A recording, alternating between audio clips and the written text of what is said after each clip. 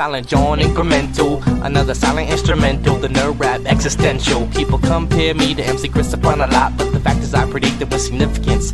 I'm the oldest geek rapper by far, save K and R, compiling kernels, open bracket, cause I rack it. And my teen nerds throw your laser pen in the air and wave it all around like you had no repercussions. Now follow instructions, Professor. Why these discussions consist of nothing but incoherent rambling and babbling, but you just still take notes cause you never know what's happening. I'll drop a little nugget, a tidbit if you will. There were 4 United States presidents named Bill. Really? If you run out of hit points, the game will shout. Your life force is running out. If you dig this, then you dug this, cause I'm all about the nerd life, word life. If you dig this, then you dug this, cause I'm all about the nerd life, word life. If you dig this, then you dug this, cause I'm all about the nerd life, word life. If you dig this, then you dug this, cause I'm all about the nerd life, word life, yeah. Let me start again, put it on like a cardigan, swinging like my name was Mad Mardigan. Which reminds me, Warwick Davis was Willow and a knee walk, Leonard Nimoy was Galvatron and Spock. That ain't typecast, I don't know what it. Talk about predestiny, nobody gets the best of me. I've only played one role my whole lifetime, the nerd lifeline, stream through a wicked pipeline. So no one can buy mine, cause mine is original and I write rhymes to burn on a CD, play in the mini V. Soccer mom, yodel back, yodel let belittle me. I got a sidekick, I gotta stay connected. Watch out for my decom or you'll get infected. And you don't wanna be one of my bots, cause I see it all like Saw on the Cyclops. And I won't hesitate to drop your whole net block if you're acting up and you're dumber than a pet rock. I'm about this nerd life, as you can see, spreading like a virus on MP3. On MP3. STC. Shoutouts to Vic, Agnostic One, up and Silent John. Yeah. Nerd Life, Graphing Calculator, HP48G. The G is for gangster. Digital shit, yeah. You know how we do.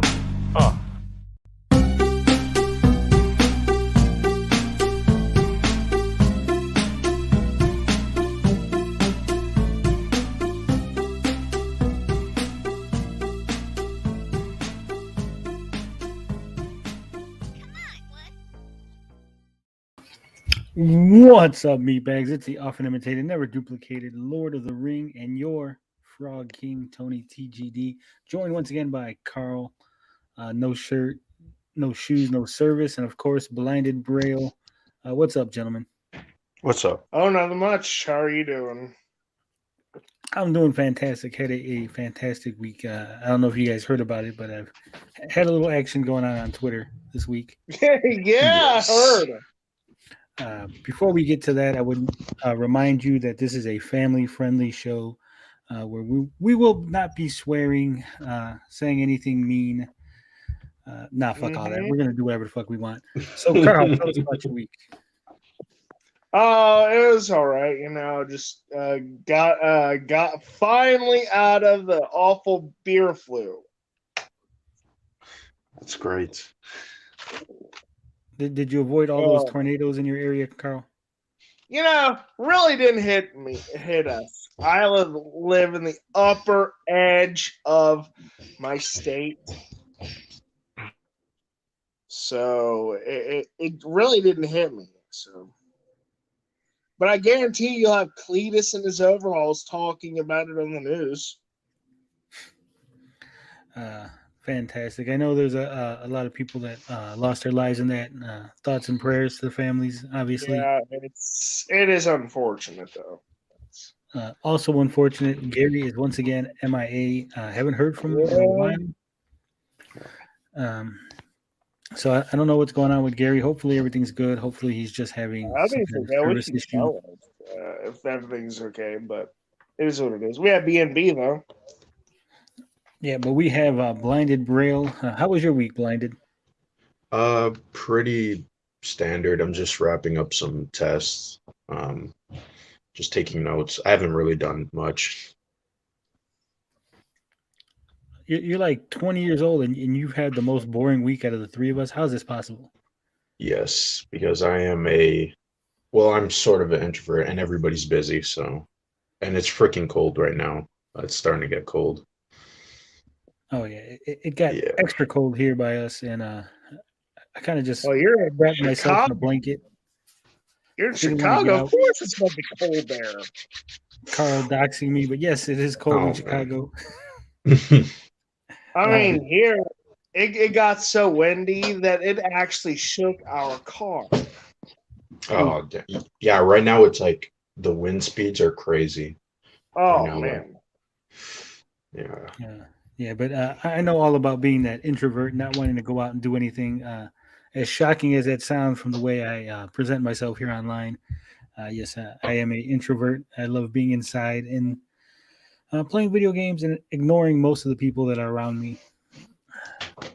I'm a bit of a I'm a bit of everything. I love to talk to people. I love to stay. I'm a homebody. I'm everything. I'm kind of like that too. I just didn't go out because my friend, we were supposed to record some drone footage, but he still has like exams. So, and plus he's got a flight back. He's going to Norway. So, 56K warning says go fishing and live life. Yeah, life is awesome. I imagine Carl's the guy who just wanders around in his neighborhood talking to whoever pops their head out. No, yes. I don't wander around my neighborhood. I can't stand my neighborhood. Short shorts, no t-shirt, sandals. That's the way I like to picture you, Carl. Excuse, I don't wear footwear around my house. Thank you very much. Not even when you walk around the neighborhood, you just. No, I'm barefoot all just whenever I can help it. I don't want shoes. Shoes affect my mobility in the weirdest way. Carl's part werewolf. He doesn't wear shoes. Is that why you got a thing against people that own a lot of pairs of shoes, Carl? I don't know. Maybe. You could try. Blinding. You could try Easy Drummer. An easy drummer. Yeah, it's for recording drum beats. You're trying to replace the drummer in his band already, Carl? Oh, I man. mean, I'm just providing a backup. That's all I'm doing. Ideas for backup. My dad's into recording and all that stuff too, so that's how I know about it. Oh, okay. Luke says Carl's from Kentucky. They keep him barefoot and pregnant there. Oh, jeez. So what kind of band is it? Blinded? Rock music? Hip hop? Oh, band? What do you? Now I'm losing. You said you had a drum. You said. Oh no, I said drone. Drone, Oh, like drone footage. Yes, yeah. Oh, drone footage. Okay. Yes, yeah. We're gonna shoot like some drone footage of like the CN Tower, like downtown Toronto. I don't mind if I dox myself. So you're looking up lady skirts with your drone. Okay. Yes, yeah. That's something I do on my spare time. Do photography, shoot some videos. Yeah. See, me and Carl, we misheard you. That's our fault. We thought you said drum. Yeah, I was like so confused. I'm like drum. I'm like, I was just like turned away, and then I'm like drum. What the hell? My bad. Sorry it's about okay. that. Yeah, I got to speak up. It happens. It happens. But out of the three of us, yes, I've had the most interesting week. Yeah, I noticed. We're gonna talking about that. I think Canadians call them hosers. They might. So if anybody is unaware of what is going on, what happened, I made a little video. A few, you mean? It was a little video discussing tokenism and calling out a content creator for essentially lying about a word and whether or not it was in the dictionary. And really, that was my whole point of the video for that particular part. It was like two parts, one on tokenism and one on the particular creator who likes to throw the word around and make some claims about it. Now, I mean, all joking aside, maybe he just doesn't know what the word means. I don't know about that. I think he's willfully using it wrong. Oh, so okay. I made the video and I tagged the creator. Whenever I make a video on somebody, I like to tag them. I don't like to hide it. I don't want them to discover it a month later and I'm upfront with what I do. Whether they respond or not is whatever. You are, yeah. That's the one thing I like about you. Whoa. So he didn't particularly like what I said. Never refuted what I said. Never tried to prove me wrong. He just kind of attacked me, and he did the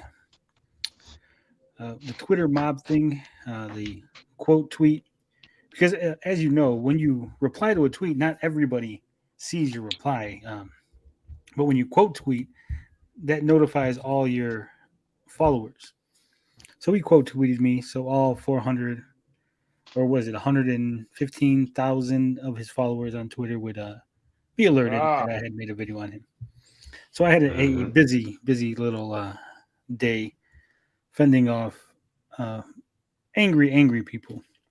Just repeating the same thing over and over again, refusing to understand that the dictionary has a definition, and you can't just change that. You can't just decide one day that you can't agree. No, you can't. That's very true. I mean, technically you could, but then you're just an idiot, right? Yeah. I mean, you shouldn't try to do it. Let's put it that way. The putting all name calling aside, you shouldn't do it. So the dictionary is a dictionary. It's set in stone until they change it. Rules are the rules, and sometimes you must accept things as they are. Yeah, and I have no problem with you using a new word, inventing a new term, coining a new phrase. Do it all the time. But yeah, you can't just change the definition of a word. But I'll try not to. I try not to just ignore the definition. So. Or make up terms that and say, oh, everybody uses them. Yeah. But 56K warning says it's official if it's on Urban Dictionary. Well, according to Urban Dictionary, I am a very, very desirable person. Anyone named Tony. So I do believe Urban Dictionary is probably correct. Look up the definition of my name. You'll be pleasantly surprised. But yeah, so I had that going on. My name on Urban Dictionary has something to do with fecal matter, so I'm going to dispute. Carl's lodging a complaint with Urban Dictionary. I am lodging a complaint. Yeah, I admit it. Then, like I was saying, it got kind of cold here. When it gets cold, I get really sleepy, tired. I just want to wrap myself in a blanket, not do anything. So the content creation on the channel kind of took a little downturn. Well, the content creation on the website took a little downturn. I mean, not to generalize, but you're Hispanic. I mean, you come from a very hot part of the world. This is true, Kyle. People do not like the cold. I'm not being racist. I mean, it's a fact.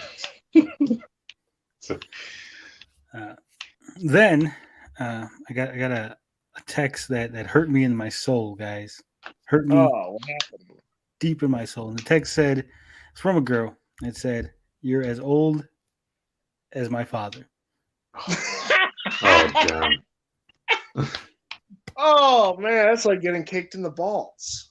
It is. So I'm gonna relay this embarrassing story, this little personal anecdote. Let you in and peel the veil back a little. So there is a local grocery store that's on my way home. It's like a little mom and pop shop, and every day I go in there and I grab some groceries. Every Friday. And there's a pretty girl that works there, real pretty, slender, kind of short, big booty, nice rack. Sounds fantastic. She's like a 9 or a 10. Definitely. Ooh, those are always the best. Seen her without her mask on, pretty face, real nice. I mean, I like mega boobs, but I'll take a nice, attractive girl any day, even if she isn't, so epically endowed. So for about the past 6 months, like I said, I'd go in there, buy my stuff, and we'd chit chat. And it started off as normal chit chat goes, hey, everything okay, you find everything, and it escalated over time because I am quite charming. So we started getting personal. Obviously, now, Tony, you were obviously not charming if she called you old. Well, we're going to get to why that happened, Carl. So, Okay, all like I right. said, we started talking, exchanging pleasantries, getting a little personal. She's into anime and manga and things like that, and so obviously this was like, ooh, perfect, right? Hot girl into anime. This is what all you boys have been waiting for, right? I think she's Oh, flirting. Yeah. I guarantee you she's in anime. It's all the sparkly girl stuff, probably. No, actually, she said JoJo is her favorite anime. So she was good to go. Like I said, we flirting, and one day I go in there. She tells me that it was earlier in the week, last Friday. She tells me she's not gonna be working there anymore. She said, "This is the last day I'm gonna see you." I was like, "Oh, why? What's going on?" Right? She says she's getting a new job.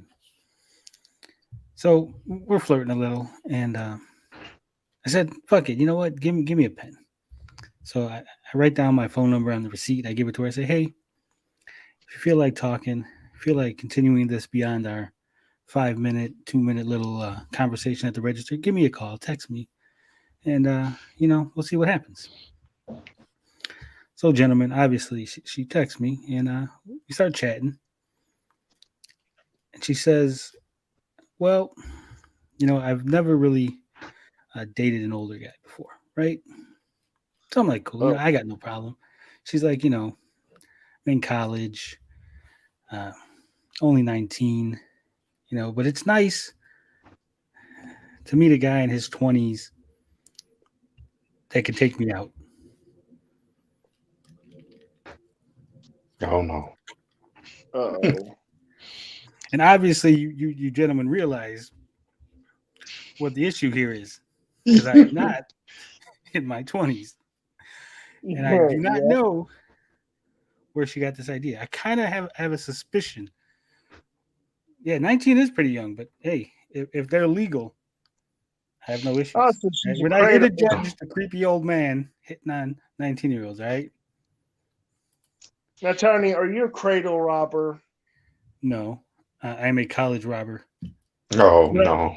It's what I like about college girls. I keep getting older, and they stay the same age. All right. So I start thinking, how did she come to this belief? And then I started thinking, well, I go in there and I buy ramen noodles, Monsters, all kind of like college single guy groceries. I'm not buying, steaks and big ticket items and stuff.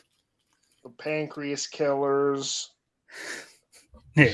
So, I'm in there buying Monster cans and ramen noodles and cup of noodles and things like that. I don't buy alcohol. So she apparently, because I do look young, I still have all my hair. I got a nice goatee. I'm fit. And I do, I talk about things like anime and video games and young people stuff. So yeah. So I had to break it to her. Say, well, not exactly in my 20s. I'm 40. And that is when I got the dreaded, "Wow, you're as old as my father" text. Oh no. Yeah, she saw me. 56K when he says she saw me buying the premium 2-size cup noodles. I was buying that Fireball. That's the one, gentlemen. You buy that Fireball, you pick up the hot cashier. So needless to say, that was the end of that series of text. There is no coming back from that, boys. That is the end. Oh yeah, that's like saying that's like let's be friends territory. Yeah, put F's Oh, in the chat for me. that's yes. F. Pour out one. Oh man. Well, at least I don't have to worry about running into her at the grocery store as she has moved on to greener pastures. Oh, Yes. Oh, gee. That would have been awkward. 56K warning says that's a win in my book. She confirmed you looking young and smooth because I did at least get her to start texting me. So you know, it's a yeah, double win. yeah, it's true. Yeah, so that was my week. Twitter going nuts on me and a hot young girl telling me I was old. No. MIDI music that only works if you're in Kentucky. The comeback is, and you're almost as pretty as my daughter. Oh. We don't. Okay, first of all, I guess I'm up. First of all, we don't all sleep with our relatives, and we don't all see UFOs. MIDI says it works fine in Alabama too. Oh, that's Day's territory. That almost reminds me of the Alabama circumcision. You gentlemen know what I'm talking about? I have no clue. In Alabama, they perform a circumcision by kicking the guy's sister in the chin. Oh. Oh. Oh. What the hell? Oh, okay, I get it. It took Carl a minute to get it. He got it. Yeah, I mean, you know. Tommy Amico wants to know if the cashier was at the same school as Max last year. No, probably like 2 years ago, but not last year. I don't know why you gentlemen are upset. Don't be jealous of the fact that I'm pulling young girls. You know, I actually did have an interesting talk with Tommy Zero on my channel yet. I think it was yesterday. And he was basically telling me that there are 7 engineers, I think, working on his product. Carl, don't believe anything Tommy Zero says.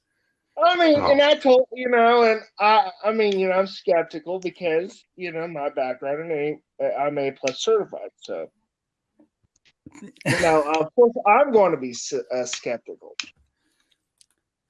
Just trying to be fair. Tommy Amico wants to know: does Max know her little sister? No, I don't think he does. G1, he says, "Bro, I'm actively turning down 25-year-olds right now. It's kind of sad. Not really. It's not sad. I don't know how that's sad.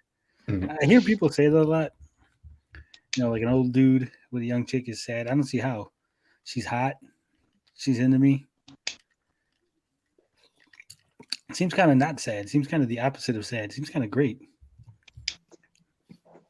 I mean, if you like them loose like a wizard's sleeve, that's you. You know, do you. But well, that's all I got for the intro. I don't know about you, gentlemen. You got anything else before we move on to some actual?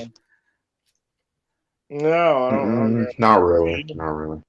G1 says because it's a mentally immature child. It's not. I mean, I think women have their own. What's the word I'm looking for here? It starts with an A. Come on, help me out here. Autonomy. She has autonomy. She is a you know, an adult. We decided 18. I mean, are we going to start saying that she's not allowed to vote or make decisions? I mean, look, my stance on the subject is an adult is someone who is old enough to rent a car. Run a car. Yeah, the legal age is like 25. At least in America. I don't know what it is in Canada. I don't know what it is. To run a car? I'm confused. Yeah, you got to be 25 to rent a car in the U.S. Okay, I don't know what it is here. I'm a little confused. Yeah, it's a weird thing. It's Tommy Amico does have a new song up. I haven't heard it. Yeah, I'm not seeing a video up. I was working on stuff in the Fallout 4, so Tommy says he'd rather that 18-year-old, 19-year-old girls didn't vote. G1 says they mature faster than men. That's still an emotionally immature person. I mean, technically, I'm an emotionally immature person. I mean, if I sit here talking about video games and comic books and superheroes. That is true. That does not make you emotionally immature. Carl, I am sitting here in a PlayStation shirt, a That don't Avengers make you pajama emotionally bottom, immature. wrapped in an Oh, Incredible man. Hulk blanket, drinking out of a Spider-Man you- cup, talking about toys and video games on the internet. Pretty sure I'm emotionally immature. Oh, I accept it. I'm just saying. 56K warning says it's like dating a child mentally. I mean, come on, guys. People are adults. I mean, I'm not gonna. It's not my business who you date, obviously. And that's G1 all I'm says saying. fair point, but you're still not emotionally immature. I can tell. I mean, yeah, I have my moments. I do think it is interesting that we decide as a country, as a society, that 18-year-olds are allowed to vote, 21-year-olds are allowed to drink, but suddenly, when it comes to dating, they're not allowed to make adult decisions. Mm.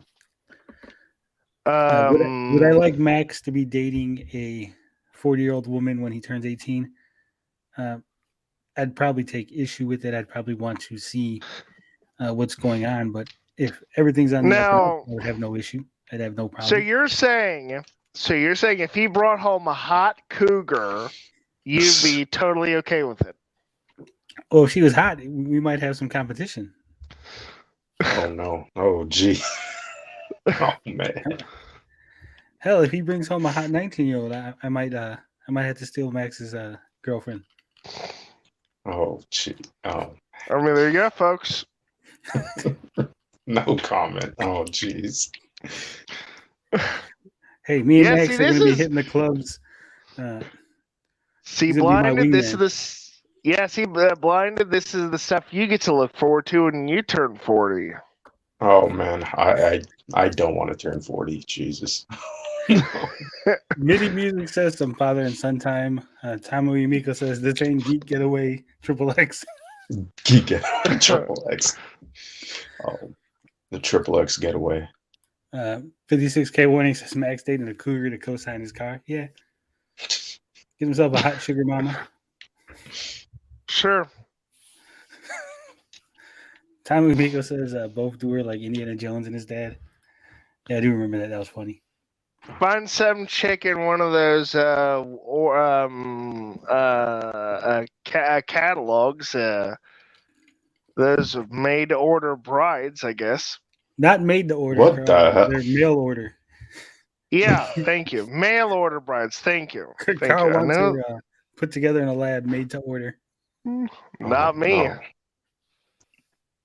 There's a lot of people. Well, a lot of people, just not me. I'm more practical. So I know what kind of person I am, and I know I'm terrible relationship material. So yeah, Luke Skywalker agrees. Made to order bride. That's going to be in the future. You look out for probably from Japan. Amico, or I don't know, some people would want a body pillow. You know, a wife pillow. Yeah. Yeah. We are going to be selling Carl the Shirtless husbando pillows starting next year. Yeah, and those would sell out. And they inflate when you add water. Oh. G1 says, but it does raise concerns for you. That's exactly my point. It's easy to manipulate children who are not fully mature mentally.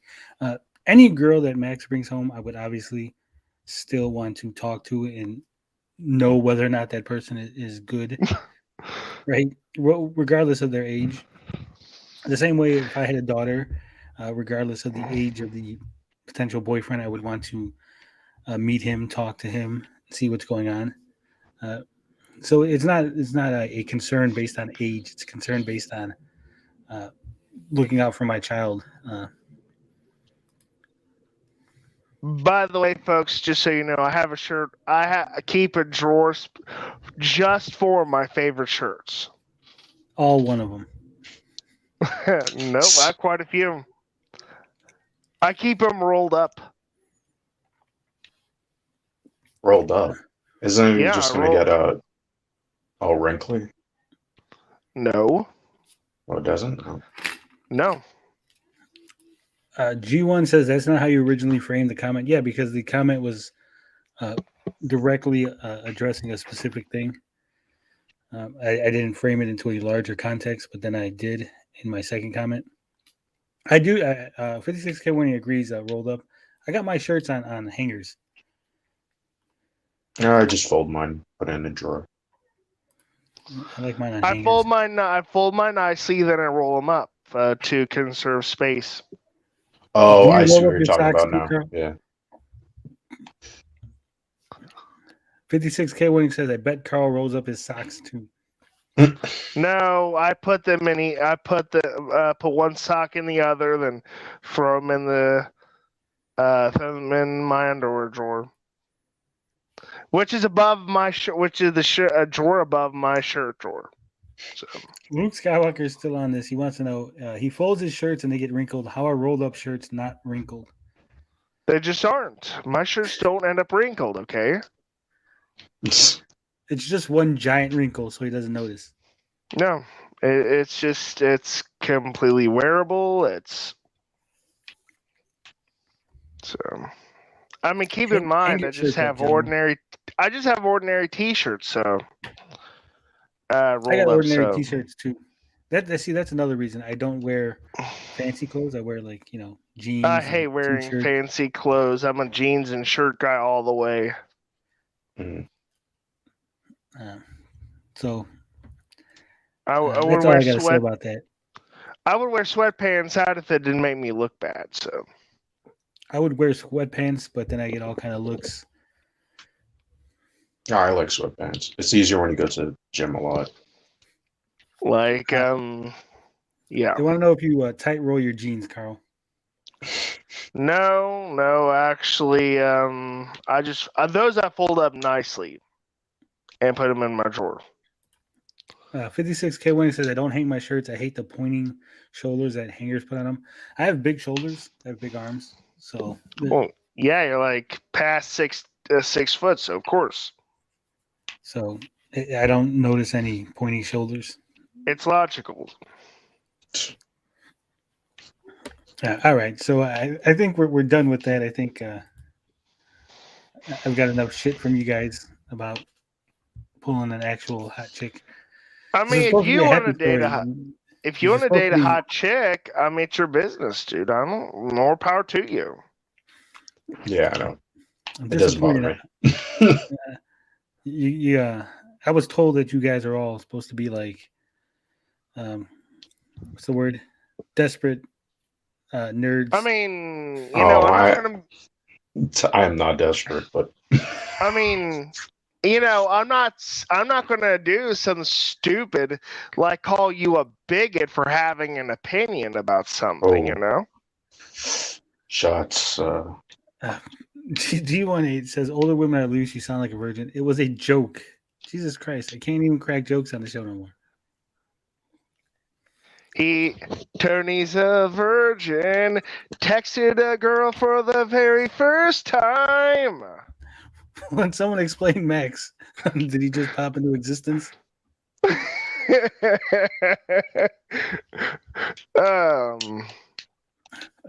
56K Winning says Carl hates sneakers, but talking about folding clothes. Someone's gonna ask him if he folds his sneakers. No, my shoes are too big to fold up. Tommy Amico says, "Don't tell her you do 5-hour podcasts about Amico. That's how you get them. You tell them that you do a 5-hour podcast on a console that hasn't been released yet, and makes them all kind of. It has no appeal at all. Hell yeah, it does. It lets them know that you got that stamina. I could last 5 hours, one position. No. I mean, the console has no appeal. Oh yeah. I agree with that. And no sex appeal either. Just Robo Blue says saying. Max is what happens when you get vaccinated. G1 says good, then make it clear it's a joke. Let me just make it really clear that 90% of the things that come out of my mouth on this particular podcast are jokes. Okay, I try to be entertaining. Yeah. I try to make people We're laugh. just funning around. We're just funning around, folks. It's it's nothing to take seriously. I will put 2 little cards up, and I'll put like one card that says serious, and then when I'm joking, I'll put the joking card up. Oh man, that would be sad. Yeah, I like you, Amico- G18, but I mean, come on. I mean, you should be able to tell that when I say something that's sarcastic or sounds funny, it's probably a joke. Evil Knievel says Amico topic is a chick magnet. It is. I went from having 0% on the channel of female viewers to having 0.04%. I mean, I could 0.0%. probably do pretty well in dating girls, but I know very few people can tolerate me. So G1 says it sounded stupid and immature. It probably did sound stupid and immature. I don't know how to say it. We're okay with that. We're okay with that. I am stupid and very immature. And no, I do not go after children. Jesus. That escalated fast. Boy, guys, y'all need to relax. Mellow out. Says I labeled my videos as parody and people still think I'm being serious. Yeah, that happens a lot on the internet.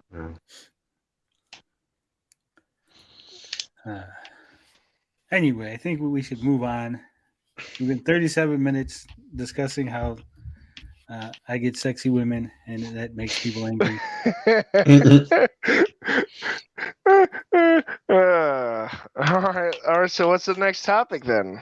What do you mean the first topic? We haven't even got into it. We've been 37 minutes, and we haven't gotten anything yet. But we're going to be talking about the VGA results, the Video Game Awards. Oh, the Simpleton Awards. Okay. All right. Oh, damn. Yeah, so I mean, I've been asked not to use that other word, and out of respect, I'm going to agree, just to follow my own advice. So, unfortunately, they don't put it in a nice way that we could see, but without the winners and then the winner. But so, Game of the Year, the winner was It Takes Two. And so, we called that one. And here's the thing. This is the interesting thing about It Takes Two. A particular big gaming company is suing them. Yes, Take-Two. Take-Two Interactive they're not suing them. They're is that copyright? They're going after them for copyright infringement. I know some people think it's stupid. But you got to do what you got to do. Take-Two Interactive. Yeah. And then It Takes Two. The names are similar. They're both video game related. I mean, It Takes Two is let's be fair about this. It Takes Two is a stupid. It's the name of a song. And Take Two. Or it's just they could have picked a better title. Okay. Yeah. They could have, I guess. Evil Knievel says, "Don't tell me you watched the whole thing. I didn't watch any of the Video Game Awards. I have no idea who won. I have no idea what happened at it." Unfortunately, I did, but I had it in the background. Mitty says, if Tommy finally gets the Amico out, do you think he will rant his games don't win any real awards or even get nominated? No, I think he'll just say no. They're not supposed to. They're not those kind of games. Yeah. They're not for everyone. They're not for every award. Yeah, that's what he'll say. He'll say they're not for every award. Yeah, so I was surprised. I did think that it deserved it over these other games. The next category. I mean, there are plenty of games that really deserved it more than it takes two. I got to be honest. Yeah, I didn't really expect that to happen. Best game direction was won by Deathloop. It beat out It Takes Two, Returnal, Psychonauts, and Ratchet and Clank.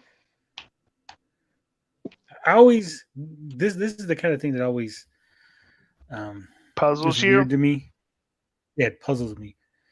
Because how can a game win Game of the Year? This is the best game of the year, but then lose in a particular category that it is in. You got me. Yeah, I don't. Right, because Deathloop was also for Game of the Year, but Deathloop was not as good as It Takes Two, apparently. Somehow it was better in this one particular realm. I mean, it's always weird. Let's be fair about the VGAs.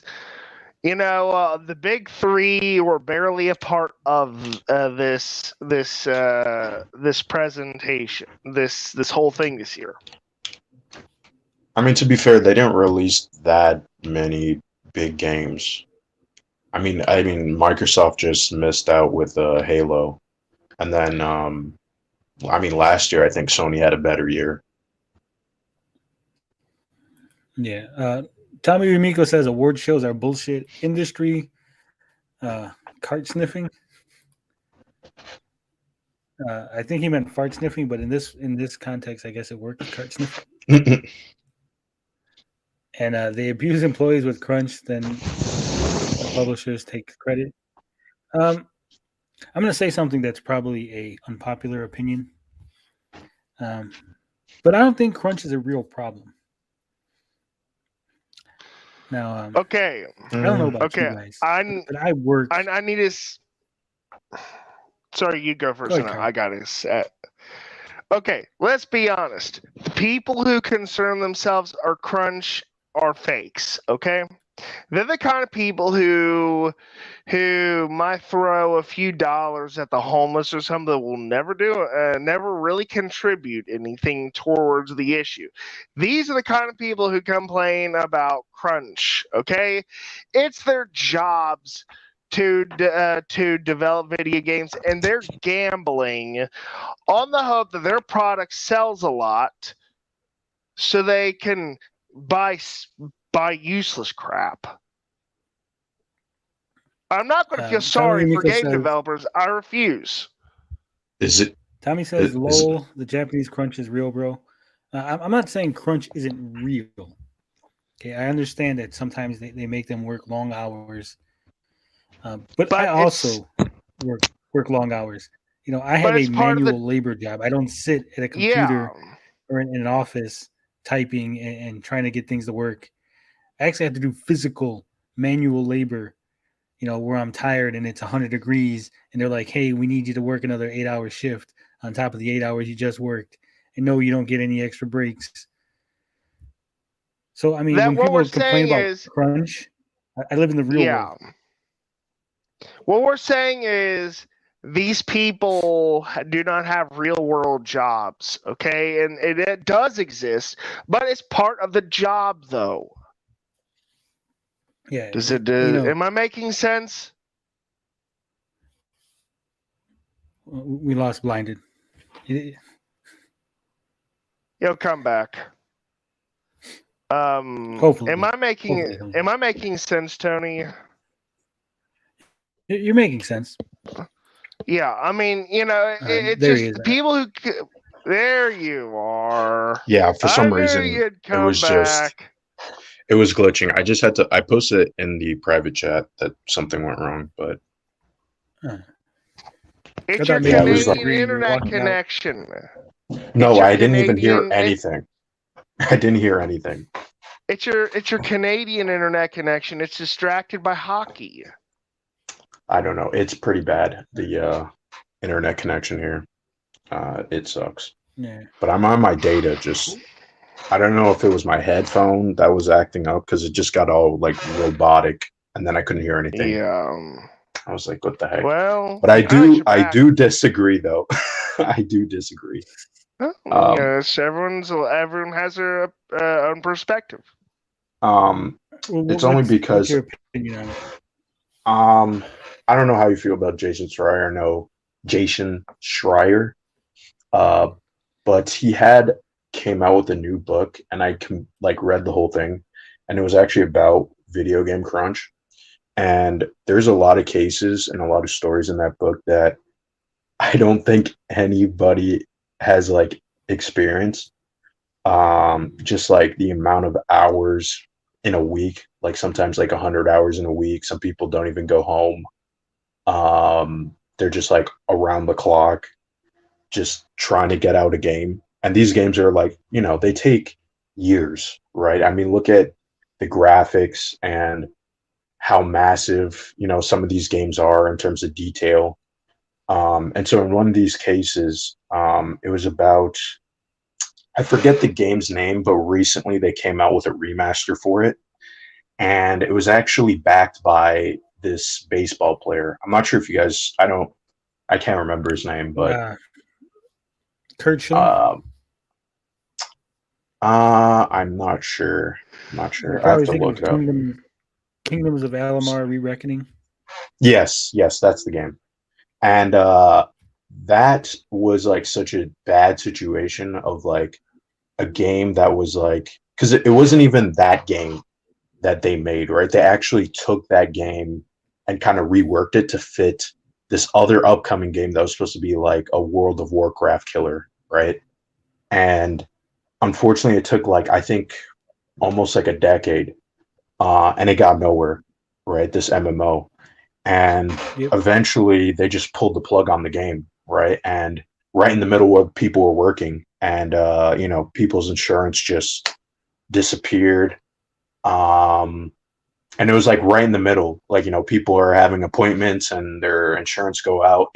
I mean, there's I think these video game companies, they don't really, it's such a new, it's not like, the studio system in Hollywood where I feel like they had at least 70 plus years to kind of understand and operate the business, right, of movie productions. But video game productions, they're so massive, they require a lot of people, a lot of different sections, or there's one area that's just dedicated to the way enemies work, right? And so then they got to work with another section, like the combat, right? So it's I do feel that it does exist, and I do think that it's a problem in the video game industry. Not to say that crunch is inherently bad, but I think the way that it's in this industry, it's just toxic. Like people, and especially the way, after a whole game, people just get let go, right? And then they got to go like travel across the country just to find a new job, right? Or just quit the industry. That's why a lot of people say that video games are like a young man's game, right? Because you can't really do that when you're older and you have a family, right? So that's just my take. They should be unionizing if they aren't already. And if they don't, I mean, they aren't. They can't, because they're getting union busted by Activision or whatever big giant companies overseeing their development. Maybe the first party like Nintendo, Sony, and Microsoft are a little bit better at it, but not by a lot. This is really more of a third party situation, right? EA, Activision, Ubisoft, they're all the ones that are having this issue. Yeah, but I think to be fair, you always hear about the crunch from the developer side. They got to work long hours. But let's take that out of the equation, right? Let's say that they didn't work those long hours, and then the game didn't get completed, and then everyone lost their job anyway. So you're in a position where, yeah, they're making you work 100 hours a week, but if you don't, now you don't have a job anyway. And maybe if you weren't slacking off that first 4 months of game development and you were actually busting your ass on it the whole time, you wouldn't be in the position. So I mean, I wouldn't necessarily say that that's completely fair, because a lot of these developers aren't the one like I said, you may be like it's really dependent on the heads, the studio heads, and the directors, right? So I'll give you an example of like a studio that really shouldn't have closed down, which was the I forget the name of the studio, but they did BioShock, right? And they were massively successful, but for some reason, Kent, what's his name, Kent Lively or something, I forget his name, but he decided to close the studio, and a lot of people were upset because he's this kind of perfectionist, and he wants to obviously change little details of the game, like the combat system or the level design, and these little details like that, and that could set them back a whole year, right? And they still have to make a deadline because Take Two is like, hey, we need to meet our quarterlies. So I don't necessarily blame the smaller developers. I kind of blame the management who's, they're coming up with all these ambitious ideas, but it doesn't work. I mean, just look at Cyberpunk. That is like an example of mismanagement. I mean, here's the thing. Here's the thing. It's my problem is more with the people who complain about crunch and are gamers. And these people they'll complain about it, but they're the biggest. They'll buy the game anyway. Yes, that's a good point too. It's why should I take this seriously if these people won't? Mm-hmm. Well, and it's like that. I think it's like that for a lot of other industries as well, right? So it's kind of hard to really even. And I feel largely ignored by this industry because they don't do anything about accessibility. They barely care about accessibility at all. Mm-hmm. Yeah. Yes, Luke Skywalker. There was police across the tracks there. I don't know what's going on. I didn't look out the window, but someone was probably getting arrested. Here's the thing. Robbing a liquor store. G101, he says that's sort of an oversimplification. The crunch is due to a largely irrelevant release date. Well, here's the thing. Everything, when it comes to crunch, is going to be a lot of generalization and oversimplification because it is really a studio-to-studio basis, a case-to-case basis. Yes, that's true. Not every crunch is based on the same. It's not like one issue across the board that's affecting everybody. Bad studio management or irrelevant release dates or whatever. Because some games, they have release dates years out. The studio got to make money, right? I know people are, they already have enough. They have too much money as it is. But I mean, they want to make money. That's what they're in the business for. So if they're like, hey, we need this game to be out by Christmas because we got to make some money. Right, that's what you got to do. I work at a job where we manufacture stuff, and when we get orders, we say, "Hey, we need this shit out," and then they say, "Hey, you know what? They pushed it forward. They needed an extra week early." We don't say, "Well, screw you. We're not sending it to you," because then the order gets canceled, and now we don't have any payment, and now our company goes under because we said we couldn't fulfill the order that we originally were contracted to. And yes, sometimes we have to work overtime and extra hours. And that's what it's called at normal jobs. It's not called crunch. It's called overtime. You work overtime. You work extra.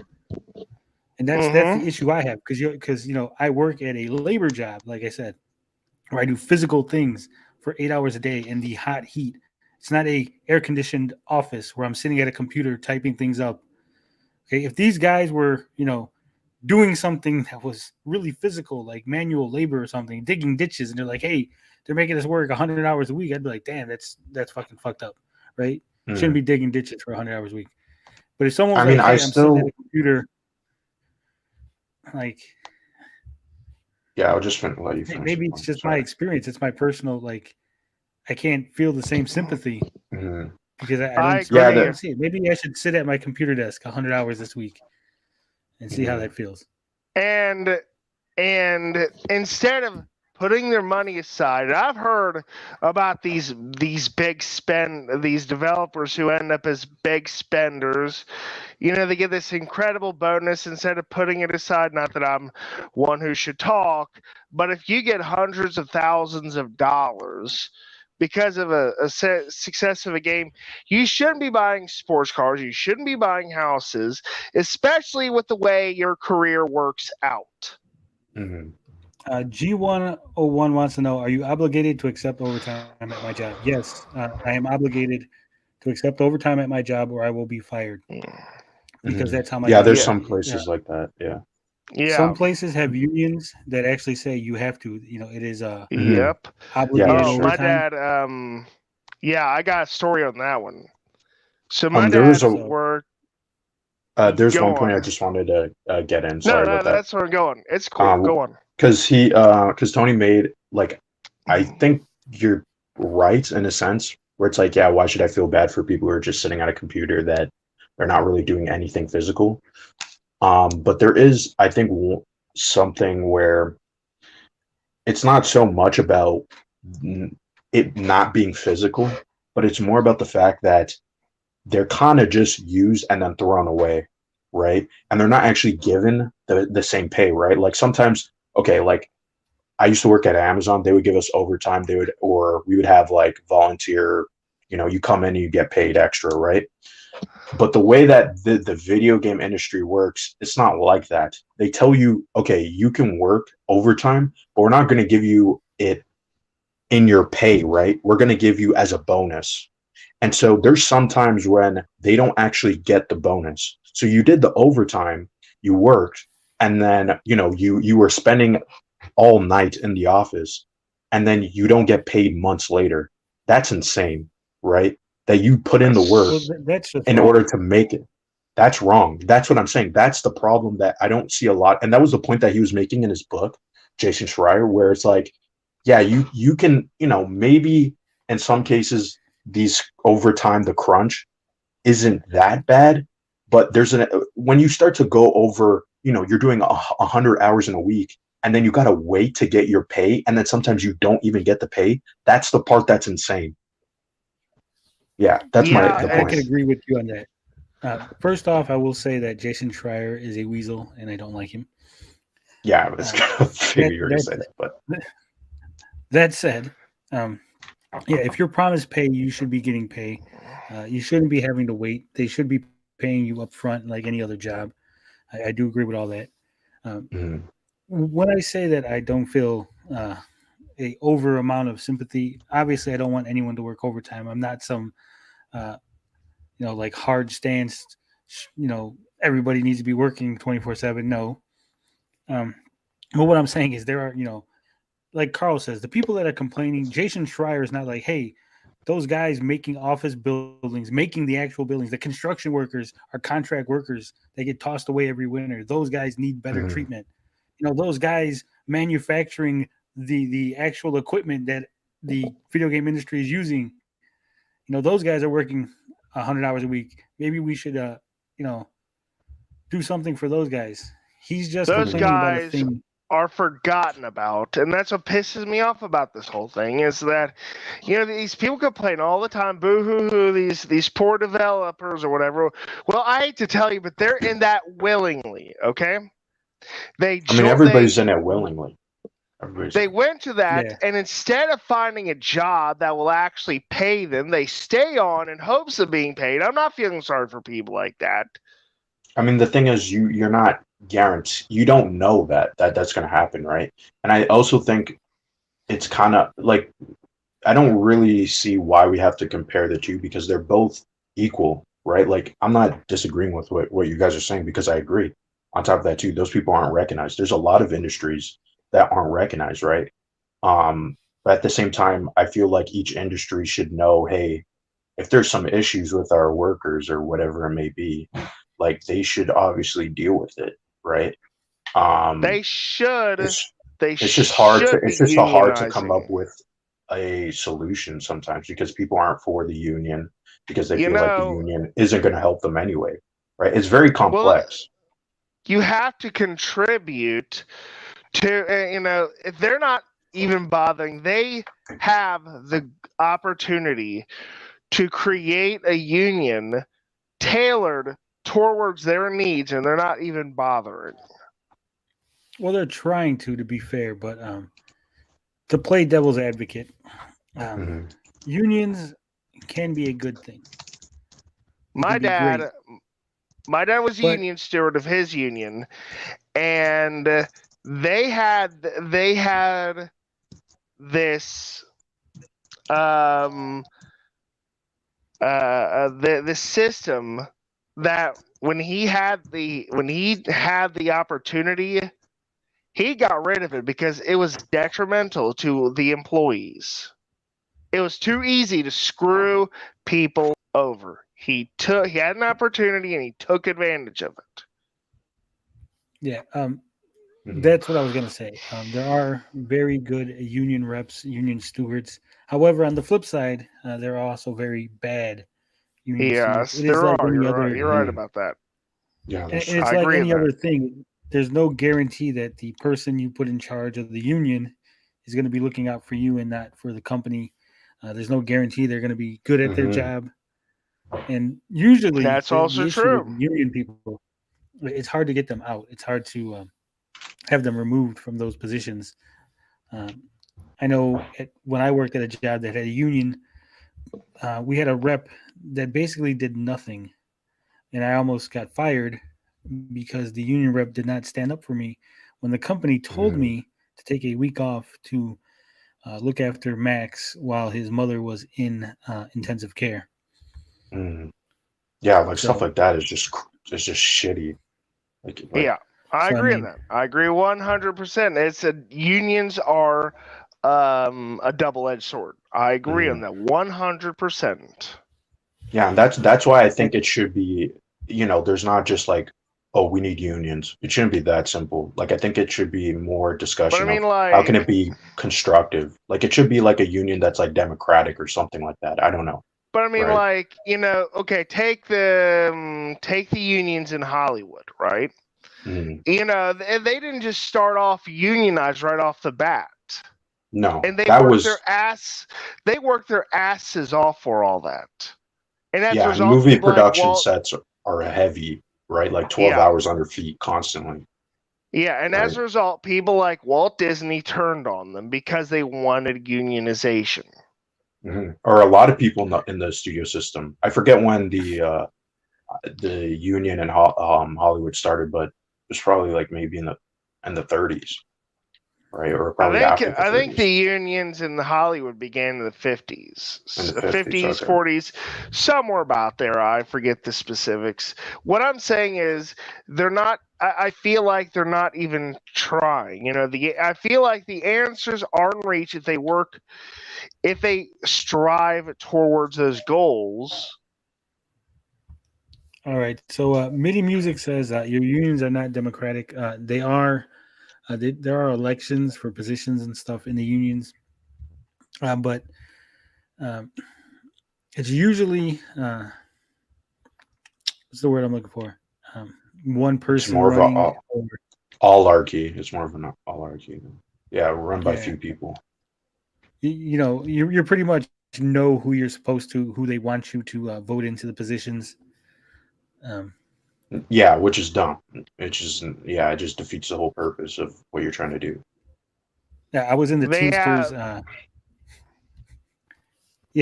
G1's right. The stated goals are not the same as the actual goals. Actual goals. All right. So before we move on from this and get back to the VGA results, I will say that I am not a communist. I am not a socialist.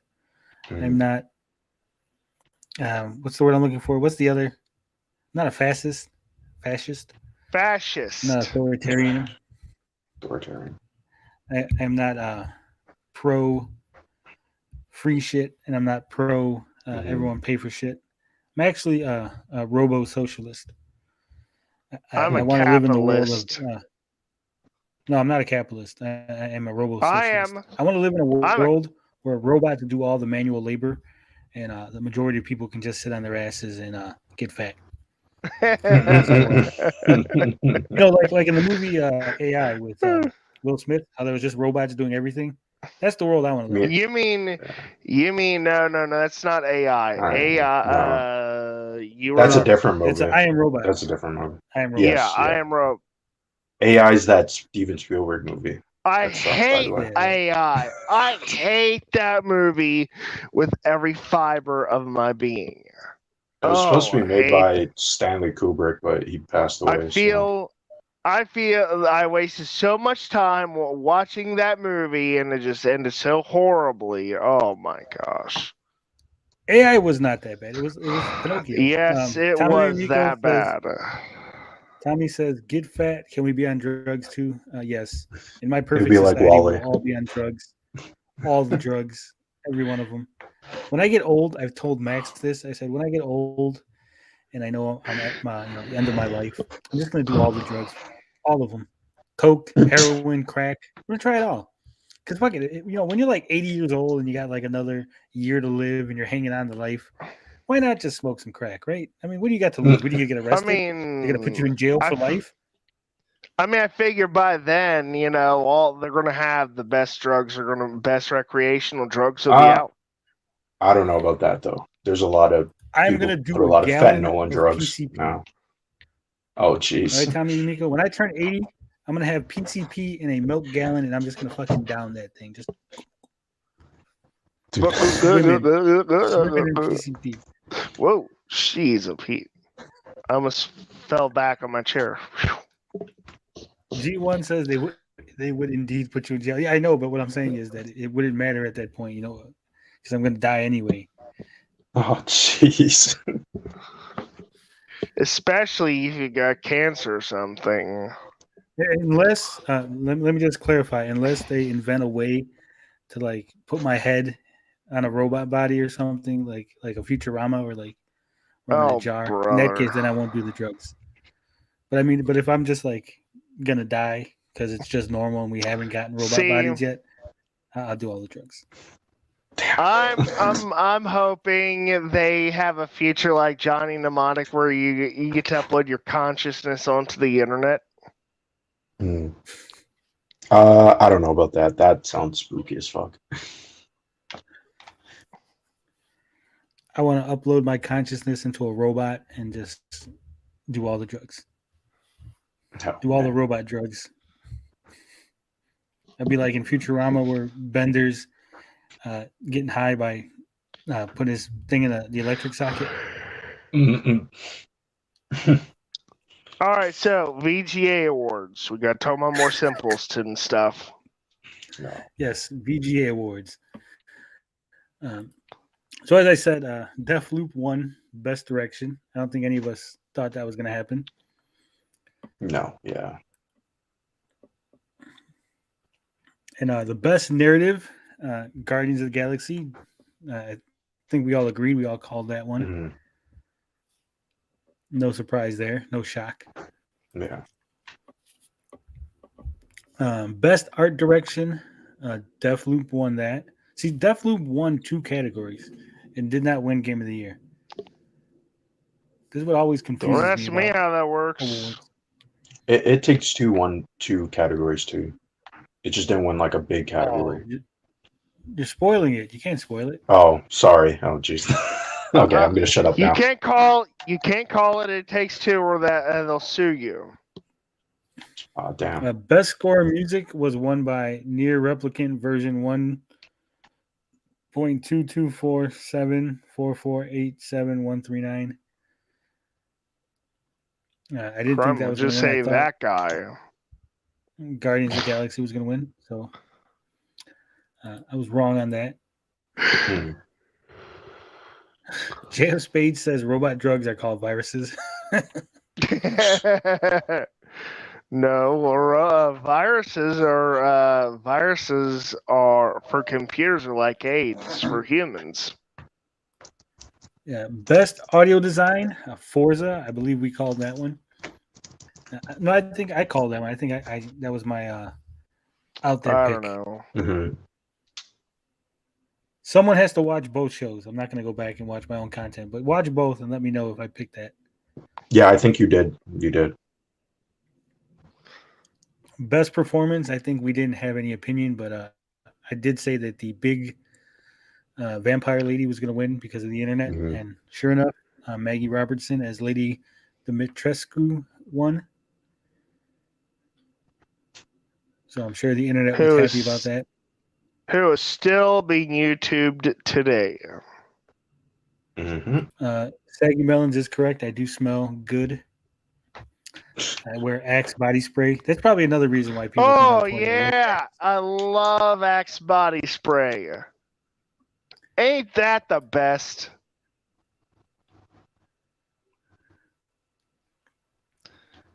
I Was it love good? me Axe body spray. I don't know. What do we got here? Games for Impact. Life is Strange. True Colors won. I think this was the most mainstream out of the all diversity Category. LGBT category. I don't know what you want to call this. Saggy should join us and talk about it. Best ongoing. Final Fantasy won. Shocker. Genshin Impact did not win. I think that's the one that I called. And I do have a confession to make, guys. It is confession time. Okay. After the show we did last week, I did download Genshin Impact. And I have been playing it all week. Which one is that? It's not bad. It's actually. Okay. What's I that, mean, Carl? you know, it's. I mean, okay, it's cool. You're gonna do what you're gonna do. It's actually pretty fun. It's not bad. I haven't spent any money on it yet. Hopefully, I could hold out. I mean, you know, you're going to have to accept the fact that you're making gaming harder for everyone else, but, you know. It is what it is. Oh. It is what it is. Here's the thing, Carl. I see your point, but also I'm a little bit of disagreement here because while games as a service is usually thought of as a bad thing, it can be a good thing. It's just hasn't been utilized properly yet.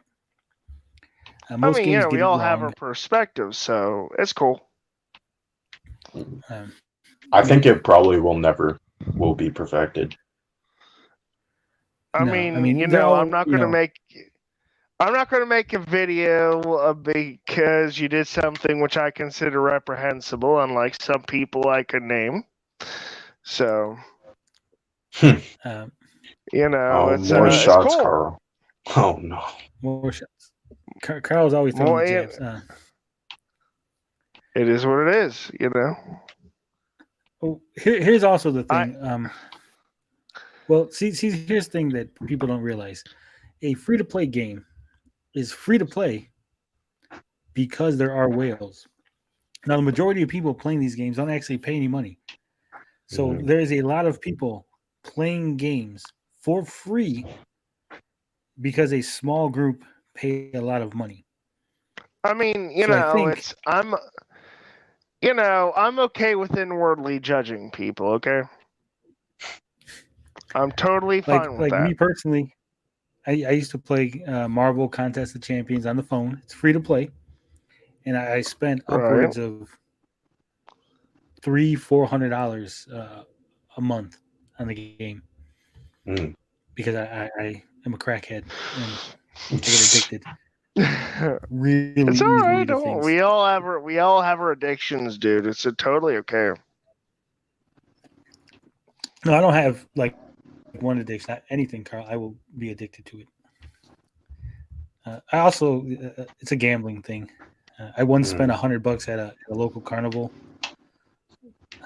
Because when they trick you with the little you could hit the ball with the pool stick, and then it's only $2, and next thing you know, you spend $100 and you haven't won a prize, and you're ready to, just cry. Oh man. Mini Music says, Tony, what the fuck? I know, right? Shocking. Spilling all the tea today. Gambling to get stuffed animals. It's a sunk cost fallacy. You put $2 in, and you're like, hey, it's only $2. And then the next thing you know, you're like, well, I've already spent $5. I gotta, I gotta keep playing. And then at some point, you're like, shit, I'm at 20. I should stop, but I've spent $20 and I haven't won anything yet. And then at some point, your wife is like, what are you doing? We're all like we that. just spent all the money.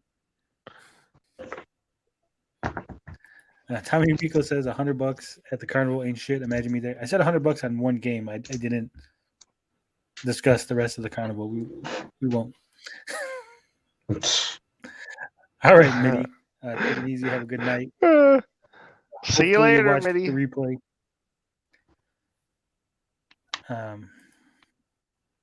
G1 says at least it's a real object that won't disappear when the server shut down. That is a problem. That is an issue, but at the same time, real objects do disintegrate. Real objects break. Real objects no longer function. At some point, CDs aren't going to work anymore. At some point, even the cartridges for the NES aren't going to work. Digital is not perfect. It is not the best right now. But I think digital is actually, as we've seen with emulators, we'll be at a point where, you buy digital, and even when the server shut down, someone will just put up a server for you to be able to play the content. My only gripe about digital is that you can't download it. It has to be streamed. In most cases. Some of it you can. Yeah. In most like cases. I said, in most cases. That's my problem with it. F1JV says, South Park Phone Destroyer. I don't need to spend any money now. Plus watch 0 commercials, but I've been playing for 2+ years. All I want is free now. Yeah. Luke Skywalker says disc rot is a real issue with older games. Yeah, exactly. Oh, yeah. Yeah. That's true. Oh, my God. Max, that is indeed I didn't true. know this, Max. Max Leonard says there's a lichen that grows on CDs now. Ew. Oh, man, that sucks. There's All a right. what?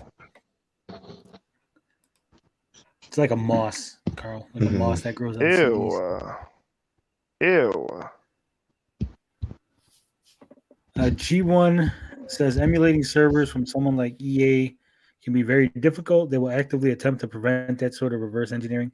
Yes, that's why I said right now it's not the best, but eventually there will be a future where digital is the future. Digital is the future, whether anyone likes it or not.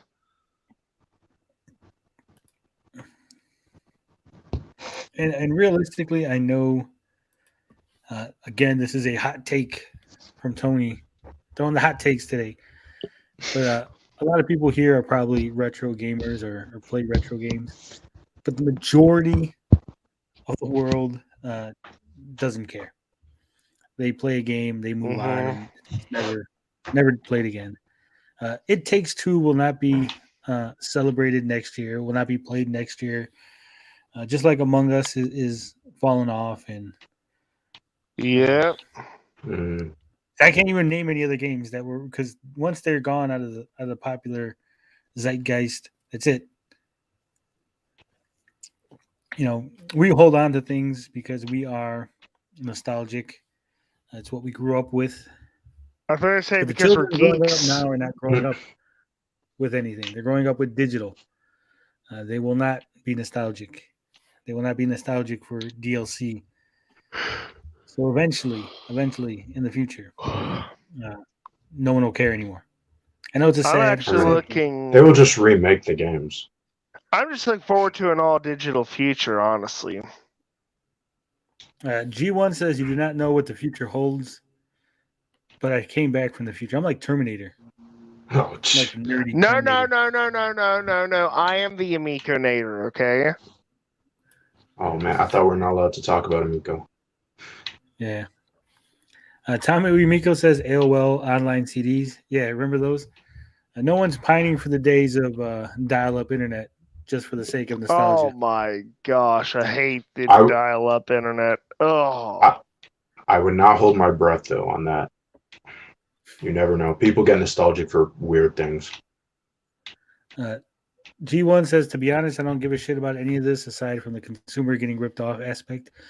Mhm. On the one hand, I do understand, again, devil's advocate. On the one hand, yes, when you buy something, it should be yours forever. On the other hand, but if you've played the game, like if I played Guardians of the Galaxy, played it, loved it, probably never going to play it again. And if it disappeared from my Sony account, I probably wouldn't even notice. It'd probably take me a while. But like, wait a minute, didn't I have that game? Like, yeah, why is it gone now? It's gone. Oh, well, fuck it. I wasn't going to play it anyway. But maybe that's just me. Maybe I just have a more relaxed attitude towards things. But I think a lot of people, they complain because they're like, oh, they're so mad. I want my digital content that you took away from me. But the reality is they're not going to play it. They didn't want to play it. They forgot all about it until it got taken away. Yeah, that does tend to happen. come with me if you want to shell. That was a good one. That was. I was just trying it out. Evil Knievel is the one who came up with it. I must have missed it. What did he say? Oh, come with me. He wanted to Show. Yeah. I did it about. I was just doing about Arnold Schwarzenegger. I said, "Come with me if you want to shell." G1 says, I agree. I never replay or even finish games. But what if it's a game you like? I really like. There's a lot of old NES, and I've said this before. A lot of old NES games that I love. Grew up on them. I love playing them. I cannot, for the life of me, go back to them. I can't. It's just. I've seen the future. I've been to Paris, and I can't go back to the farm. I mean, Paris is pretty much responsible for World War II, so just saying. It's just an expression, Carl. It's just an expression. I'm just saying I've seen what new games can bring to the table. It's like I played Mario 3, so Mario 1 does not hold the same attention grabbing. It's like, Mario 3 is better. Yeah. Why am I playing the inferior version? True. Yeah, it's not like movies. Games really go out of date pretty quickly. Yeah. Games age poorly. And I know this is going to offend a lot of people because there's a lot of retro gamers in my audience. I love you guys. Don't unsubscribe. But what I'm saying is, for me personally, I just can't do it. Can't. I've tried to force myself to sit down with them. I've bought. I bought.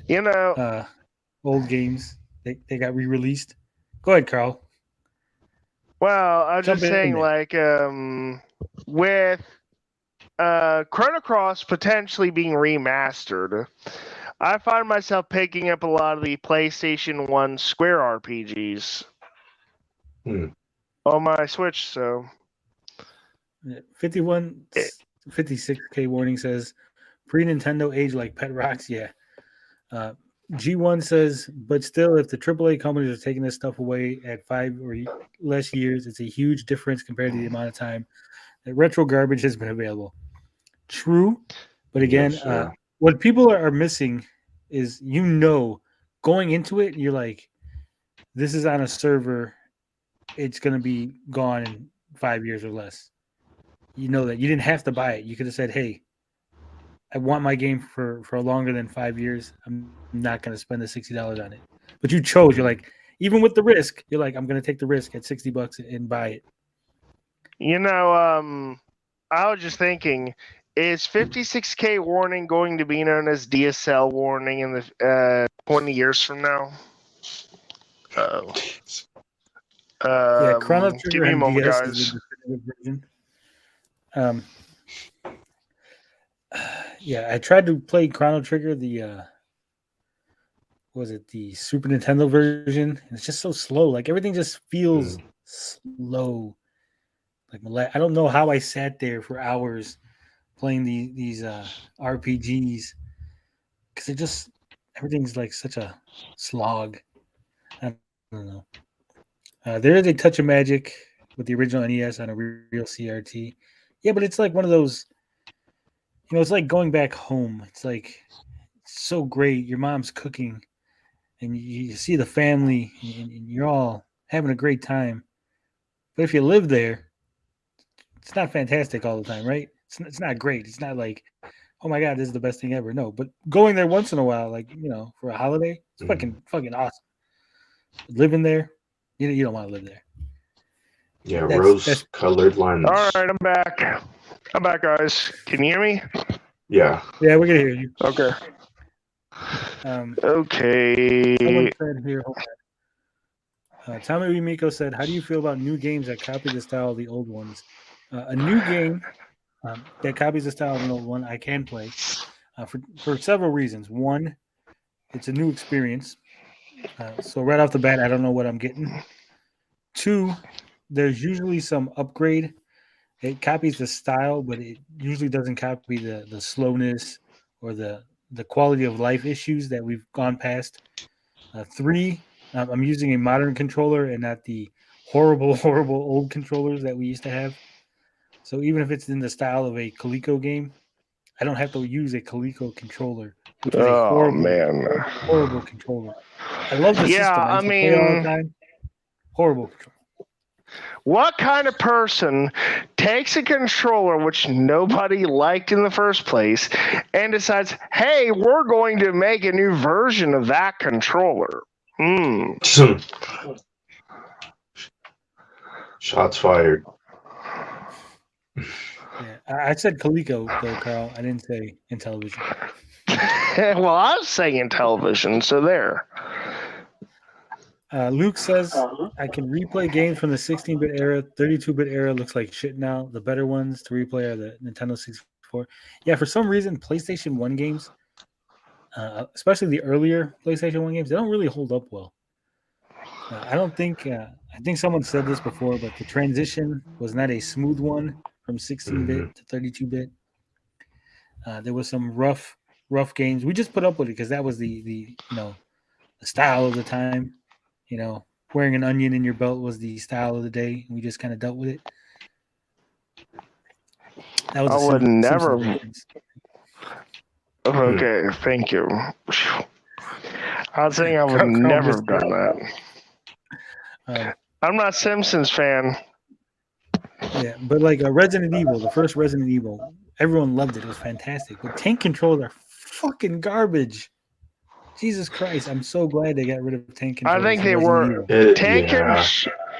Tank controls were good in RPG, or not RPG, in first-person shooters like Doom, but they don't work that well for games like Resident Evil. I mean, I can understand why they did it and why they kept it like in the remake or gave you the option. I forget. It's been a while since I played that, but it kind of does add to the horror. Just because you're like, it's a little jarring to use the tank controls. So I'm pretty sure that was something they did say. I would have to go back. I will be right back, folks. Again, Kyle's leaving us. Tommy Amico reminds us we call it 19-2 because the Kaiser stole our word for 20.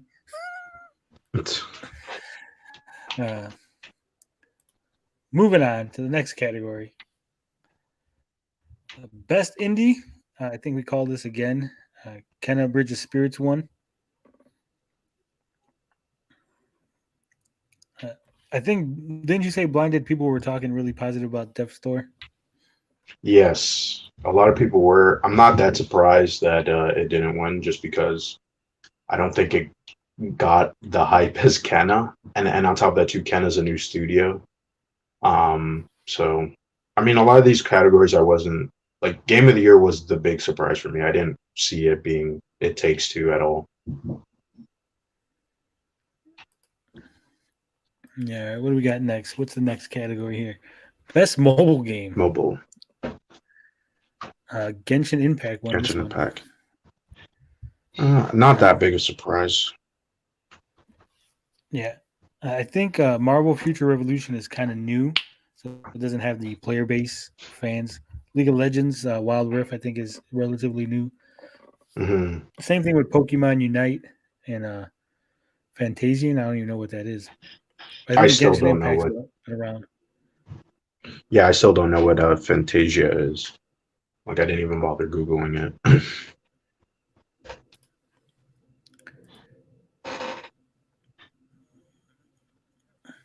Max Leonard says, "Did that stack nomination lead to every big release getting an award?" Probably. Best community support: Final Fantasy Online. Which, see, this makes sense because they won best ongoing game. Hmm. So it only makes sense if they got the community. Yeah. Yeah.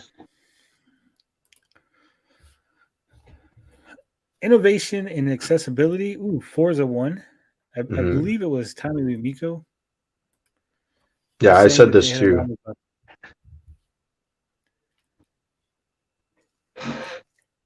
Yeah, you were saying something that they put a lot of Yeah, they attention built the into game development. around accessibility. That was like one of the core things that they, in like interviews, they were touting and stuff. I think there was even a trailer during the awards that was like about accessibility, and they were using Forza. So that should have been like a dead giveaway that it was going to win.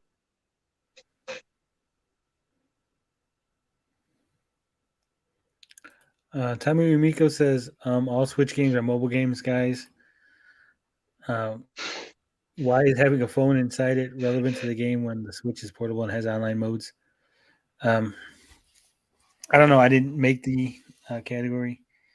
I guess because Switch is both mobile and console, they just uh, put it in the console market exclusively in those categories and didn't actually count it as a mobile But platform. also, mobile games are like designed differently than games on the Switch. Like I know there's some mobile games on the Switch, but most Nintendo games are I couldn't you couldn't play that on a phone at all.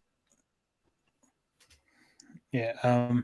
G1 says makes sense since Microsoft has been pretty active with accessibility. Yeah, they've been really Hmm. good. So it only makes sense that they won with Forza.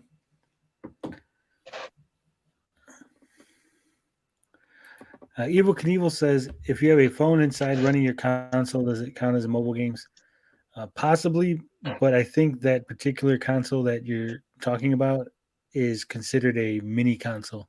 At least that's how it's marketed in Europe. Hmm. I mean, I still think it comes down to design philosophy. Yeah. Best VR AR, Resident Evil 4 won that one. Um, Yeah, Again, I not don't that play big of a VR. surprise. Best action game, Returnal won that one.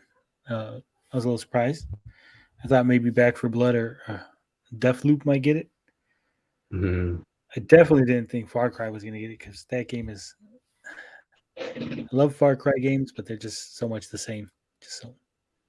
Yeah, they need to change that up or like do something new with it, reboot it. I don't know. All right, we got Best Action Adventure. We got Metroid Dread won that. I think we all agreed that was probably going to happen. It was gonna win something. Yeah, I do love Marvel's Guardians of the Galaxy, but I don't think it's the best uh, gamey game. It is a great story, Hmm. but not really a great game, if that makes sense. Because the combat is Yeah, really the weak. the combat. I haven't still played Guardians, but the combat in Metroid is like some of those bosses. Like your hand's gonna get a cramp if you're playing in handheld mode. And I know a lot of people who drop the game because they were like it's too hard, but that's kind of the point of Metroid. So I don't get it, but Yeah. One of the weird things in Guardians of the Galaxy is you collect um, things like scrap. I think that's what it's called. And you use that to mhm. enhance your abilities and stuff. And I always hate games when they give you extra. Like I Mm. went through the game and I was already on the last level and I got all the upgrades and I was still finding scrap that had no use. It's like there was nothing left to upgrade. Why are you giving me upgrade materials? Yeah, I can't think of a game that was like that recently that I played. Yeah, that's kind of weird. Spider-Man does that too.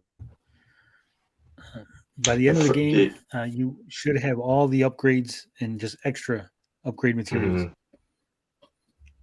It's really All annoying. right, I'm Nice. back. All right, Kyle, we're just talking about the best role-playing game, and Tales of Arise won that. Tales of. Yeah, Oh, I'm and surprised so I thought Scarlet Shin Nexus. Megami. Personally, I'm surprised Shin Megami didn't win. Big fan of Yeah, the me series. too. People have been wanting that for years. So, Best fighting game, Nickelodeon All-Star Brawl did not win. That was my choice. But Guilty Gear Strive won. Mhm. Yeah, Guilty Gear was pretty good. There wasn't a lot of good fighting games. It seems like this last generation fighting games have been like super weak. I don't know what's going on. Like Street Fighter V was terrible. Marvel vs. Capcom was terrible. It's been pretty bad. I'll tell you why they're weak, because they're designed for esports. Yeah, that's true. Sure. Even Tekken 7 that came out not too long ago, that's kind of weak. I was Just a more huge Tekken fan. Just more esports garbage. What can I say? Yeah, and Street Fighter V should have never been PlayStation exclusive. That was another dumb thing that they did.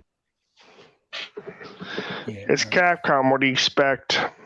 but it's all about money. I mean, we can sit here and say it's dumb, but if they're getting money hand over fist to put it just exclusively on PlayStation, why would they turn it down? I think it's More more money to about do less work. short-term games for long-term. I Best forget what family that game? saying is, but You okay, yes, Carl?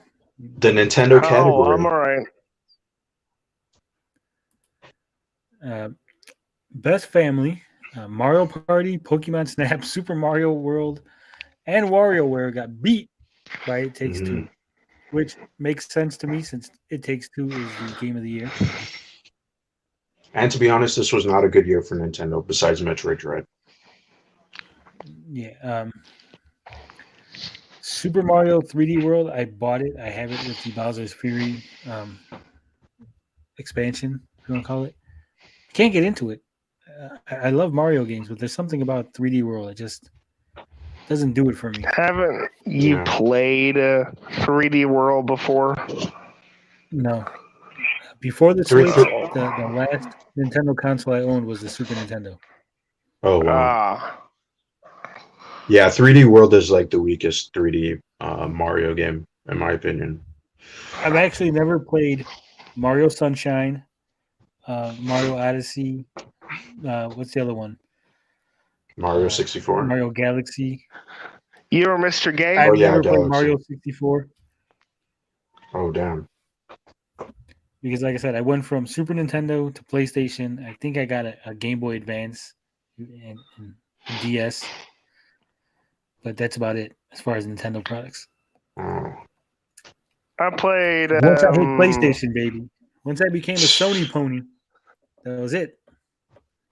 I played You're Mr. Gay on the All Stars compilation. If you don't know why I call it that, look at the position of the stars. Okay then. That is all Nintendo's fault. That is all Nintendo's fault, not mine. Mario Max Odyssey is kind of weak. Yeah, Max says Capcom to me is synonymous with awesome games, but I haven't played anything recent except the 3DS. Capcom used to be like one of my favorite studios. Like, there was a Capcom game, I was right there. I was like, yeah, fuck Capcom. They made DuckTales. I love DuckTales. It's one of my favorite games. Fuck you. Mega Man is one of my favorite franchises. But I think like Mega Man itself, he's just ran out of steam. Like it's just the same bosses. It's the same upgrades. Now you get a leaf shield in 2, and then you get a skull shield in like 4, and then now you're gonna get a shield made out of something else. It's like you're gonna get the shield weapon, the weapon that shoots in 8 directions, the weapon that's like a boomerang, the one that blows up, the one that stops time. It's too formulaic. That's why Mega Man Legends was so great. Yeah, Mega Man Legends is a great game. I loved it. I loved kicking the dog. That's just how it is. I don't like Darkwing Duck. I love the show Darkwing Duck. I tried to play the game. I was never good at it. I do have Batman. I got the compilation, the Sunday after Saturday morning, Sunday afternoon, whatever the hell it is. The Disney Afternoon Collection. That's what it is. So I got that. I got to play that. But yeah, like a lot of Capcom stuff, it's just so formulaic now. It's just so repetitive. It's just Resident Evil now. A lot of this Batman. Yeah. A lot of the studios that have been around since the NES days, they're just recycling the same formula over and over again, slapping new paint on it, calling it a day. It's really ridiculous. I think it's just cheaper for them. That's why they do it. Oh, of course it is. It's 100% cheaper, but that doesn't make for a good game. That doesn't make for a satisfying experience. Maybe I'm just an old man yelling at the clouds. I don't know. I am 40. I was reminded of that this week.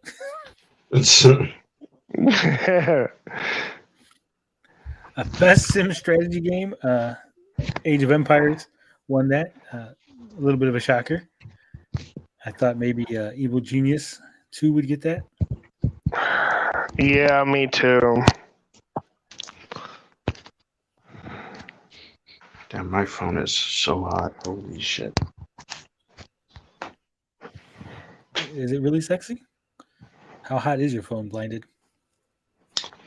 Like, I thought it was going to freaking blow up. I'm charging it and talking. It's like, holy crap. It's hot. Samurai. It's so hot, I told him he's too old. Ooh. Oh, yes, I did. Max Leonard says, I like both DuckTales games for the NES. Here's the weird thing, Max. And this is the weirdest thing. I loved the original DuckTales game. I loved it. I played it so much. I fucking beat it. Loved it. Best game ever. I loved it. So great. Loved the fucking remake they made. Love that. I got the fucking Disney Afternoon specifically just because it has the fucking DuckTales game in it. And then I found out that there was a fucking sequel. I never knew growing up that there was a second DuckTales game. And I don't know why. I don't know how this game just slipped under my radar completely. And yes, it is absolutely fantastic. Just as good as the first. How is MFS? What?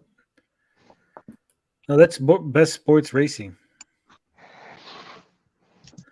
We're past strategy. Strategy was the last game. The last category. Best strategy, Age of Empire. Yeah. Best sports / racing was Forza. Forza won that. Of course it did. Didn't win. No money from Mattel. All right, well, we got best multiplayer. It Takes Two won that category. All right. Hands down. It Takes Two to start a family. It Takes Two to make a thing go right.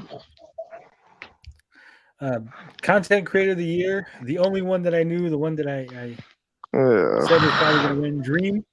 Dream won. Even though he cheated at Minecraft. Are you shocked? No, I'm not. Best debut No. indie, Kenna, Bridge of Spirits again. We called this one. Little pat on the back. Most anticipated game. This one was a shock. Elden Ring. In my opinion, I think the sequel to Legend of Zelda: Breath of the Wild is more anticipated. All of these games are super anticipated. It's just that Elden Ring is the one that's coming out the soonest. Yeah, but that's why Yeah. I think that the sequel to Breath of the Wild has been anticipated longer than all these other games. You know what the irony is? Maybe except No for one gives a You know what the irony is? No one gives a shit about Eternal Ring. No, a Elden lot of Ring. people do. Elden Ring. A lot of people do. It's like all over the place. No. Eternal Ring. Eternal Ring doesn't have anything to do with Elden Ring. They're made by the same company, but they're not related, Carl. It's an You sure old about game. that? I'm 100% sure. All right. The best esports game, League of Legends won that, sponsored by Grubhub. I was going for Synergy. Counter-Strike. That was mine. But League of Legends won. They needed a win because of that show. Yeah. Carl, Wow. you having some breathing issues? No, my headset's just bugging me. I was just trying to adjust it. Whose brains are laggy? What am I missing? Your brains must be lagging. It says MS Flight Sim 2020 strategy category.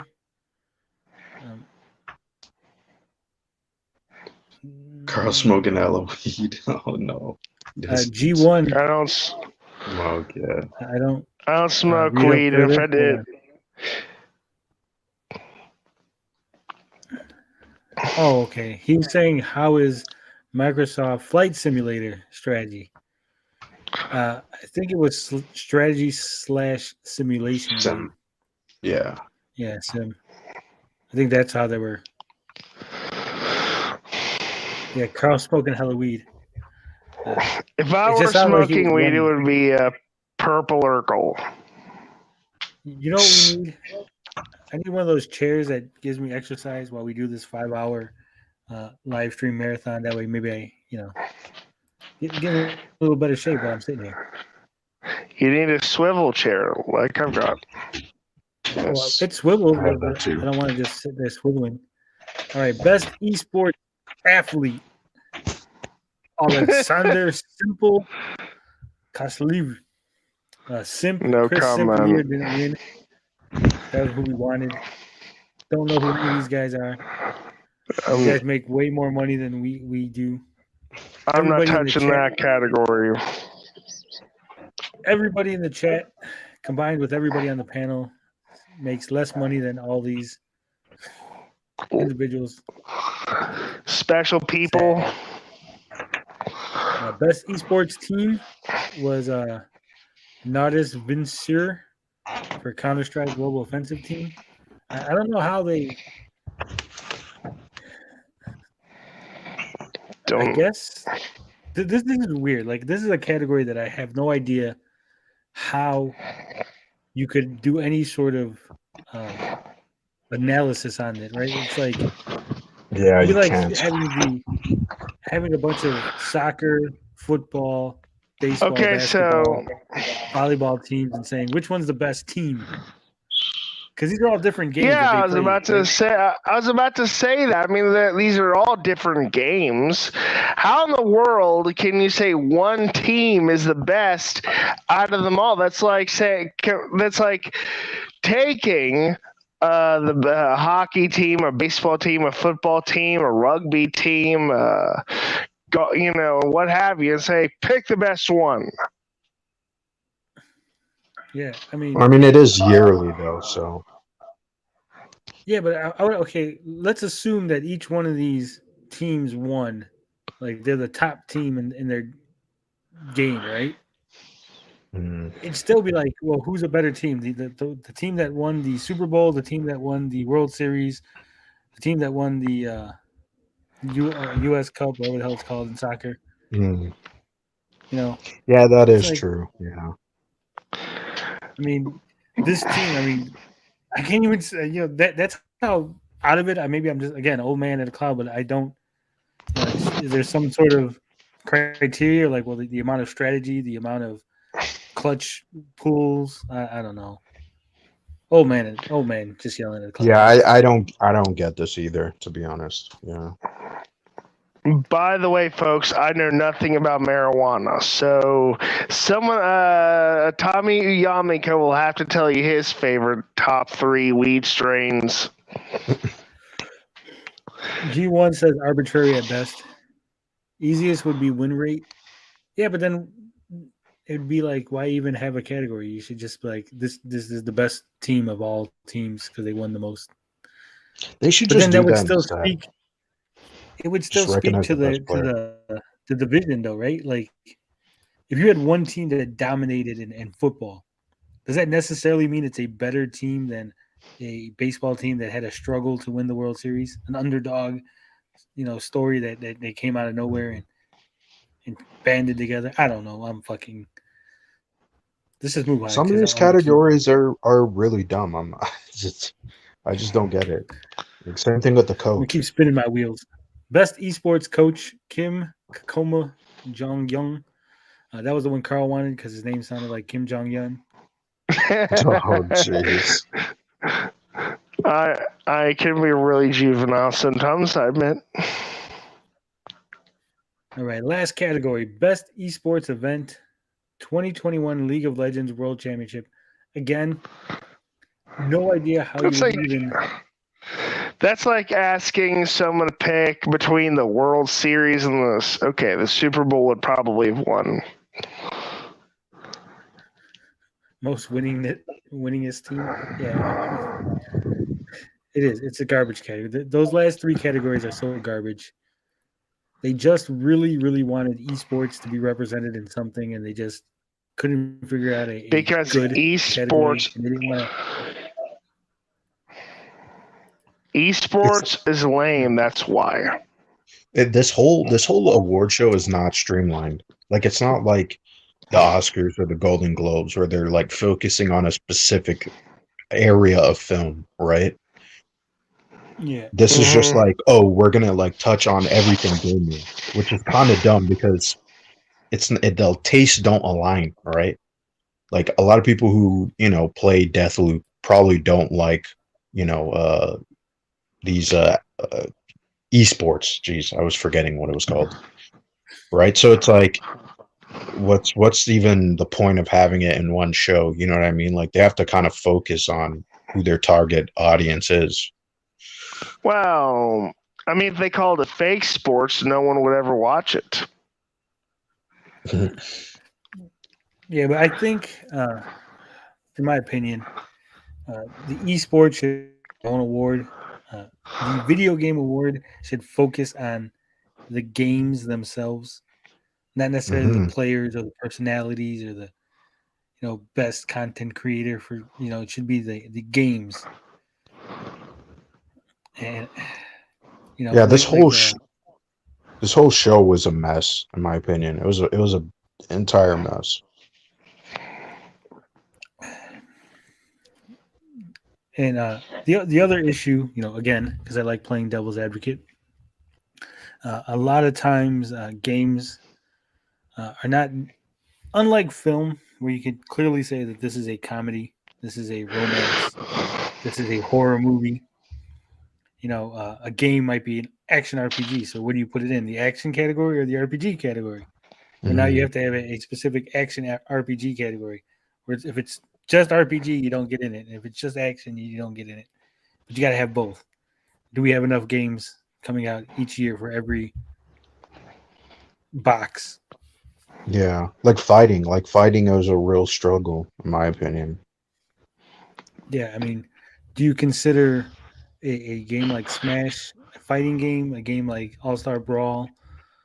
Are we going to have a brawl category or multiple people fighting, and then a one-on-one fighter category, and then a 3D versus a 2D brawler. Mhm. I don't know. Mhm. It would just it was if you actually seen it, you could tell that it was like this did not need to be 3 hours, right? It's a glorified commercial with that's like a circle jerk, and it's like, you guys could have just made this. The Oscars, I think, is probably like 2 hours, but this just went on way too long. And then on top of that too, there's just a lot of hypocrisy. Like, if you're gonna recognize harassment in the workplace, why do you then cut to a studio that is being accused of harassment in their workplace? It just didn't make any sense. It was just like so tone deaf, and it just seems, in my opinion, it's whatever.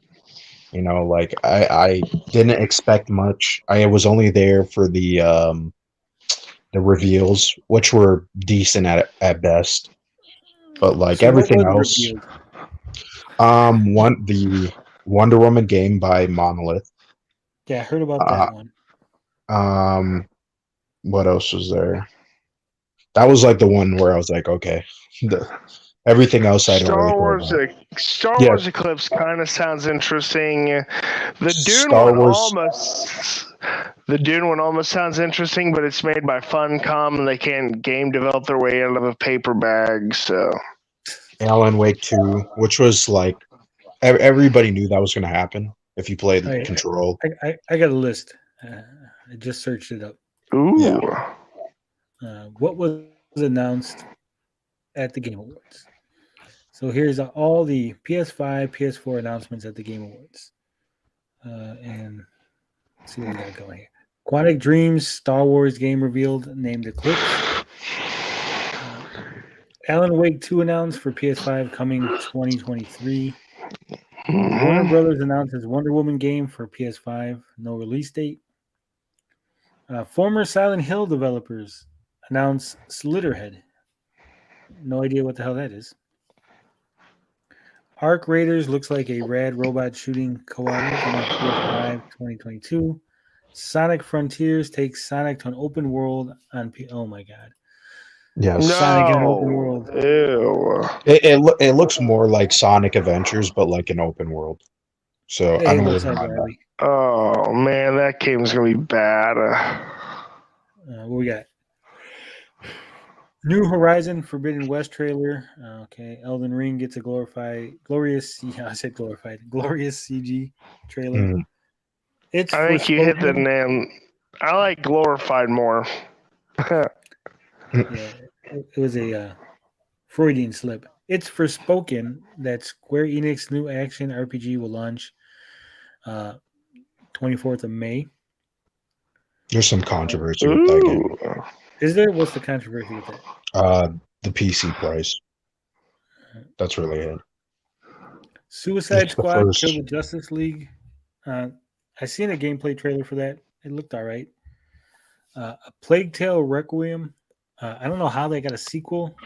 The first Plague Tale was pretty much panned by everybody I heard who played it.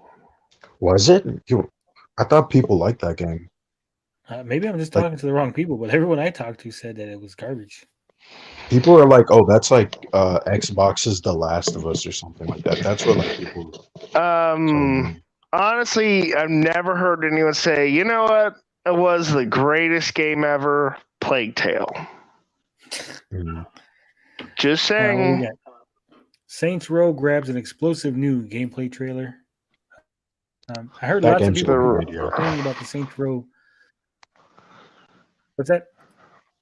Yeah, that game's gonna be mediocre. I don't care for it. It's made, but it's in deep silver, so yeah. Yeah. I checked out of Saints Row after the second one. For me, playing as a gangbanger, committing crimes, shooting other gangbangers, that was fun. That was what Saints Row was about. It was a GTA San Andreas knockoff, and it was a fun little thing. Then when they started going silly and over the top, and Mhm. it just it lost the appeal for me. Yeah, Well, they I should have just mean, stopped it, to be honest. Like Saints Row 4 was just atrocious. I don't know what they were thinking. That's oh why they my rebooted it. gosh. Saints Row 4 was awful. Yeah. 3 was better, but barely. Oh my word, the character creator was bad. Yeah, they should have just killed this franchise. Just make a new franchise. Like, Yeah, but money. It's all about that money. What else we got going on here? Final Fantasy VII Remake integrated, no longer PlayStation exclusive from the 16th of December. I haven't played the remake of Final Fantasy VII yet. Wait, it's Final all right. Fantasy 7 is heading to the Xbox? No, PC. PC Oh, remake. well.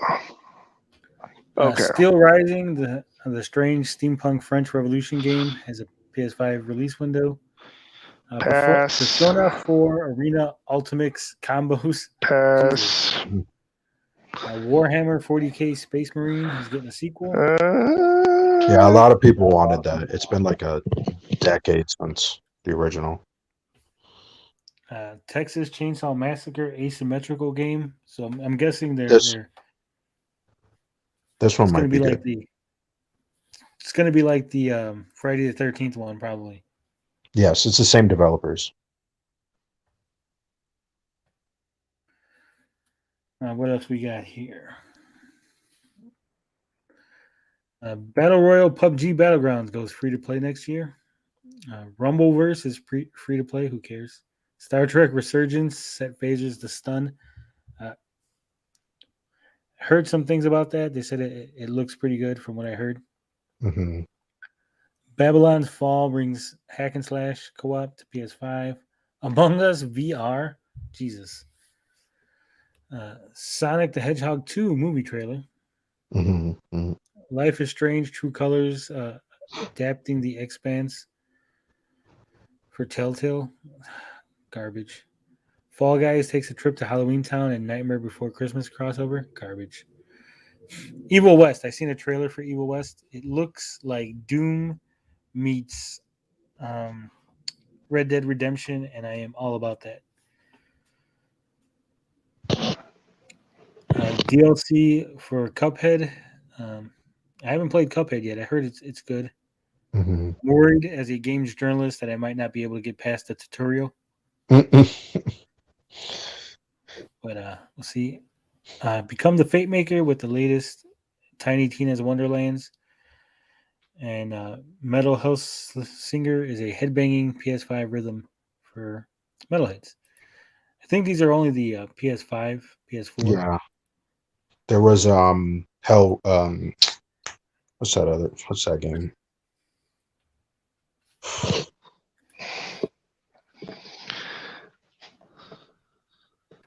Hellblade 2, yeah. I was about to say Hellraiser. All right, I got a Reddit thread here. Let me see. I mean, a Hellraiser game would be great. Yeah, that'd be cool. No, nothing. No one has a. How come no one's made a list of all the fucking reveals? Make my job easier.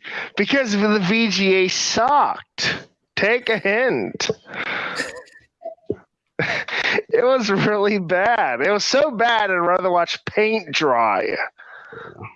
I'm assuming there was no reveal from Nintendo. No, Nintendo didn't really have anything to do with it. Yeah. I'm not seeing there was a rumor that they were supposed to reveal Xenoblade 3, but I guess they're holding that. No special surprise from a short Italian from the East Coast. Of course not. Of course not.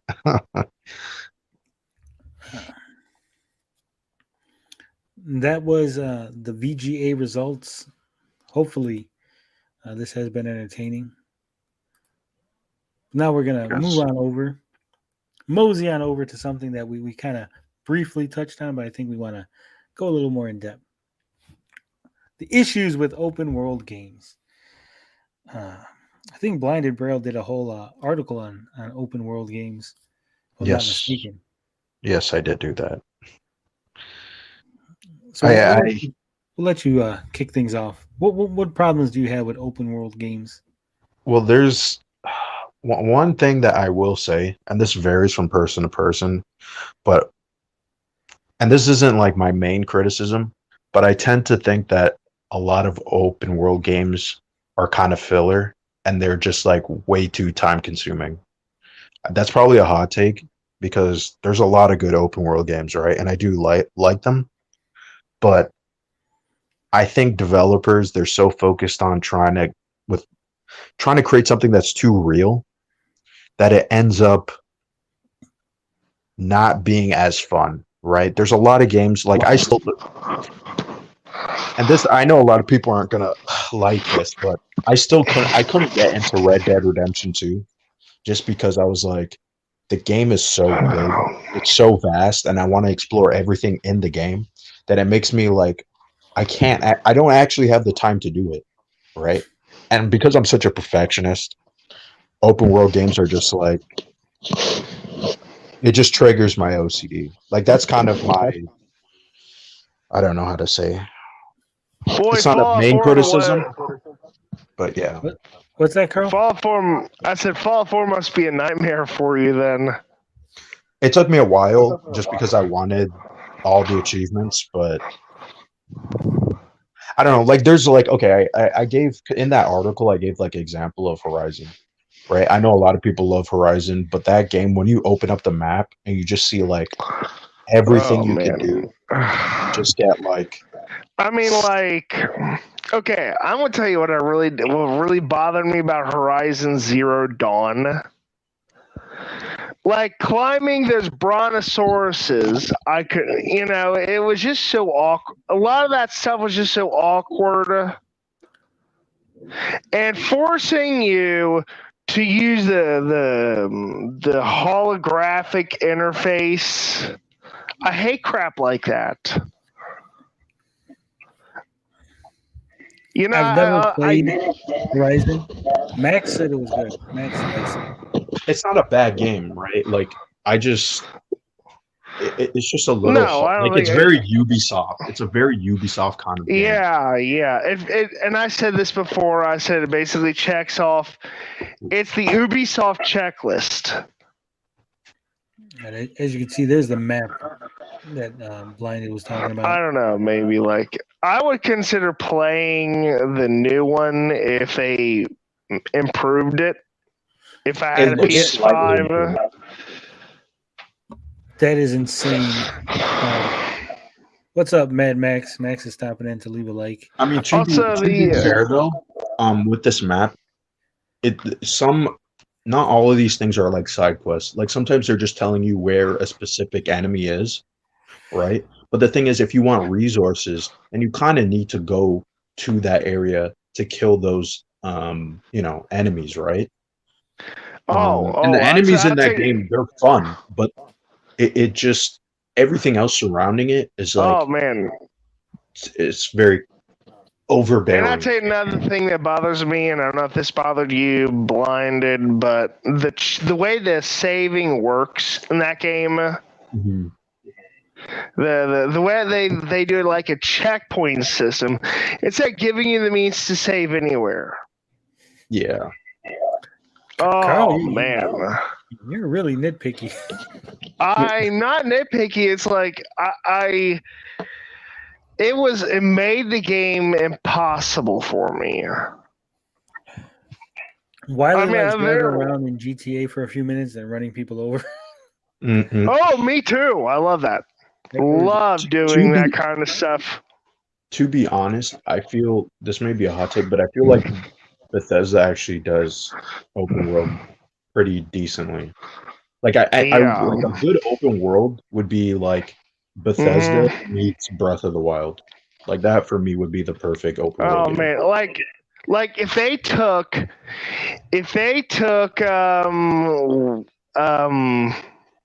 what Breath of the Wild could have been and the aesthetics of Breath of the Wild and apply them to a game like Skyrim or Fallout, Mhm. it would be so much better. Yes, it really would be. Because I feel like Skyrim and well, I'm not too big on Skyrim or oh my God, Elder Scrolls, right? Yeah. But like the Fallout series is more up my alley, just because of like a lot Yeah, of the mine commentary too. and the I world mean, building. I am a hardcore Skyrim fan, but I can't play it anymore. But I can play games. I can play Fallout 4, 3, New Vegas. As a matter of fact, I'm going through New Vegas. I'm starting a character for 4. I was about to 3 say is that. around the road. Yeah. For me, Skyrim I know. is broken. See, you don't understand the kind. You do not fit into the kind of people who play Skyrim. That's the thing about it. You're not a role player. Well, role player or Skyrim. not, I'm just talking about the game, the mechanics Yes, of the game. I agree with you. From a gameplay perspective, Skyrim is a bad game. I agree with that. And that is my problem with 100%. many open world games. I don't want to stumble upon items that I haven't started the quest for, and then they tell me, "Hey, you got to go get this item." Like, oh, I already have it. Here you go. Oh, here's 100 coins. Wow. Mhm. That I was mean, Fallout 4 doesn't do that. No, Fallout 4 is Not not that- like that. No. no. No, Skyrim does though. Skyrim does it Yeah. 100%. Yeah, Skyrim definitely does that. I agree on that. And the second thing that I have a problem with open world games is even when Fallout, who does quest right, the reward is really not worth it. Like what you get for actually completing the Oh, quest. you're absolutely right. Not the stuff you get along the way. Not the like in Fallout. You're Yes, capturing and- that's the biggest. when you turn it in, they're like, you just killed all those marauders. Here's 5 caps. It's like, really, dude? Mhm. I mean, let me try and simplify for you. The problem with open world games like Skyrim or Fallout 3 or whatever is you have to mod them to fix all their problems, which are numerous. That's wrong. If you have to mod a game, then it's bad. And that's you what I shouldn't just even consider said. that. But I'm That's saying what you shouldn't consider that. and I'm agreeing with you. That's what I just said. Yeah, but I hate when people use that. Like, well, it's a great game. You just have to mod it. Like, no, if I have to mod it, then it's not a great game. No, what I'm saying is that's the problem with it. The problem is there's so many flaws in these games that you have to mod them to fix the problems. Mm. I know Red Dead Redemption, the first one, loved it. It was great. I haven't played the second because Max will not give up the game. He loves it. But I know I played it for like 20 minutes. You're his already, dad. Off the bat, like, I understand realism, right? I understand that. But I'm getting so sick and tired of them telling you things like, you can only take 2 chicken legs. Mhm. We're not going to let you get 3 chicken legs because reasons. Yeah, we only allow you to put 1 deer on your horse because it's realistic. No, I don't want it. I want to kill 67 deer. I want to kill all the fucking deer in Red Dead Redemption and bring it all back to the camp. Okay. Yeah, that's the problem with Red Dead. Like even some of the, I just hate the realism in that game. That's the reason why I couldn't get into it. Yeah. Oh man. Like I said, I understand like realism, but it should be realism to a point. It's also a game. You got to remember, it's still a game, right? You got to balance the realism from the game. You're not wrong. That's why I'm not excited for GTA 6. I know that's like a hot take, a super hot take, but that game, I have a prediction of that game. I think it's going to be a mess. There's a lot of signs that this game is. Oh man! Can you look what they did with Grand Theft Auto 5 and Red Dead Redemption 2 or whatever? 5 wasn't that bad though. 5 wasn't that bad, but what It's what I'm talking about is the way they incorporated the online elements and they stuck to it for years. Carl, I don't understand this complaint, Carl. You're like, why are they sticking to the thing that's making them all kind of money? What is their problem? Why won't they stop doing the online? Because they're making Because they're not making the next game. Right, but you're saying it the way you're framing it. You're like they're sticking to it. When you stick to something, you usually do it despite making we're not money. getting, because they're sticking to it, we're not But getting they're a not new sticking game. to it, Carl. They're making money hand over fist. But I mean, like the single player of GTA, I think is gone downhill. It's going downhill. When you use a word like sticking to it, when you use that kind of term, I'm bad with words, okay? Carmen, say, give me a break. I'm just saying that implies like if the game sucks, like yeah, that game was terrible, but they're sticking with the online. Like no, they're making all kind of money. That's why they're not moving forward. Why wouldn't they? And we'll never see Grand Theft Auto 6 because of it. I could care less though, because after San Andreas, it went downhill for me. Like I said, I did love San Andreas. It's my favorite Grand Theft Auto game. Vice City, a close second. But Grand Theft Auto 4 just didn't do it for me. I didn't even bother. I don't think anybody liked Grand Theft Auto 4. I was really disappointed. I wish they would continue the San Andreas storyline. Maybe follow the Hispanic guy and CJ's sister. They move out somewhere like GTA's version of Chicago. Throw some more gangsters in it. Fucking. You just wanted to be a tank model after your life. Give me a break. That's right. They could base it on Chicago. I could be in the game as an NPC. That would be hilarious. Oh my god. Yeah, but the thing is, too. But Tony, here's the problem. Too many people would try to run over you. That's all right. It'll be an achievement. Ran over Tony. Too many people would try to kill you. Tommy Tallarico would buy the game just so he could kill you so many times. That'd be an achievement. Oh man. That could be a mission. You have to track me down before I can submit a story about the Amico.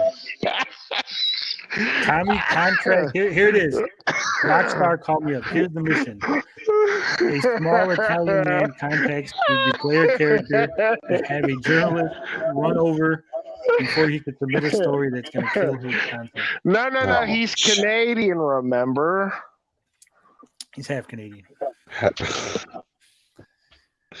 So he's Catalan. Catalan. Oh, geez. But yeah. And my last gripe with open world games is the illusion of choice. I'm so tired with these. Oh my gosh, you're so right about that. I agree with that 100%. The whole false dichotomy. You got to choose a path, and then you just end up in the same space anyway. I understand that you can't make a game super expansive where there's like 4 different endings and 4 different like 60-hour games because you made some choice.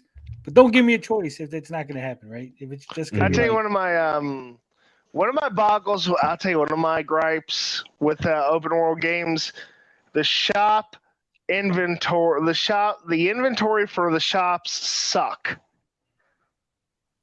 Like you have to, like with the Fallout or 3, 4 or Skyrim, you have to rest 48 hours before the inventory will reset. And you're only getting one of this or one of that or what. It drives me nuts. It's one of those. It's one of those things I was telling you about where, you got to get the most out of it, you got to fix it yourself.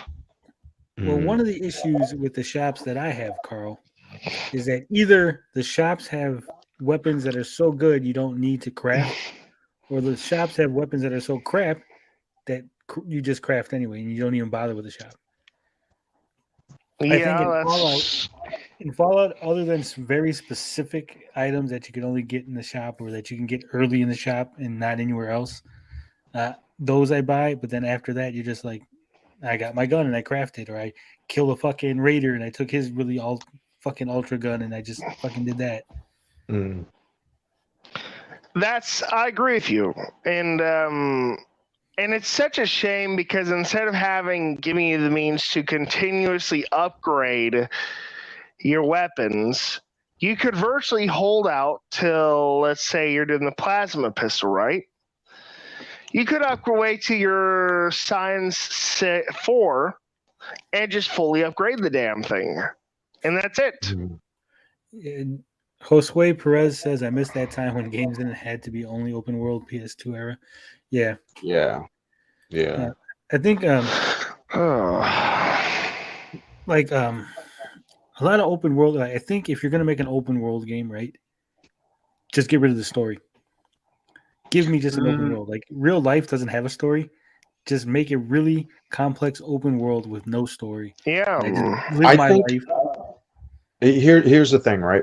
There's another thing that I wanted to say. I hate traversal in certain open world games, right? Like, if you don't have a good traversal system, I'm just gonna fast travel because it's like sometimes. No, like just like in Fallout, I don't mind walking, but like after a while, it does get annoying. Where I'm just gonna fast travel to the nearest thing and get to the quest, right? Oh man, yeah. But like in a game, like there's not a lot of good like traversal like mechanics in games. Like it's either you get a horse, right? Like in Ghost of Tsushima, you had a horse, and it wasn't that bad, right? Getting around. But like I think more developers need to be like more creative with, okay, we're just gonna give you a car or a horse. Like, come on, it's so lazy. You know what I mean? Like Spider-Man was genuinely fun because of the traversal, right? If that game I know you are Spider-Man, right? So he's swinging around, but the way that other developers have done his like traversal system, it's very clunky. It's not organic. Well, Insomniac actually made it feel like, you know, you didn't. There's a fast traveling system in that game, but there's no point in using it because the traversal is fun, right? And I understand that some, you know, not every game you can have like a really cool mechanic like that, because it just doesn't fit the story or the character or whatever it is, right? Because after all, it is Spider-Man. But I feel like they need to think outside of the box, right? And not have like if you have to have the character walking, then you need something else going on, right? Or that could be the objective of the game, right? Like I know Death Stranding is literally about walking, right? It is literally about walking. It's about delivering the mail. Yeah, Mailman right. simulator. And there's like mechanics surrounding walking, right? Like taking a piss, and just stuff like that, right? So really, that's interesting. Yeah. It's a very intricate game. It's not for everyone, but they utilized, hey, if this game is going to be about walking, then we're going to have to make mechanics around walking, right? Well, some developers just go, some developers just go, oh, okay, we need something that makes them go fast, right? Like Breath of the Wild, I feel like. Ugh. Anyway, sorry. Does that mean that Death Stranding will be on the Intellivision, Amico? Oh. No way. No way. No. Josue Perez says, or give you the whole map revealed without the need to explore the whole fucking map, which gets annoying. Okay, let's talk. I want to talk about that, about Breath of the Wild, the way they make you collect map pieces. Yeah. Just grates on my nerves. I never understood how nobody in the world that you live in ever knows whatever is on the other side of that mountain. They're like, I don't fucking know what's on the other side of that fucking street. You better go over there and find out. Just fucking tell me. Just give me. Actually, the funniest thing is, I'll tell you, something funny about Skyrim is whenever you max level, apparently everyone knows you're that powerful now, which I thought was really weird. You're just oozing power at that point, Carl. It's just fucking radiating off of you. So yeah, here's a thing that I never understood about Fallout. Maybe one of you guys can help me. Okay. Hey, I'll be happy to help you. Yeah. Why are there no bicycles? That's an interesting. Well, I okay, always said I don't in- understand why there was no cars either. Well, I Okay. can Because they have understand the no resources cars. for it. Their Well, I cars, mean- they're fusion generators, and you could say that they're not working because of the electromagnetism from all the nuclear explosions. I don't know. Okay, There's still working so- power armor though. That's the thing. Like you could, I someone that's smart mean- enough can make a car from a power armor. I mean, okay, so here's the thing. Actually, there was a mod for Fallout 2. Actually, they did have a working car in Fallout 2. But mods you don't had count. to get it. Mods No, don't I mean count. it's not a mod. It's not a mod. There's a car in the game that you can get working, and once you do, it uses like fusion cells or something like that, and it's basically the way you get around the map. But that was made by a different company, no? No, it was made by the same people who made New Vegas. You said Fallout 2, right? Yes, it was made by the same people who made New Vegas. Yeah, but we're past that. Those people don't exist no more. Those people aren't making the new Fallouts. Yeah, well, they made old Outer Worlds. Yeah, Jose Perez. Fallout 4 was basically an open world FPS, not so much RPG. Yeah, that's pretty much true. I Yeah. agree with that. Yeah, that's true. Yes. Yeah, That I game. just want to know why there's no bicycles. Okay, But there's a reason why though the Fallout 4 is more of a FPS is because Fallout 3 the shooting mechanic is terrible. Like you have to use VATS the whole entire time. It's like one of the worst Well, FPS. I mean, maybe it has something. Well, I mean, okay, let's take Fallout 3 for example. Okay, there is so much rocky terrain that your bicycle would be smashed to pieces. Hmm. No, not really. There's a lot of streets. There's lots of roads still. Yeah, but for the most part, it's a lot of You're basically a lot of jumping and climbing. No, but there's streets that you can take the bike from one town to the next, and then you can Not park it that alongside the many, hill, walk though. up the hill, and shoot whoever you got to shoot, and then walk back down and get your I mean, bike. like, okay, let's take New Vegas, right? Carry the bike with you, Carl. Bikes aren't that heavy. You could carry it up the hill. But I'm saying the reason, if you're talking about streets, okay, let's take New Vegas, for example. The only street that you talking can about New Vegas. reliably use, it goes all the way around, only goes around the map. But we're not That's talking it. about New Vegas. We're talking about the latest game in the franchise. Oh, Fallout. So if you're talking Well, about I a don't think it franchise, has you're a talking about the latest and greatest. And unfortunately, Well, that's a good question. No I don't think they bicycle. care about bicycles, to be honest. I don't know. there's not even a skateboard. You should be able to skateboard around fucking Fallout. Well, Mm. I mean, you can get a power armor and give it jet rockets. Why the hell do you need a skateboard when you have that? Well, I'm assuming before you get the power armor. No, you get the power armor early in the game. Oh, Fallout 4. Yeah, you get it. You get it You pretty get it. early. Fallout 3's You power get- armor is completely different though. Yeah. Fallout 3 and Fallout 4, you practically get it at the beginning of the game after you clear the first museum. vault. Yeah. I didn't like Fallout 4. I've never finished it. It's all right. It's just not like it's just such a heavily flawed game. Like the RPG mechanics are very Like I said, lacking. Yeah.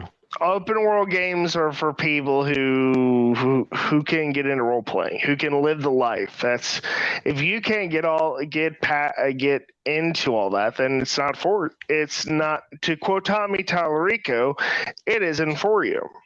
But how can you get into it when you open up a desk drawer and you pull out a shotgun, Mm, right? Well, like I said, I don't know what to tell you No, about that.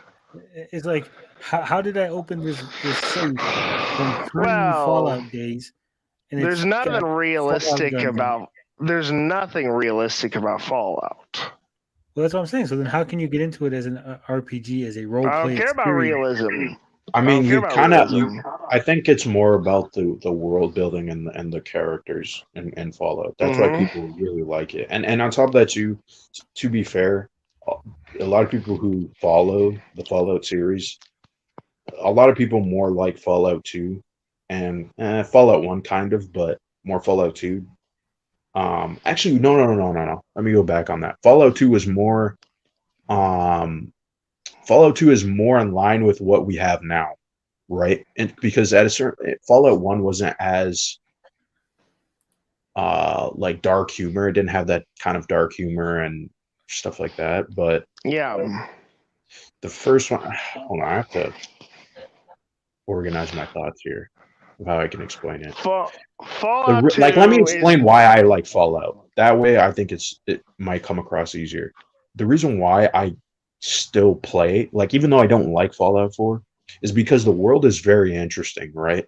This is about like, they had just had a nuclear, well, not just had, but there's a nuclear apocalypse going on, right? Nuclear holocaust, and this is the aftermath. And you're in that world, and you're seeing all the stuff that people do, right? The good and the bad. A lot of it is bad. A lot of it is terrible, and it's just interesting to see what happens after that big event, right? And how like the world starts to develop, like the ghouls and the super mutant. There's a whole lore about super mutants, right? Especially in the first game, but it still continues on, right? Throughout the whole series. Um, Hmm. and that's kind of why, especially with the vaults, like if you get into like just like forget about the main story and just go exploring and find vaults, you'll find like these little side stories about what Vault Tech was experimenting on in each vault, right? Yeah. Those are the stuff that I feel like is much more interesting and why I continue playing the game. Not so much the game itself, right? But it's more about the story. And that's why I would say that it's more of an RPG, right? Because it's more focused on those little details of storytelling. Because that's the whole point of an RPG is the storytelling. Yeah, I agree to an extent, but I mean, if the gameplay is so atrocious that I can't be bothered to get to Hmm. that story, Yeah, and that's fair. I think that's the problem with Bethesda in general. Bethesda Studios, not the publisher, but yeah, like I said, Fallout 4, like it starts off pretty decent. You're at a decent clip, and then it just kind of drops off the edge. mhm. Same thing with Skyrim. Like you go at a decent clip, and at some point you just drop off the edge, and it just gets so terrible. I mean, to be fair about Skyrim, the beginning is pretty much like the rest of the game. Yeah, but I mean, there's certain things like the dragons killing important NPCs.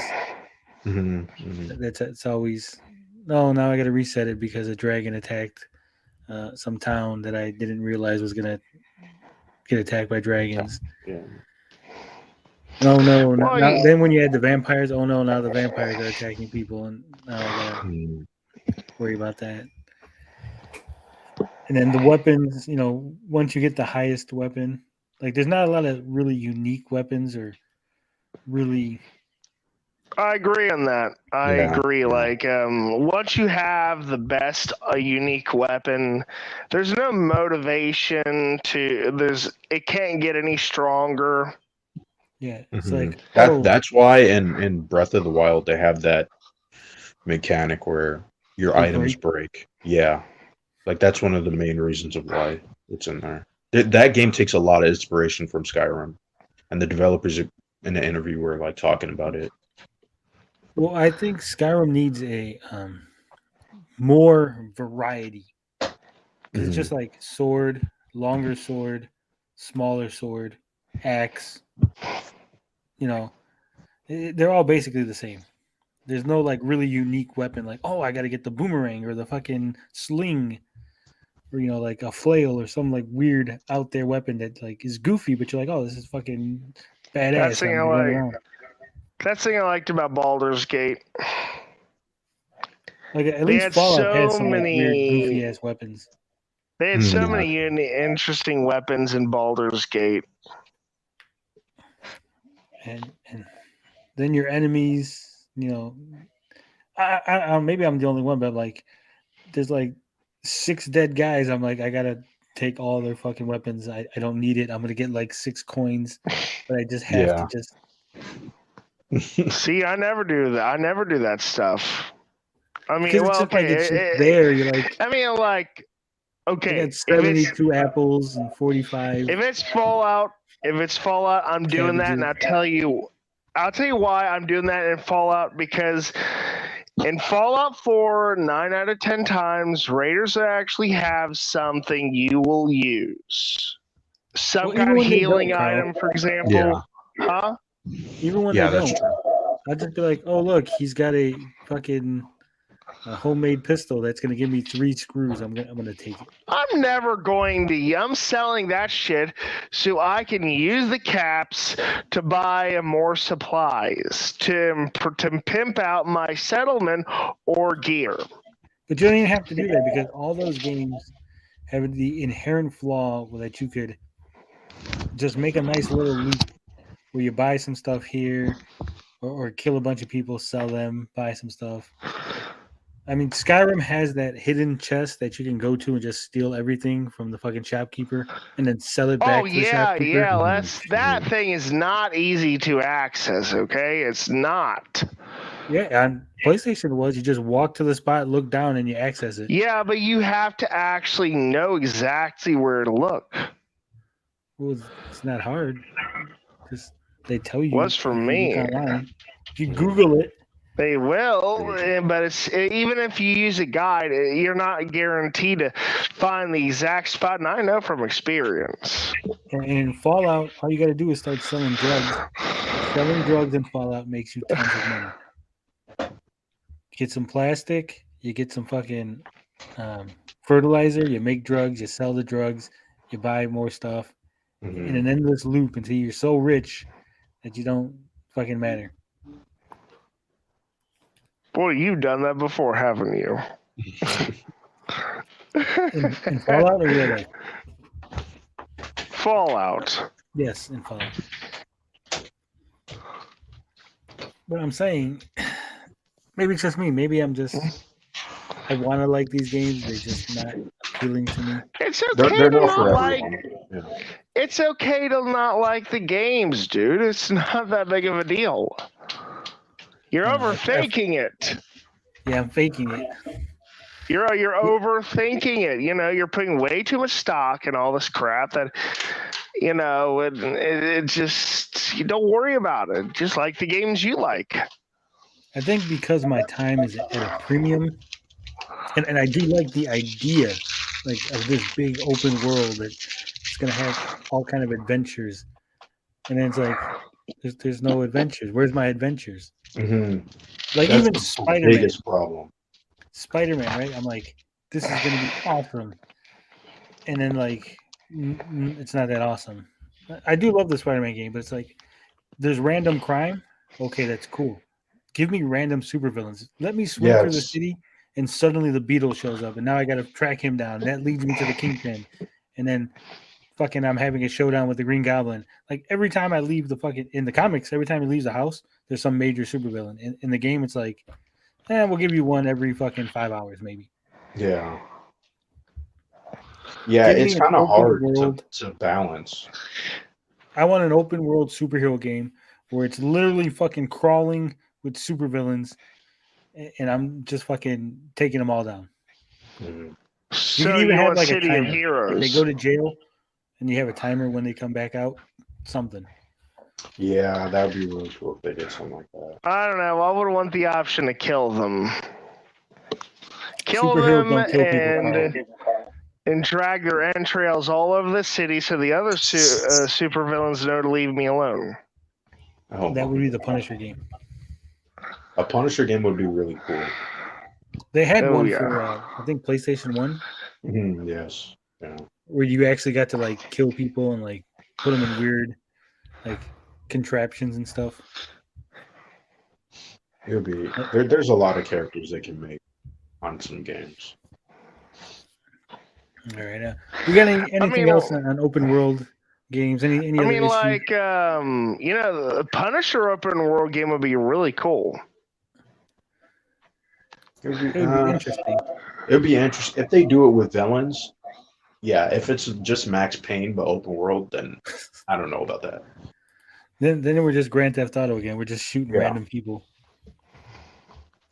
All right, I think we're gonna move on from this. All right. We're gonna talk about Toei. Toei has gone wild. What was it? 150 copyright claims on a single channel. Mm-hmm. Whoa.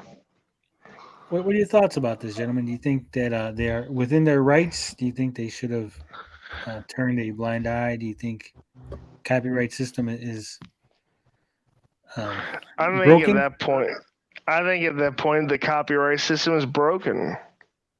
I think this is from the research that I did. This is like a very. It's like. Whoops. Hold on, give me a second. I'll come back. I mean, We lost Blinded Braille. You say that you think the copyright system is broken, Carl? at Why do that you point, I broken? think it's definitely. Well, I mean, like, okay, why did they file so many copyrights for one guy? Because he has a bunch of videos. Okay, I mean, could the videos be helping Toei make money? No. Okay, I'm back. Sorry about that. You go blinded. Yeah. So what I was saying, this is like, it's the reason why this happened is because Japan does not have a proper fair use system at all, right? Most major countries do, right? Like here in Canada, it's not fair use. Forget what it's called, but it does recognize like reviews and critiques, right? And in Japan, they have this major problem where there isn't fair use, right? And so that's why you would see a lot of companies like Nintendo used to just flag people on YouTube, right? Is because they just didn't understand the concept of someone, changing up their work and making it their own, right? That's what, legally fair use is supposed to be, right? That it's you taking someone else's work and making it into your own, right? No. Either you add commentary or you cut up. Not quite. Not quite. Okay, Fair go. use has very specific circumstances in which it applies. Critique, review purposes, but it's not a blanket. It's not like you can sit there and review an entire movie. Yeah, you can't do that. That's yeah. My point is that you can still use, like, okay, as an example, you can't have Hold on one a second. reaction. Carl, video. are you eating? Oh, just a cough drop, dude. Sorry. Man, that was like a giant cough drop. You're just going to town on that bad boy. Oh man.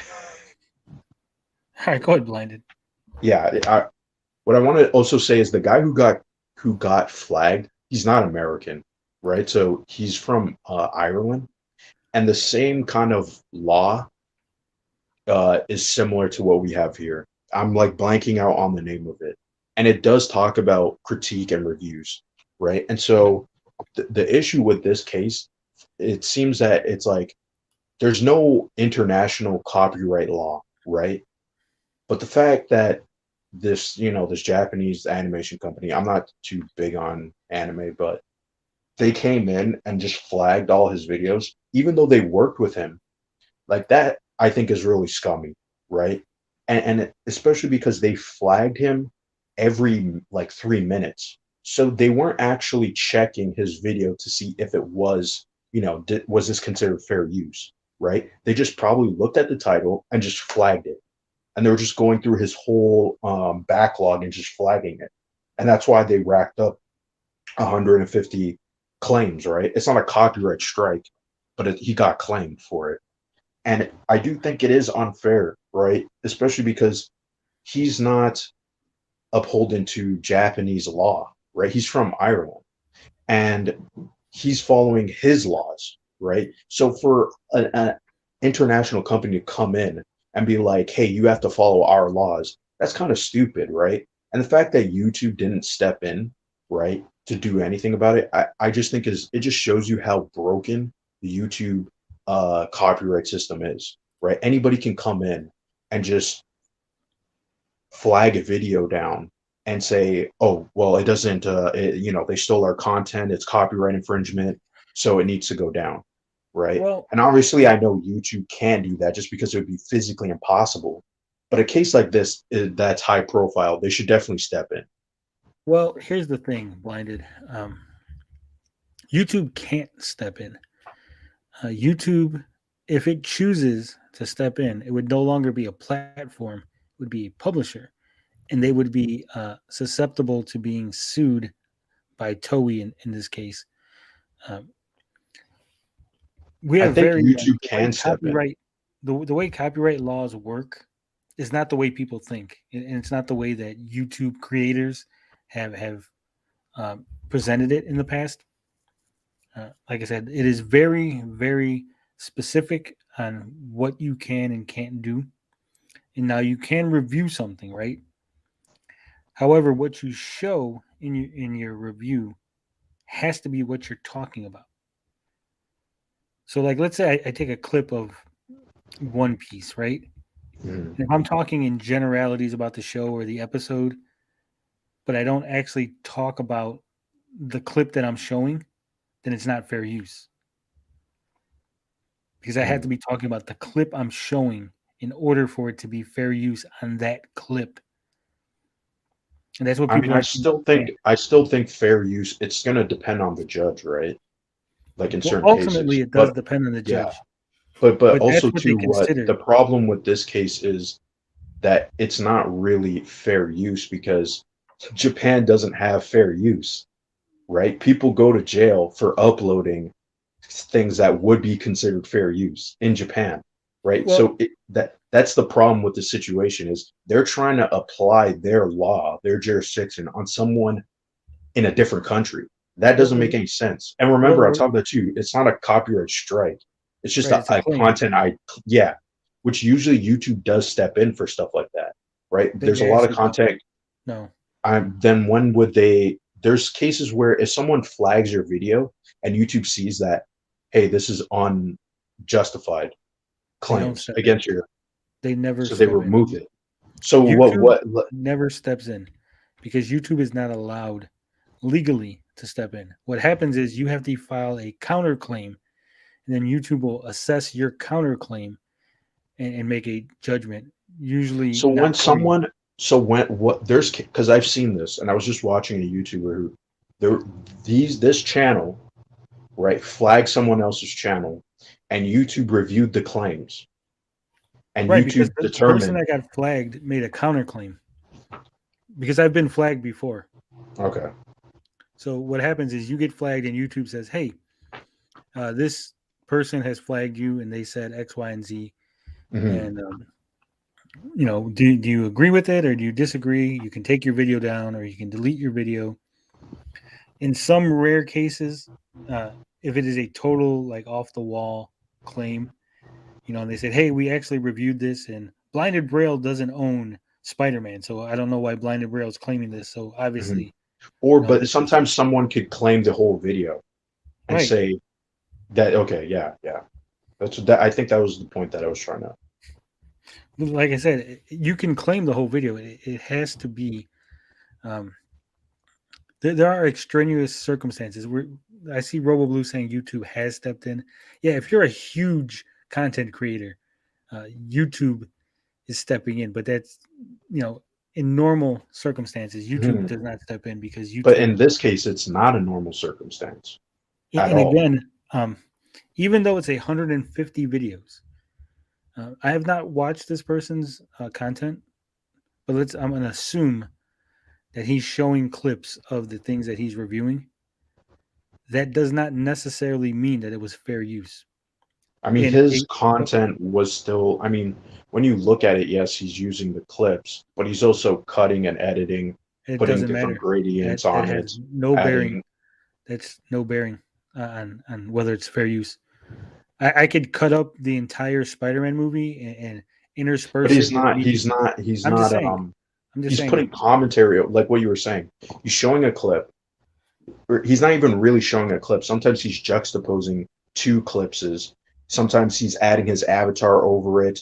Like I said, sometimes it's a gradient, there's an effect, a transition over it, things like that. That would That make. doesn't matter though. You're not allowed to. Here's again. So what people don't understand, like if I took, Hold on, let me. Yeah, continue. Sorry. okay, let's say I took a video from H3H3, right? And I put a filter over the video. That doesn't transform the video. That doesn't make it fair use because I filtered his video. You know, I can't take a movie and pixelize the movie and now it's fair use for me to play the movie and I tweak the audio so it's a little bit higher or a little bit lower. You know, that doesn't make it fair use. If you use a image from an anime as a transition and then you like change the gradient, so that's not fair use. It just isn't. Okay, this is what I was talking about. Fair dealing, right? Because like I said, where this guy's located, it's not fair use, right? Like here in Canada, fair use wouldn't apply to me. Copyright a jurisdiction is not international, right? So when you're in the US, right, it's not going to apply to me or someone that's in Japan, right? And so what I'm trying to say is fair use. The Japanese government is not going to look at fair use and be like, oh yeah, we got to obey the fair use. No, there's no fair use in Japan, so That's that's why still they irrelevant flagged him. though. That's irrelevant to But the how though? discussion because How, YouTube is an American company. They run by the American fair use. Japan, the government of Japan is not suing this gentleman. It is a company that is well, they're not located. suing him. They're just Not claiming. suing. They're not claiming. I'm saying the government of Japan isn't the one who's doing it, right? YouTube's not having to answer to the government, so it's not their jurisdiction. YouTube is based in the U.S. The video was uploaded to YouTube servers and put on YouTube. If YouTube does not follow the U.S. fair use, then they would be liable and able to be sued. Okay? If the U.S. says, hey, YouTube, that's fair use, Toei can kick rocks, then Toei has no leg to stand on. They can't do nothing about it, regardless of what fair use is in Japan or not. Right? Now, if the gentleman lived in Japan, then I guess Toei could take him to like civil court in Japan and deal with that way. But as far as the video coming down, the video wouldn't have to come down and they wouldn't get anything from it.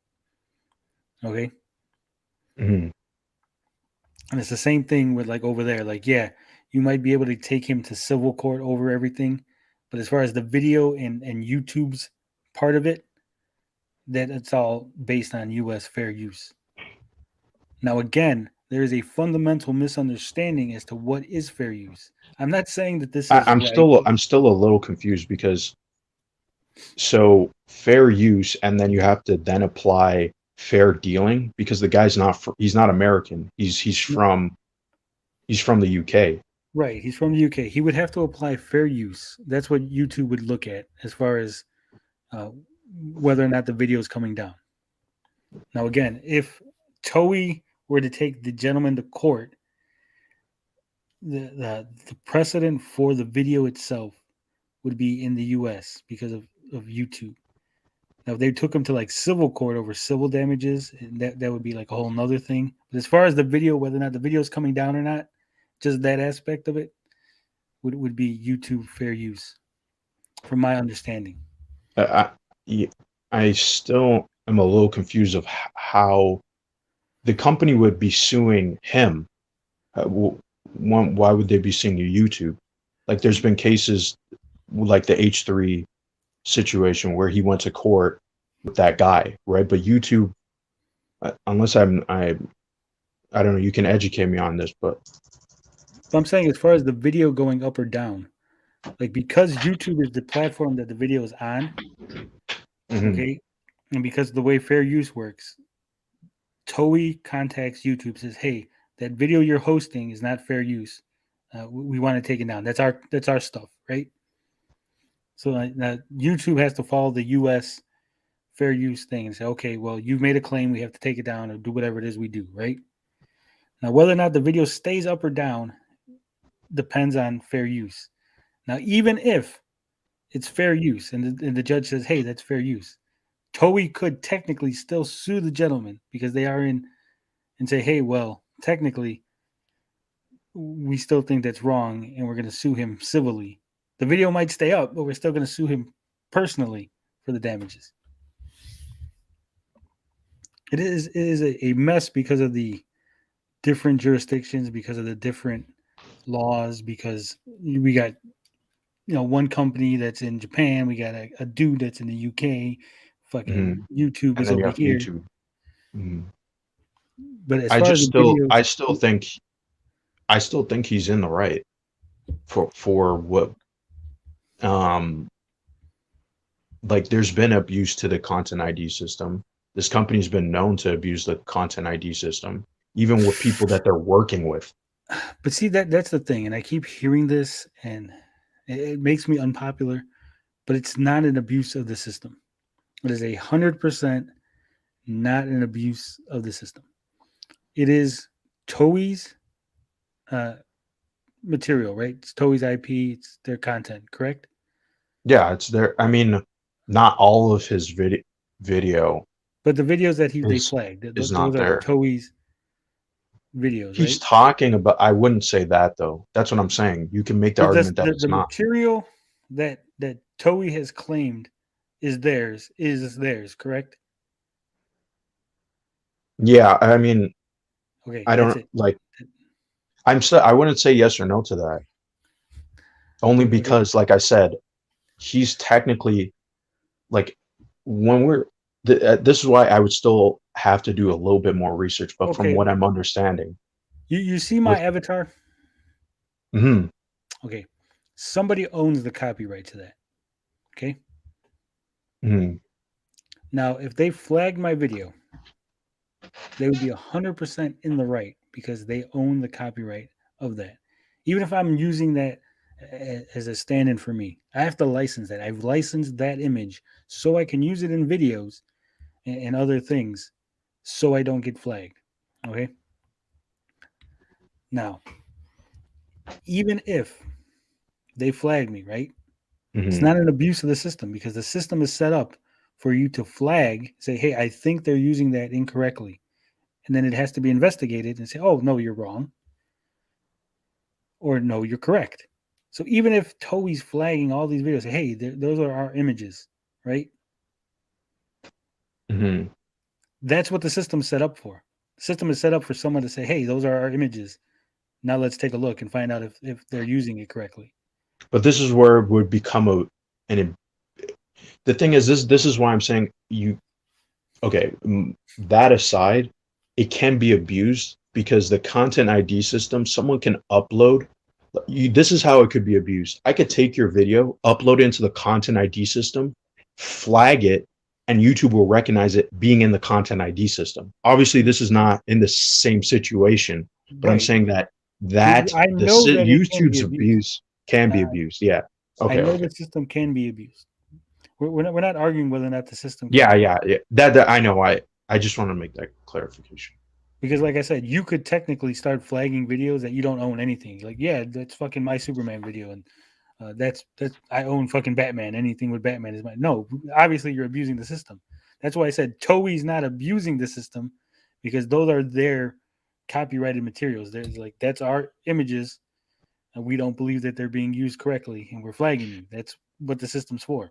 I just think that when that happens or that the argument that you're making kind of ends up being a slippery slope because a lot of things on the internet can be. I mean, there was just that whole outrage a couple years ago about memes, right? On whether memes falls under fair use, They right? don't. They 100% And, don't. I don't know. I think They going don't. down that route would It be doesn't a matter. bad. That's the thing. It See, just Landon, no. But I love you. if that does happen though, that's what I'm saying. Like if you were to make that argument, I just think it sets. I mean, there would be a lot of problems, right? But And I why? think it would be a more stranglehold. I mean, you're taking you could end up taking away things like parity in that case. But here's the thing. Fair use protects parity, right? We understand that, correct? Yeah. Okay. But okay, let's say I took your picture, right? A picture of you, and I put the Mhm. word, and I put communism sucks next to a picture of you, right? I'm not Mhm. parodying your picture. I'm not parodying you. I'm making a statement about communism. It's not parody. If I change the Mhm. lyrics of a song, right? Like if I took Michael Jackson's Thriller and I put Killer, right? And I changed the lyrics from Thriller to Killer. That's not parody. I didn't parody the song. I changed the Mhm. lyrics. Killer. Right? People mistake what parody is.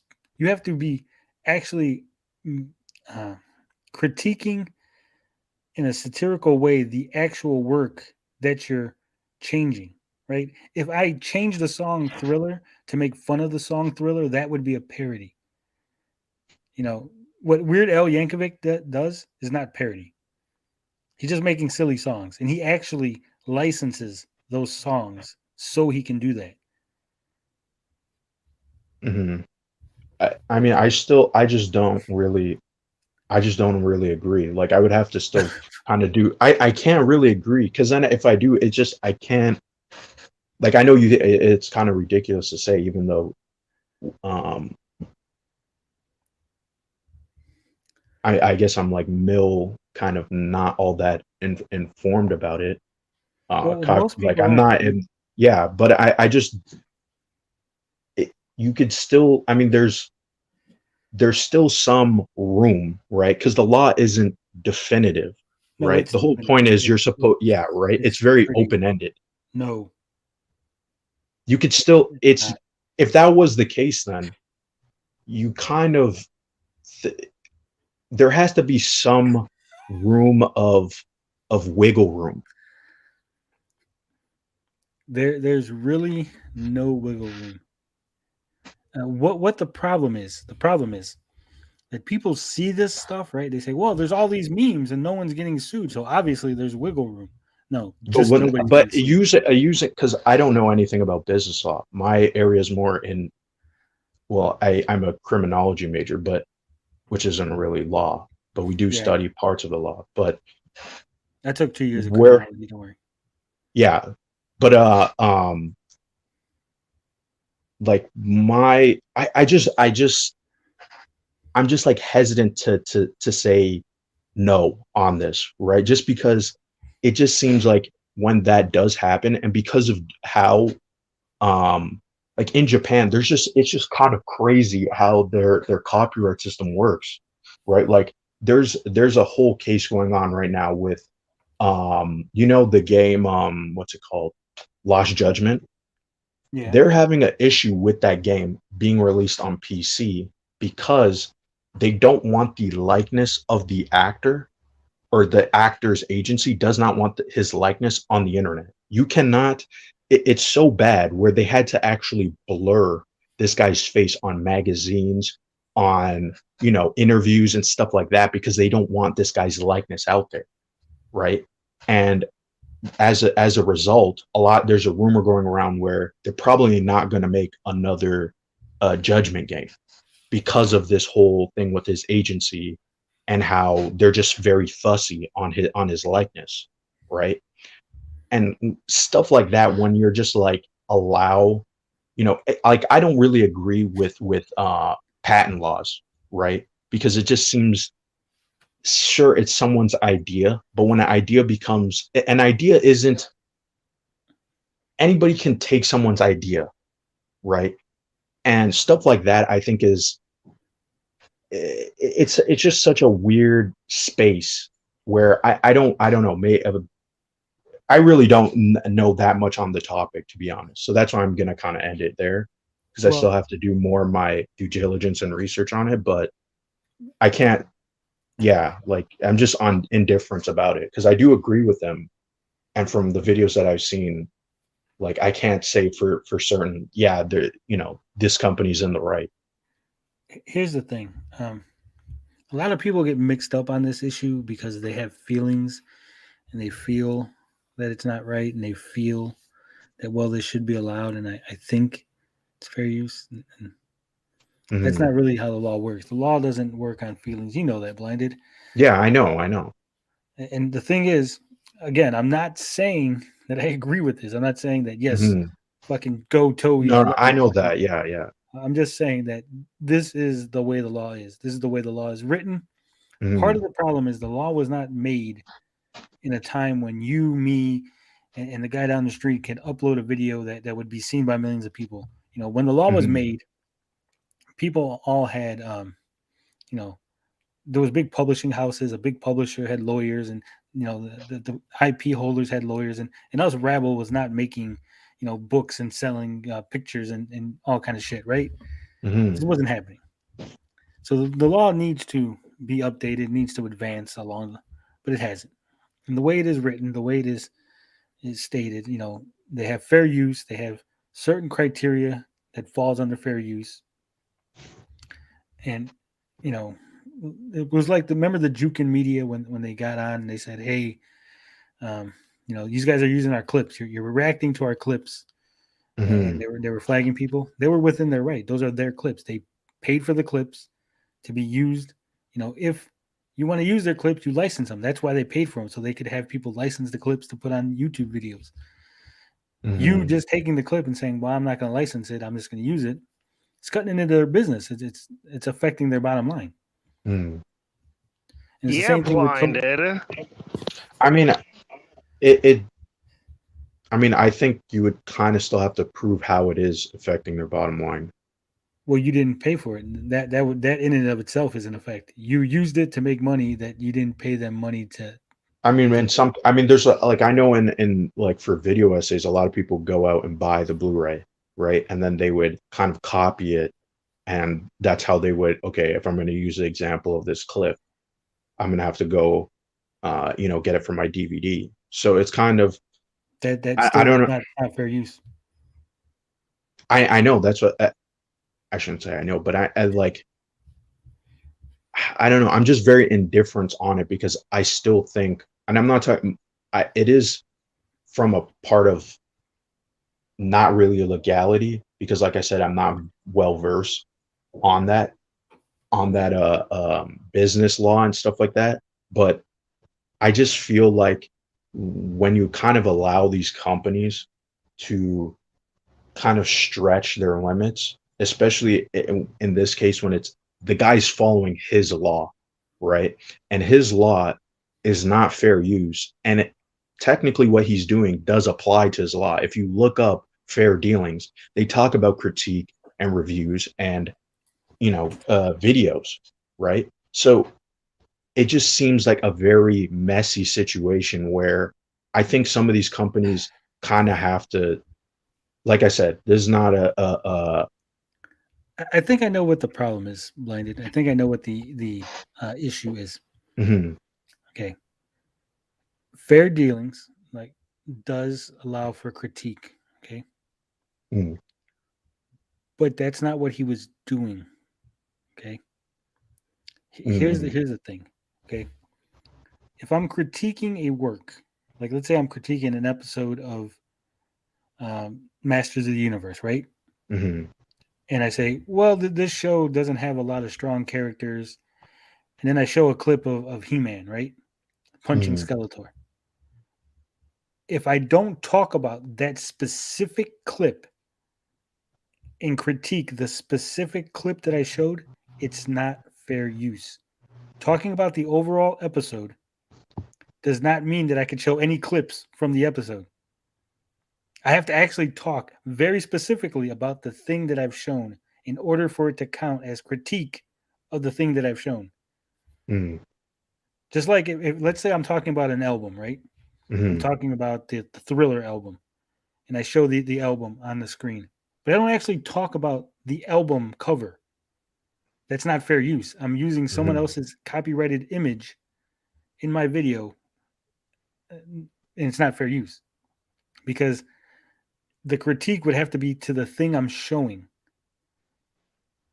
Do you get it now? Yeah, I'm following you. It's I know it because it, for years and years, people on YouTube have told you fair use means I can just criticize and show clips and Nostalgia Critic and all kind of every movie reviewer does it, but I right? mean, but it's not even really about movie reviews. It could Even be game about reviews, walkthroughs. Yeah, walkthroughs. they're not fair use. Yeah, They're that whole. I mean, a lot of stuff on YouTube is not fair use. is Yeah, not. that's Yeah. the thing. That's the problem. The problem is people keep saying, well, all these things exist, so obviously they must be fair use. They're not. They're not fair use. Just because a company hasn't come in, Nintendo can come in and fucking every copy strike every fucking video that ever shows a Nintendo game. It's within their right. They're not going to do it because they would get such, PR backlash from the Well, they used to do internet. that. They used to do that. They used to, yeah.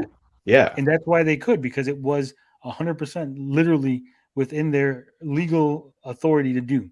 Hmm. Mojang can come in and copy strike every fucking video for Minecraft. Mm. There might be a few very small videos where the guy's actually critiquing the thing that's on the screen.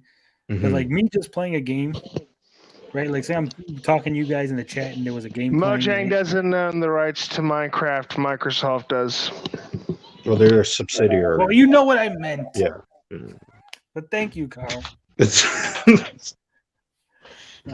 Like let's say I'm playing, I've played games on the stream, right? And I've had claims. I've had companies claim my video, say, hey, we're claiming your video. And I'm like, hey, why would you do that? And they're like, oh, you're right. Never mind. Right. But they were within their rights to claim it. It's their copyrighted material. I don't have a license. I can contact them and say, hey, can I get a license to show your content so I can make videos? That's what you're supposed to do. But no one does it. And it's one of those things where like so many people do it that it's so out of control that if they reined it in, there would be a backlash because now people think they're entitled to it. I'm entitled to put videos online and make videos. Yeah, I don't think anybody's entitled to it, but like the way that YouTube operates now, I think it would be a kind of a disaster situation, which kind of shows a lot of people. I mean, I wouldn't really do YouTube as a occupation, but this guy is like saying, I don't have a job now. And that completely sucks. But he built his idea on something that is like, everybody knows even before this happened, how finicky the content ID system is. He's lucky he didn't even get a strike, right? Because if they were just lining up strikes, his channel would be gone. So, I mean, this, I guess, more, yeah, this, you're right about this. This is more of my emotions coming out than it is a legal logical argument, right? Yeah. And I was trying to, because I was watching videos before this because I wasn't too certain on it, right? And I looked at some videos that were more from the legal, like I could probably send you the link of the one guy I was looking at. But I have a link in the description of this video because I knew this was going to happen. In the description of this video is a good video. It's a link where he goes over everything I just said and he tells you exactly. He says, hey, I don't agree with it, but this is how the law works. Because I have research, like, you did an article for Medium, right? Did you get a license for that picture that I showed on the screen? No, I just got it from Google. That's not fair use, right? Yeah, technically. So, not technically. It's not fair use. Like, there's no technicality about it. Yeah, okay. And if they came in, if Sony said, "Hey, we want you to take that down," it's all right. We're going to sue you over it. They'd be within their right.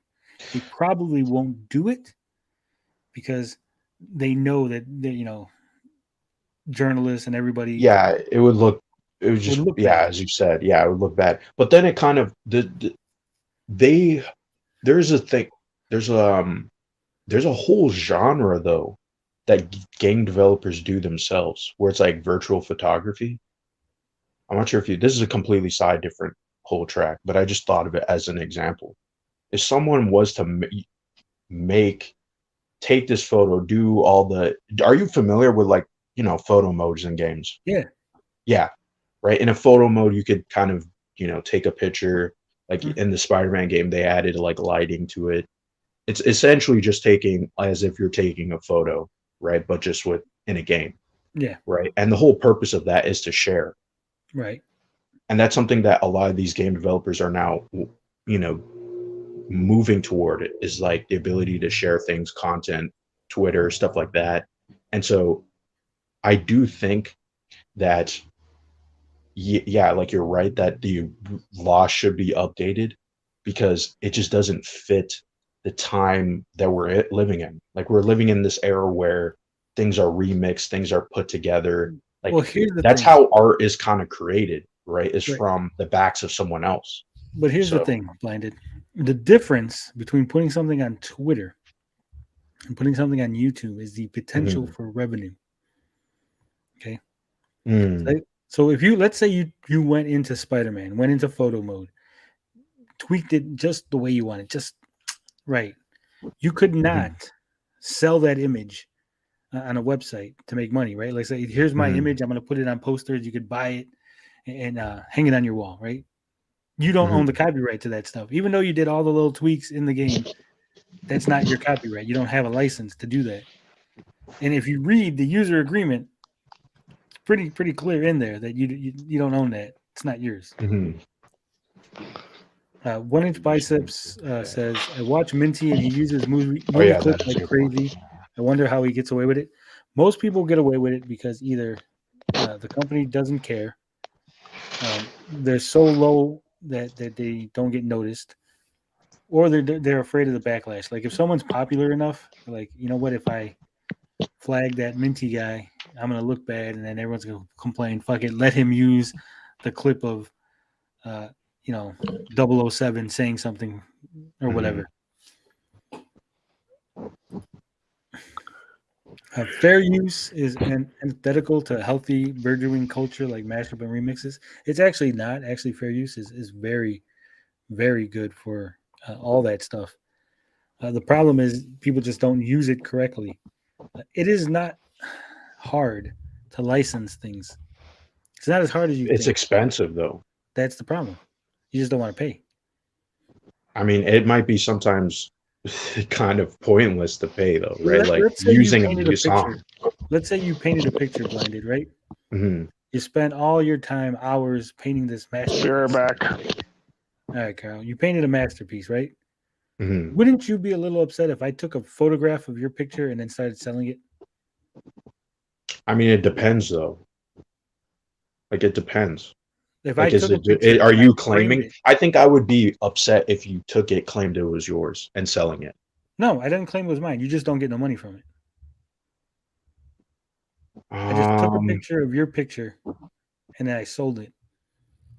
And I was making money, hand over fist. Everyone's like, man, this picture's awesome. I love the drawing. It's the greatest drawing ever. And I'm making all kinds of money. And you're not making anything. Wouldn't you be a little pissed? Yeah, I would be pissed. I would be pissed. And I'm sure it's just such a because this is where I'm talking about. Here's the problem. Here's the problem. We always see it from the perspective of the big company coming down on the little nobody guy, right? And it's like, oh, that's evil big company. And that's why everyone gets all emotional. And, but it's supposed to protect. It works both ways, right? If the big company took your picture, right, your photograph, and put it in their movie, you could sue them. You could sue the shit out of them, and you'd make all kind of money because they can't do it because it's not fair use. But we just don't see that because a big company knows better than to do that. The little guy doesn't know any better. The little guy is the one's always fucking up because he don't have the lawyer to tell him, hey, don't do that. I mean, you're making a point. It's not like I'm not understanding what you're saying, right? It's just that for me, sometimes things are like, I can't say definitively. And I know that sounds incredibly stupid to say. I know, but it's just like. That's not stupid to say. I mean, I don't expect I to research it. Yeah, but I like I said, like I would have to do more like right, you could see I'm stumbling over my words because I'm like, how do I see it? Like, how do I phrase it? Because it's not that like I'm understanding everything you're saying, and I see what you're talking about, and that's the part that where I'm like, I I'm like, how do I frame my argument, right? Because my argument is really not that developed. Like, if I'm being that honest, right? And I think, I mean, to be honest, I think that it was actually good to hear a different side and challenge my perspective, right? Because if I'm at a loss for words, that means my argument wasn't good, right? So, Yeah, to be fair, I've had this argument so many times. I've researched it. I've written articles on it. I believe I mhm, did a video on it. So I'm pretty. This is like, I'm not super well versed. I'm not gonna say mhm, I'm an expert, but I'm well enough versed to know even the claims or the counter arguments you might make. Real quick, mhm, I want to get to this. It says 1 inch bicep says, I don't really understand it, but I know the news will use a few second clip, and I'm not sure if that's fair use or if they got permission. A lot of times, depending on what the clip is, they will license the clip. In some respects, depending on what it is, again, the news is considered educational. They're putting it for an educational purpose to inform the public of something, so they might get away with it that way. And a lot of times, the clip might have been sent to them. Like the studio might have been like, "Hey, talk about our new movie. Here's a clip." mhm, And like for me, as a journalist, I get sent press materials. They say you're part of the press. Here's materials that you're allowed to use on your website. mhm, And if I ever get challenged, if they said, "Hey, your website is showing us out," I would say, "Here's the press kit you sent me or gave me access to, and this is why I use it." And it's, "Oh, okay, you're one of us. You're mhm. allowed to do that." I think if because I know what you're talking about, right? And I mean, they should a lot. I think knowing the culture now and the technology, right? And obviously they are not all that caught up on it, but they should do more of that. Like, there's a website dedicated to YouTubers, and here's the materials you're allowed to use. You know what I mean? Well, there Just 'cause actually is, depending on what we're talking about. But like for video games, I I know, know. like Disney does it because I've Uh, seen like I've been on their website and I've seen it, but I think more. I mean, this is a major animation company, right? That they have the rights to Dragon Ball Z and all these popular, animes, right? So, and like I said, obviously Japan is not all that interested in the idea of fair use itself, oh yeah, because right? they have a very um, different outlook on things. Yeah. But I mean, again, here's the bigger issue. I think Hmm. here's the thing that maybe it's me, right? But could he not do the reviews without showing the clips or whatever? Hmm. That's something I've always thought of, right? Like, because a lot of the content that I want to make would be, I've got content ID claims, right? And it's like, I really don't want to use, people's clips if that's going to be the case. And I thought of just like, okay, what happens if I mean, still, actually, this will, I don't know the legality of it, but like just drawing it out. But I'm sure that would also get, you know, flagged, or there would be some legality with that. I think it's hard in general. Like, you kind of just have to either just do the talk in front of the camera, but then eventually it does get boring. Um, I don't know. I mean, the way that even YouTube is set up too, it doesn't really allow for, creating something that's like uniquely that your own, that you put hours and hours and hours into, right? YouTube operates on quick, fast content, Yeah. right? Well, So I again, don't I know. think part of the issue is that people see so many people doing it, right? Mhm. So they think, well, everyone's doing it. I should be able to do it. Why can't I do it? Why are they claiming me? Because that's how it Mm. works. I mean, they don't have to claim everybody. They can pick and choose who they want. Yeah, it would be a nightmare for them to claim everyone. And I've seen that, like, where people say, well, they're only claiming negative reviews. Well, no shit. Why would they want to claim the positive reviews? They don't have to. There's no legal obligation saying they have to claim every review. But if you're being negative and you're, trying to skirt the law and you're using their material, hell yeah, they're going to claim you. And hell yeah, they're within their legal rights. Do I agree with it? No. Do I know that they're doing it just because you're being negative? Yes. But that has no bearing on whether or not it's legal, right? It's like if I let's say I'm the manager at a store, right? And Carl comes in and he steals a candy bar. He walks out. And I see this. I don't say nothing. And then 3 other kids come in and they steal candy bars. Hey, you're stealing candy bars. I say, well, you let Carl steal? I'm like, yeah, but Carl's my friend, so I didn't care that he stole. So then I call the cops, right? And the cops come and they say, did you kids still steal candy bars? They say, yeah, but Carl stole the candy bar too. The shopkeeper didn't say anything. The cop doesn't go, oh, well, in that case, guys, you're free to go, take your candy bars and leave. No, he arrests your ass and you go to jail for stealing candy bars. Right? That's the same principle here. It doesn't matter if 100 people are doing it and they only flag 6. Still 6 are in the wrong. It's a case-by-case basis. Carl can have what Carl wants. Yeah. But you understand what I'm saying? Like, people get caught up in this whole idea that everybody's doing it, so it's okay.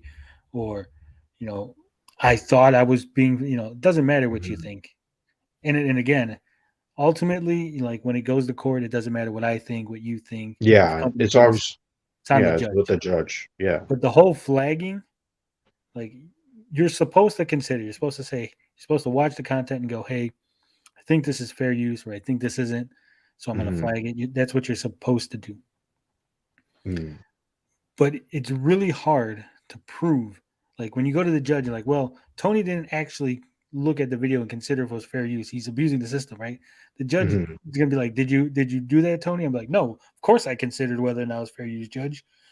It'd be wrong for me not to, right? And he's like, well, I can't prove you're lying. So that whole argument, whether or not, that doesn't fly.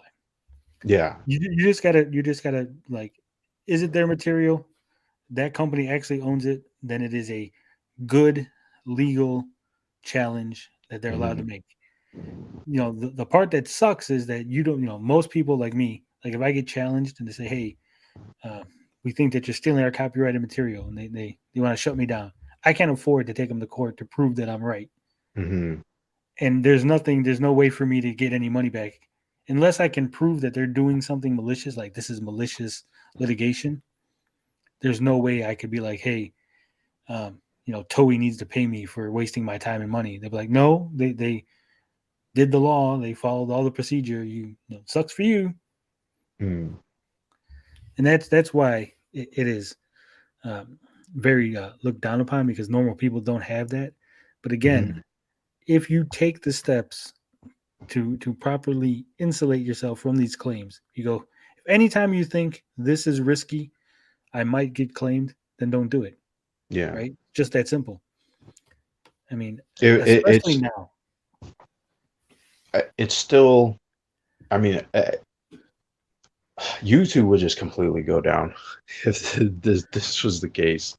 Because it's like, there would be only a small, or I wouldn't say small, but like the genres, especially that I follow, would just completely be disappeared. Like, I like watching video essays and obviously, commentary videos about, movies, whatever it may be, right?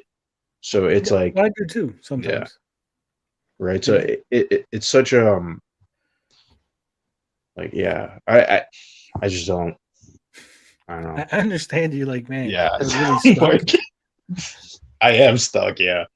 But I mean, it would be a terrible thing if these genres just disappeared. But again, yeah. What genres are you talking about? We're talking about movie reviews. We're still on copyright, Carl. Yeah. Oh, okay. Sorry, I just feel neither one way or the other about this subject. Yeah, I know. Yeah. Here's what should happen. YouTube should and this is my opinion. And Susan, I know you watch the show, Susan. Yeah. So write this down. YouTube should offer a program where YouTube buys the license to things, right? So you Mhm. buy the license to Toei's anime clips or whatever, right? And then offers that to people.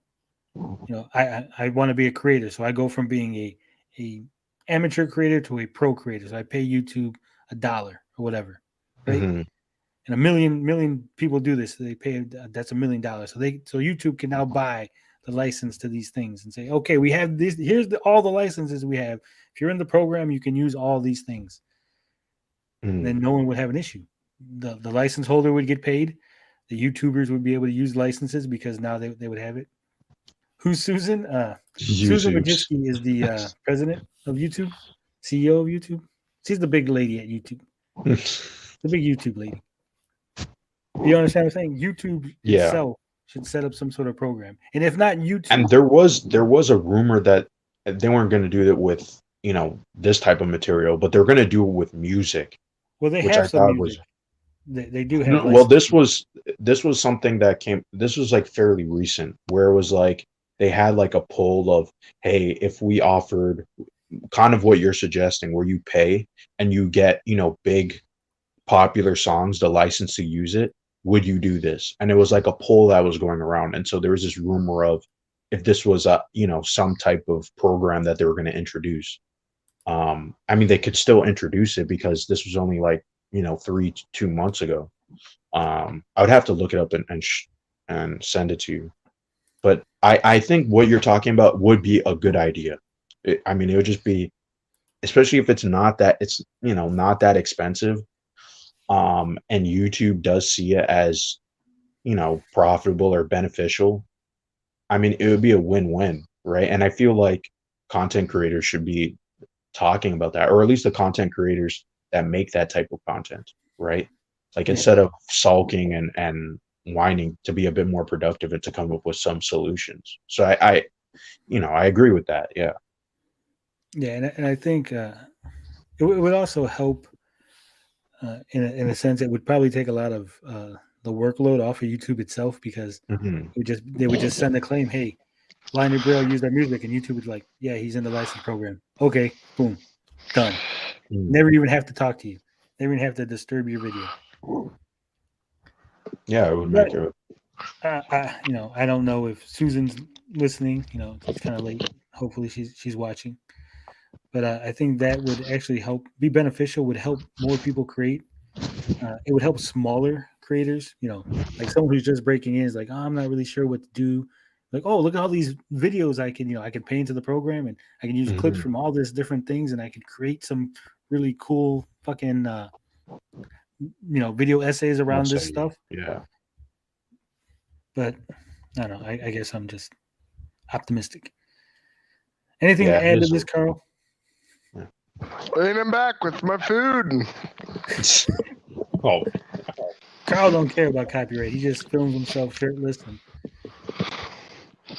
I mean, do you remember like I think it was I want to say like 7 years ago. I don't remember. But when Mike Tyson, they put the Mike Tyson tattoo on the guy from fuck was it, Hangover 2, I think. Do you remember that? Mr. Never Borrell? seen it. no, I haven't. I'm not too big on Hangover movies. Okay, in the Hangover 2, they get drunk and they get tattoos, and the guy gets the Mike Tyson face tattoo on his face. Now, the guy who did the tattoo for Mike Tyson sued the company because he said he did not license out the drawing. It's an original drawing that he drew on Mike Tyson's face. He owns the copyright to that tattoo. And so they had to digitally change the tattoo for the release on DVD. Oh, wow. And again, because you're that is not fair use, and they were 100% in the wrong, and it was applied exactly. Nobody complained. Nobody was like, "You stupid tattoo artist! How dare you ruin our movie?" They're like, "Yeah, well, it's fucking his art, right?" Because when it goes from the little guy to the big guy, everybody's like fine with it. When it goes from the big guy to the little guy, everyone's like, "Well, I don't know. This kind of mean." Yeah, I think it's mostly just because of the hesitancy of like these corporations, because they do fuck around, right? Fuck around Sometimes. and find out, right? Yeah. 1 inch bicep says face tattoos are hardcore crazy. They are. I would never tattoo my Oh, face. I see people like that. It's insane. Oh, jeez. 1 inch bicep says, could Pee Wee come down on Ninja Kitty? I don't know if you've seen the Ninja Kitty video, but Yes, I 100%. have.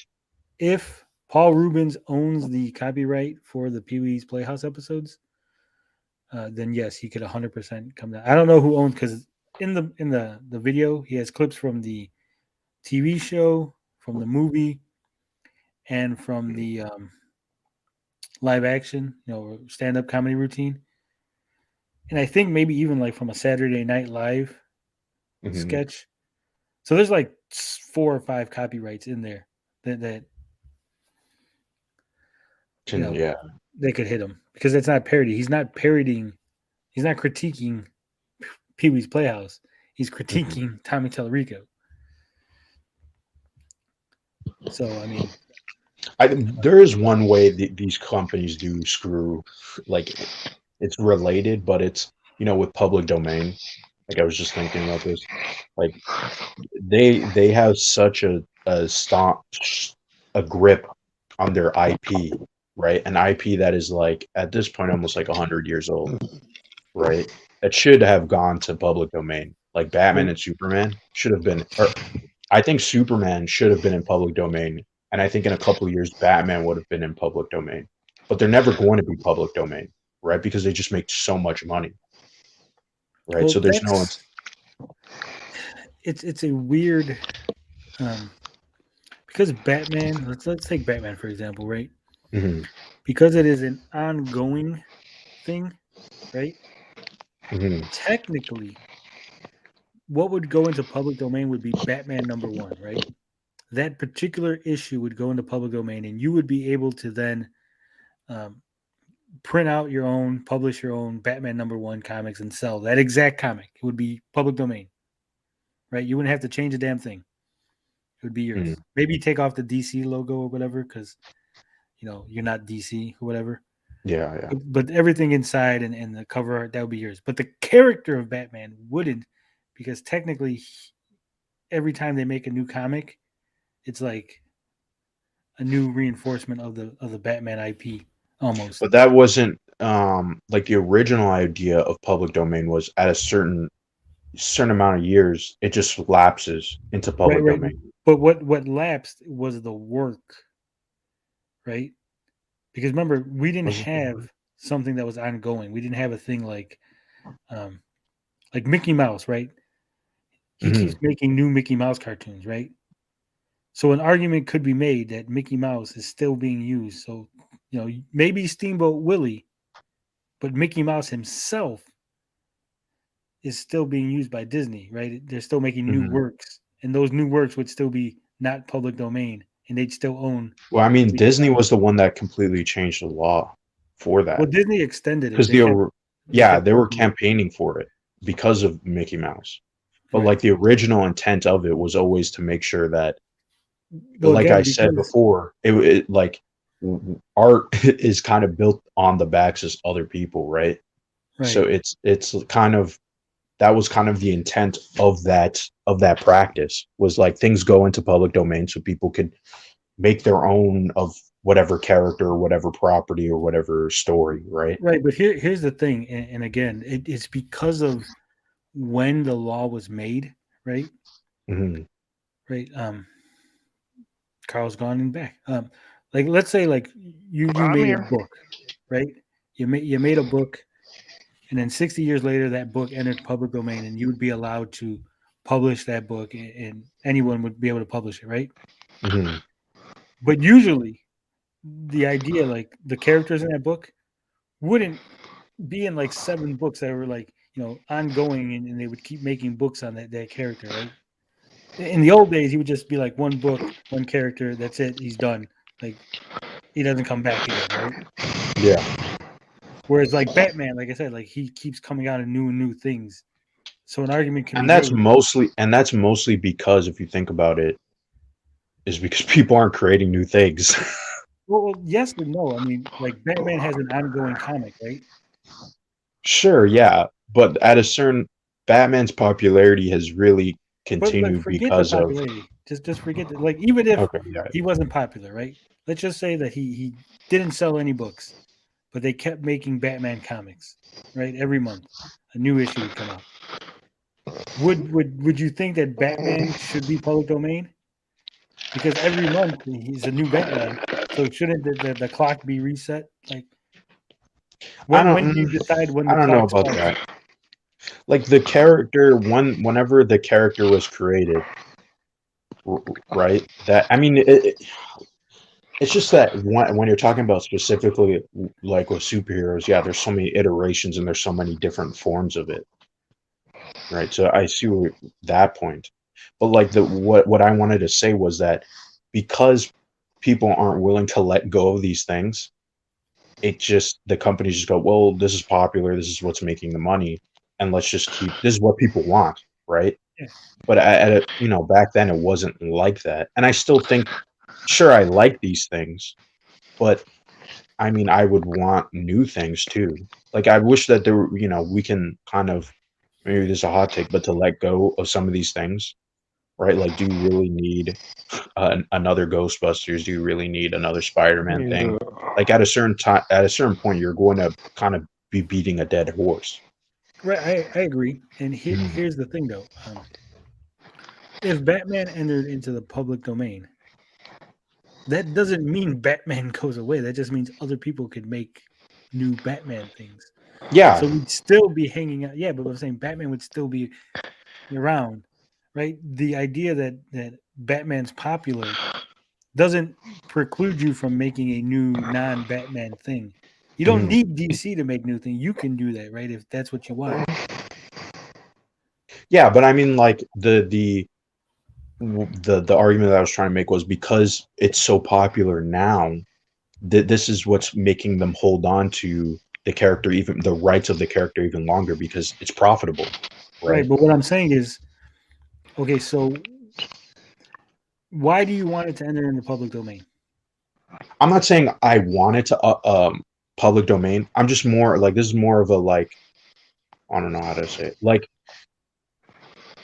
when things as things have an expiration date and to kind of just to move on, right? And allow it to be because when you create art or when you create a movie or something, it eventually becomes the culture in a sense, right? And Batman has become the culture. And so many people like this character. So why not allow him? Oh, you had, your time to make the money that you wanted, right? Maybe make a successor to the character or whatever. But it's time to let go and let that character be part of, let fans or let whoever create something new from the character, right? And on top of that, too, DC Comics is still and Marvel, they kind of screw their original creators, even though yes, they are contracted freelancers, but it's still like it's not really Marvel's creation. They just own it in rights and legality. Which I know is The problem I have with telling someone they can't make anything of anything anymore, I mean, it's you get in a position where that could be applied to anyone, and people have the right to their own properties. I mean, but look at characters that are public domain, right? Like if There's a whole website. Thor is technically, No. even though it is a mythology, Thor the name, yes, not Thor the character. Thor the character is not copyrighted, but I'm saying in Marvel, that wasn't my point that I was trying to make. Marvel wouldn't have been able to make the Thor character if it was copyrighted. Yeah, that's true. But here's the thing. Okay, let's say that Batman, just because I love Batman so much, let's say that Batman enters in the public domain, right? Mm-hmm. So everybody can make Batman stuff and sell Batman material, right? Hmm. But that also means that DC can still make Batman stuff. Yeah, and they sell can Batman. still make Batman stuff. Hmm. So, do you think that people are going to buy the DC Batman stuff or the non-DC Batman stuff? I mean, it's kind of like, I mean, this is a comparable character. He's not as popular now, but Dracula is a very famous Right, but character, Bram and Stoker's not around anymore, so it's not really comparable. it's comparable. Hold on, repeat what you were saying because I just lost my Okay, the argument I was going to get if Batman enters into the public domain, right? into. So then you start making your Batman comic, and DC's making their Batman comic, right? Hmm. What are people going to buy? Are people going to buy the Blinded Braille Batman comic or the DC Batman comic? Okay, yeah, this was what I was going to say, right? People are going to pick whatever whatever good story they like, right? If DC is going to continue to put out good Batman comics, then that's fine, right? And what I was going to say with Dracula is, with everybody's been making different Dracula stories, right? Like there's what's that crappy movie from the 50s that had Dracula? It's just this really shit B movie that had Dracula in it, right? But there's going to be other good Dracula stories. So you can people are going to pick whatever is the one that they want to Carl, see. what are you doing over there? Oh, sorry, I'm just reading. Oh, you make it out. What are you reading? Something naughty? Because you're making a lot of noises over there. No, I'm just breathing heavy. That's all. Sorry. Yeah, but here's why I say it's not comparable, Blinded. I understand what you're saying, but Bram Stoker, the creator of Batman, the man who wrote the Batman, no, Dracula. Dracula. Yeah. Right. The guy who created Dracula and wrote the original Dracula, he's not alive, right? So you can't compare like, well, were they watching the Bram Stoker Dracula movie or the Roger Corman Dracula movie, right? But DC is still around. So you have to ask yourself, if DC is still making Batman and but you have to remember, DC isn't, like, I don't really think that's comparable. DC isn't, it's not like, DC's hiring writers and they're not putting their names on it, right? There's different writers writing Batman, right? And DC's kind of just taking they're freelancing these writers 100%. to make their own 100%. Batman comic, right? 100%. So that's still, if DC Comics is, I don't know what number Batman's at. Let's say Batman's at 500 right now, right? DC Comics puts out 501, 502, 503, and you're putting out Blinded Braille's Batman #1. Do you think people are going to buy your comic or the continuation that DC is doing? No, people would probably pick the DC continuation. So then it wouldn't matter if Batman enters into the public domain, because people are still just going to, it would. I don't think it flooded in the market, but ultimately, I don't think it would flood the market, because remember, the market will operate on whatever's best, right? Not all it would 100% flood the market, because there would be just everybody and their mama would just be making Batman comics. I mean, come on, But everybody, but look at, that's what I'm saying. Dracula, Frankenstein. There's a bunch of those movies, right? But people are still going to gravitate to whatever's the best one, right? Just because a Dracula movie comes out doesn't mean it's going to be popular. It's just that you're kind of framing it in a way because Batman is a super popular character right now, and DC is kind of the one who's shepherded this character for 80 years. Right? That was my point. They shepherded the character. So most people just... But it's not... they shepherd it in the way where... I can't... Because remember, that it's not their creative input. It's still, Alan Moore or Tom King, whoever's writing, right? I understand. But I think, in my opinion, irregardless, even if Alan Moore was like, I'm going to make my own Batman comic, right? And it's going to be awesome. It's going to be the new Batman #1, Alan Moore, right? I still think most people would be like, no, I'm just going to buy the DC version. Yeah, and that's, I don't... So then eventually, I don't really have a problem. Away anyway, right? The market would... it's... But the thing is, if it's a free... if that person is intending to make money, then they're not going to make money, right? Just like how anybody can make a Dracula story, it doesn't mean that it's going to make money. Right. The point of the public domain was to allow, Give the opportunity. anybody to opportunity to play around with these characters and come up with something new, right? Right. That's I not agree. that. Yeah. So I I'm don't saying really. in practice. Yeah. I'm saying in practice, it wouldn't, like a non-Disney Mickey Mouse would never make any money. No one would care. Yeah, no one would care. So But I then, don't think that's a. so then it's But kind of why is? pointless. But what?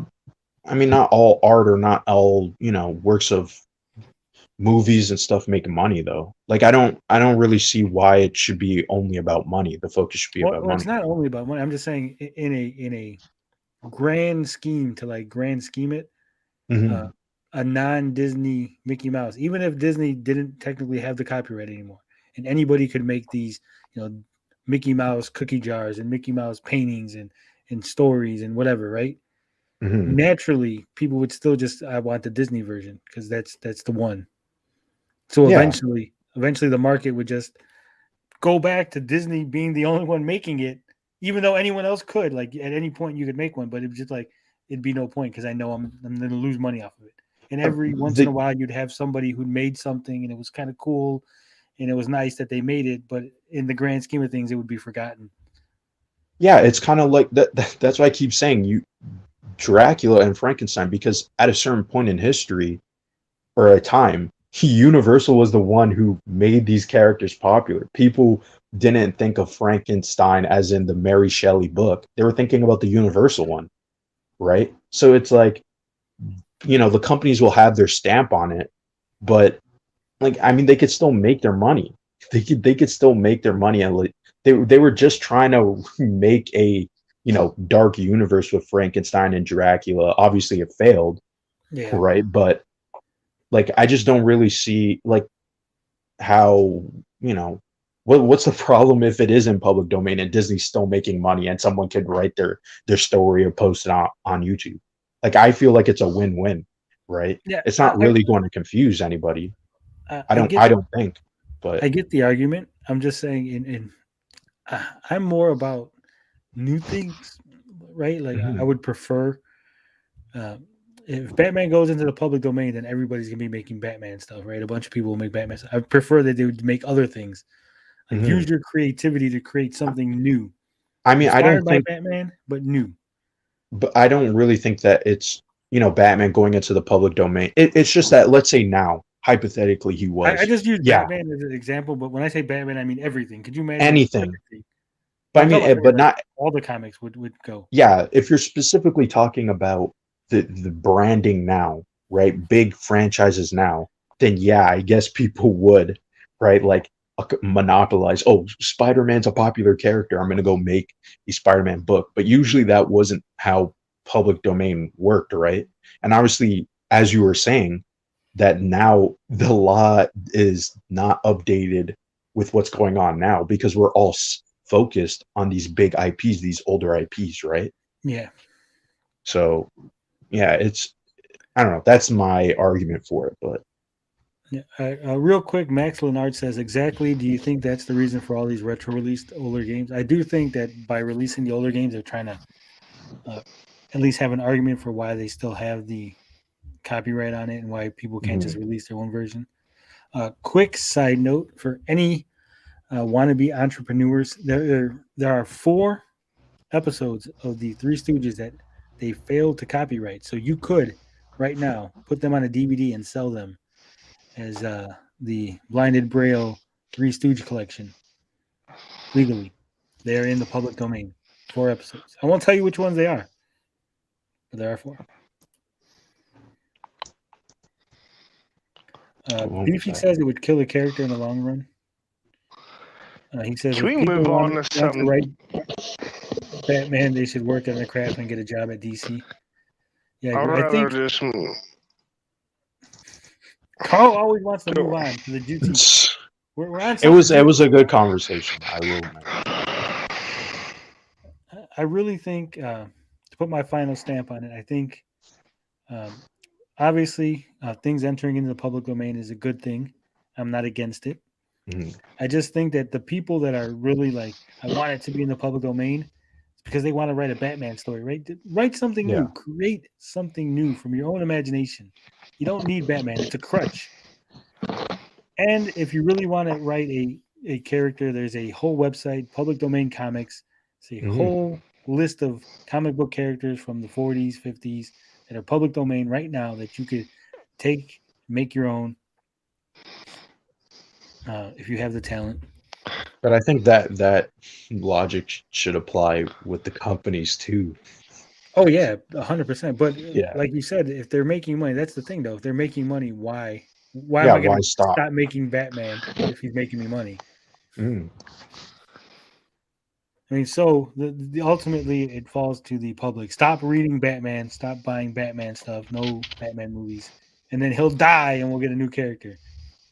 And then people will Or we'll complain just that get he's not something Batman, else. right? And I'll make 100 videos. They killed Batman. Why don't we have new Batman stuff? Oh, I mean, come on, that's a little... you had. I mean, you could transition into the next topic because it technically connects if you are doing superhero fatigue. Carl's gonna love that. But we are transitioning over to superhero fatigue. Are we tired of so much superhero stuff? Movies, games. Hell no. That is the People claim. have The claim that the reason that movies are not making as much money as they used to is because of superhero fatigue. Carl says it's not true. Go, Carl. People will always love superheroes. That's just how it is. We can't. I'll tell you why. Superhero movies are not making the money they used to because the stories suck. Because the stories aren't as good as the previous variations were. So you think it's just bad writing that people don't like? Yeah, I think it's bad writing. What do you think, Blinder Braille? Do you think people are getting tired of superhero movies, tired of superhero TV shows and stuff? I agree with Carl's line of thinking, where it's more of the plot. I think is making people kind of roll their eyes a bit. Like, okay, Captain America: The First Avenger. It's got, and I've seen the original Captain America movie, and then I saw the remake. You saw the Red Brown? Yeah, I saw the 80s, 90s version, whatever it was. Yeah, 90s.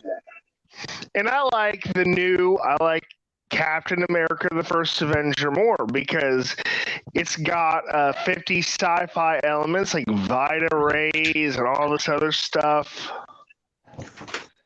Hold on, I'll be right back. It's got a lot to it. Well, I think the 1979 Red Brown version had all that in it too, to be fair.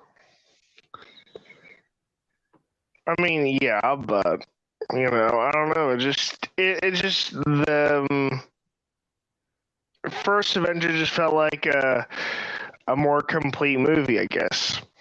Oh yeah, the first Avenger movie is a lot better quality, hands down. The Red Brown movie is terrible by comparison.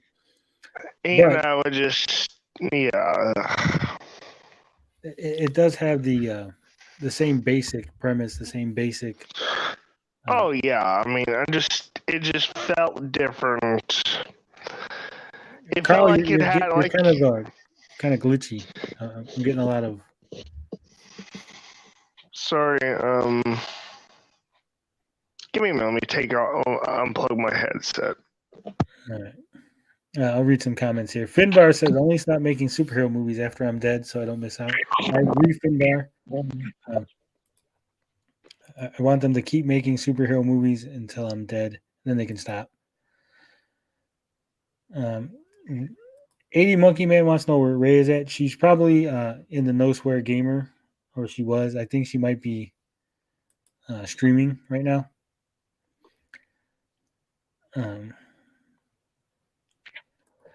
Beefy says, when was the last public domain character that made money? I'm sure there's one. Dracula, probably. Maybe the Mummy. All right, Carl. You back? All right. Yeah, I'm back. I don't know what it is about breathing. It's really weird. No, there's like a little static. It's like a staticky. Oh, I don't know. It could have been my headset. Could have been my headset. Okay, I'm back now. All right. So yeah, I mean, like, it just First Avenger just felt like a better movie as opposed to the original. That's all I'm saying. It's 100% better. kind of hard to describe, I guess. What are we talking about? Carl was saying that the first Avenger movie, Captain America: First Avenger, is a lot better than the Reb Brown 1979 made-for-TV movie. Yeah, I mean that's not the that made for TV movie that explains it. It's a made for TV.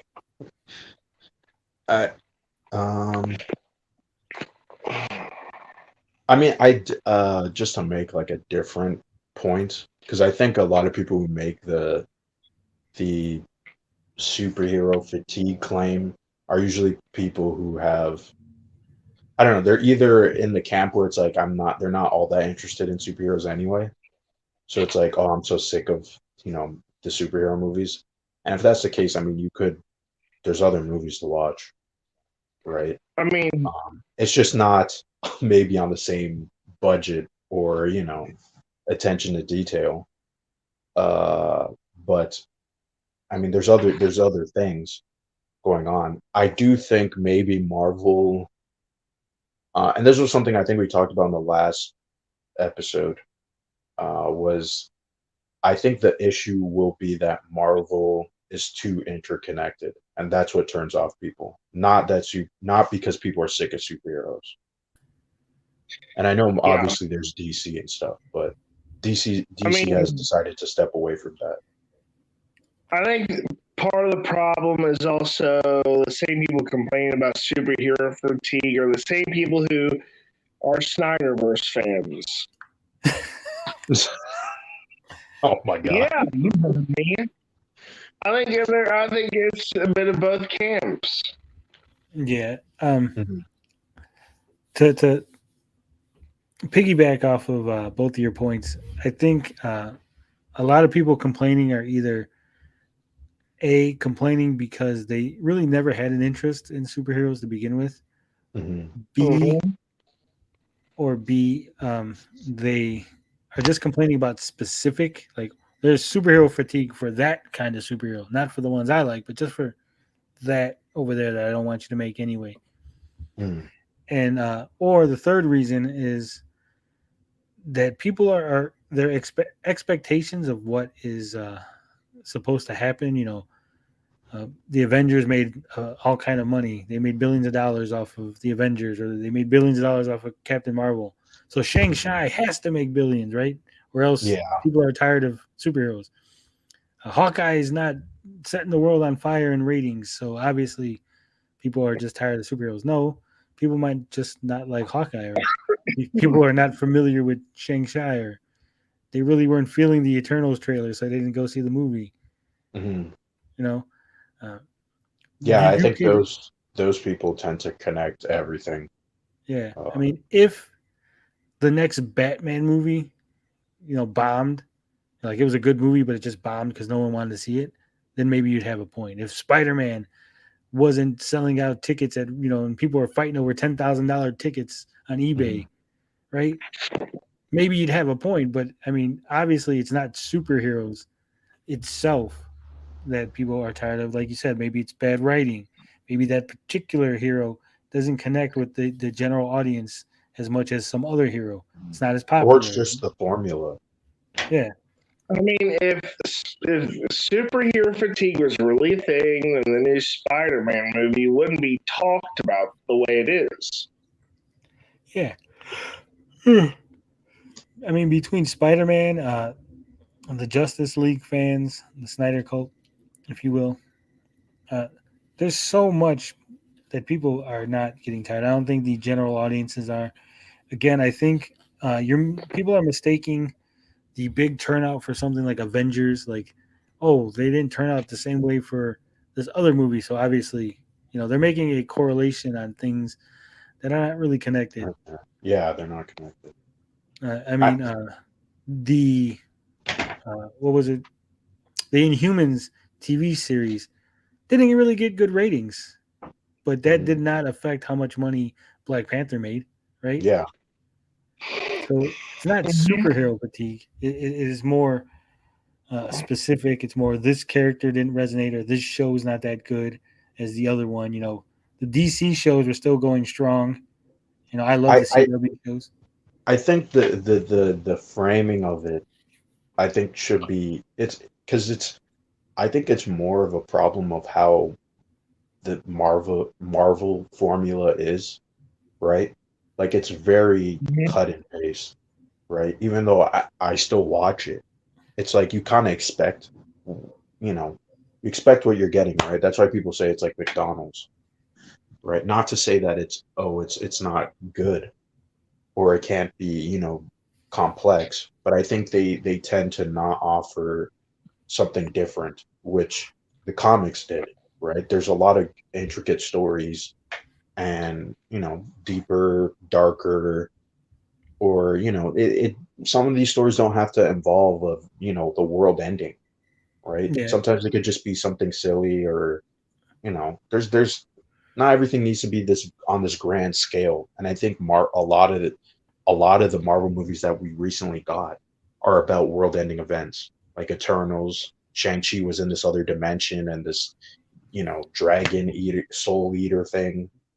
So I just think they need to kind of step away and realize you can have stakes that aren't big and grandiose, right? That's what that's what either of you see Deadpool 2? Nope. Yeah, Deadpool 2. Yeah. I didn't hear it. Yeah, I seen Deadpool 2. So I think that's one of the charms of the Deadpool movies is it's not about necessarily world-ending events. It's just shenanigans. It's silliness. Yeah. Well, Yeah, it's about Deadpool. let me to piggyback off of Blinded Braille. Let me shock you with a little something here, gentlemen. Okay.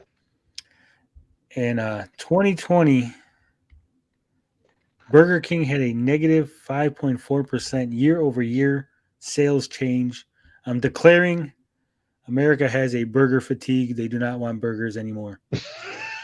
The data shows it, right? Burger King's selling less burgers.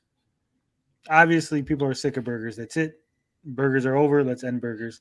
Move on from burgers, right? Because that's what they're doing. They're saying, well, this movie didn't make that much, or this TV series is not so popular. So obviously, the whole entire genre. In fact, Burger King selling less means that the entire fast food industry, people are just tired of it. They don't want fast food. Just shut them all down.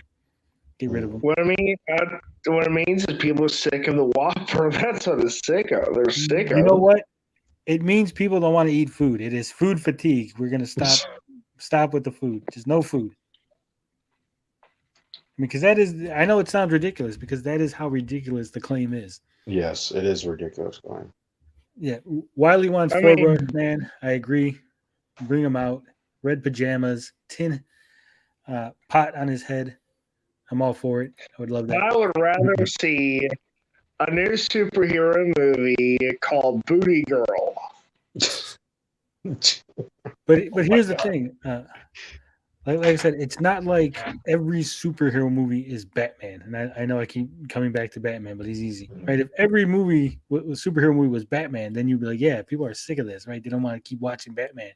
Mm-hmm. But you got Spider-Man, Batman, Superman, Hulk, Thor, Eternals, Shang-Chi, Captain Marvel, Black Panther, DC characters, I don't know. But, you got all this different variety. They're not the same thing. So even if you don't like one, you might like another, right? It's not all the same. It's not, superhero is not a thing that exists like as a singular type. I mean, it's easy for like Westerns. You say, well, all Westerns are more or less the same, right? But all superhero movies aren't. They're so far different. Like there's almost subcategories within it, right? Like yes, yeah. Like Daredevil would be almost a crime noir movie, superhero movie, right? Whereas Thor Ragnarok is a buddy comedy superhero movie. And to that point, there's a lot of people who make the argument that superheroes aren't even a genre. But I Yeah, I would make think, that argument.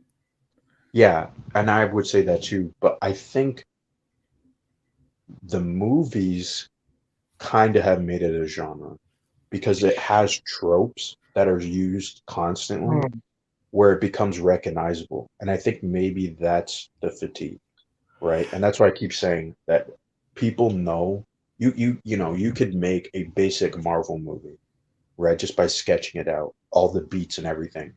And it's used in every single movie. And there's 25 movies. And we Yeah, get but 4 movies a year. It's a even then, lot. It's a lot. it wouldn't be superhero fatigue so much as the Marvel formula fatigue. Yeah, and that's what I was trying to say, that the framing of it is not, it's just not true. The super fatigue is not true, right? What people are kind of complaining about is this formula. So, Yeah, I mean, you had yeah. what was that movie with Will Smith where he's a superhero? Yeah. Yeah, Hancock. That's a superhero movie, and it's completely different than most other superhero movies. Mystery Men is completely different than most superhero movies, and I think the tropes that we assign to superhero movies, they can easily be transferred to other genres if we really took the time Yeah. and said, well, here are the tropes. So it's not really like a specific, like, these are superhero tropes only, Mhm. right? Yeah, and that's fair. Yeah, it's more of the people will say this because there is a lot of Marvel content coming out. But here's the thing, that's how the comic books work. Every Wednesday, there's going to be a bunch of Marvel comics. You're going to get it for in the 4 weeks. There's dozens of series going on at the same time, right? And that's why I think they might have to not lean so much on this connectivity thing. Like maybe have pockets, right? Focus on the street characters, focus on the cosmic characters, and then maybe eventually they come together, right? But like not everything needs to be like they want everybody to see every movie, right? And You want people to make are that doing money, that. get that Yeah, paper. to get that right. But I think at a certain point you don't people are kind of doing it because they want to see where it's going next, and that might be a problem for them, right? Just tell the story. It's already popular. I just don't see why everything needs to be connected, Yeah. especially All if right. there is no point. 1 Inch Biceps reminds us of Last Action Hero, and that movie pissed me off to no end. To no end. I hate The Last Action Hero. Fuck Do The you know Last why? Action. Do you know why that movie pisses me off so much? I need to know. Yeah. Okay. How in the hell am I supposed to believe that a teenage boy with a movie ticket that allows him to go into any film is going to spend his time in an action movie and not a porn? Right? Come on. Okay, I see You the got a point now. golden ticket. You can go into any kind of movie you want, and that's what he picks. The kid. I want to probably- hang out with Arnold How old was Schwarzenegger that kid? and not fucking some hot chick.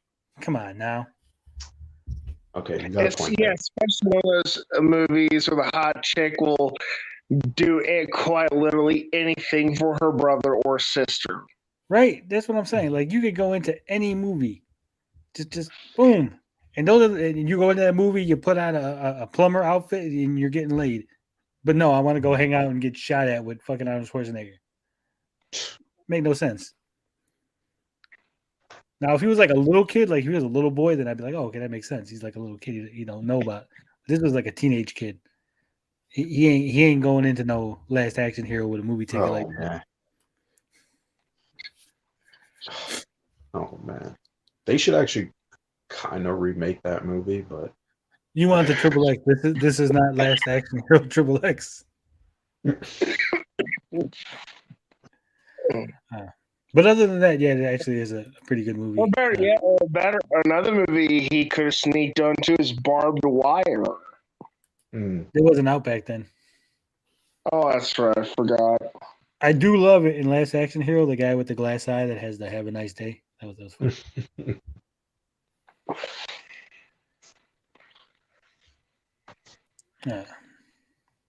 When his bicep says, "I know Last Action Hero lacks realism." Yeah, it is. Yes. I just don't like Last Action Hero. I mean, it's just so awful. One Inch Bicep says, "I like when he kills a bad guy with an ice cream cone." Yeah, it's funny. I mean, if you don't take it too serious, if you just go in there to have a good time, it's a decent movie. Yeah. But just that one point, that one stickling point, I was like, come on, he's not going in there. You got told that ticket could give you anything. Come on. Maybe I'm the only pervert in the audience, but I don't believe No, it. I think that would. I'm a bigger pervert than you. All right. I think we've exhausted all the topics. Oh, we did. Yeah, we're at. You're talking about Play Pass having the multiple tiers or whatever. I think we're gonna go to You some care- chat Q&A. We're gonna open up the floor to the chat, to the 5 people still here watching us. Any questions? Anything you want us to discuss? I see somebody wants to know. Wiley wants to know your top 3 Arnold Schwarzenegger movies. Okay. Total Recall, Running Man, and Eraser. And what? Eraser. Eraser? I don't think I've ever seen Eraser.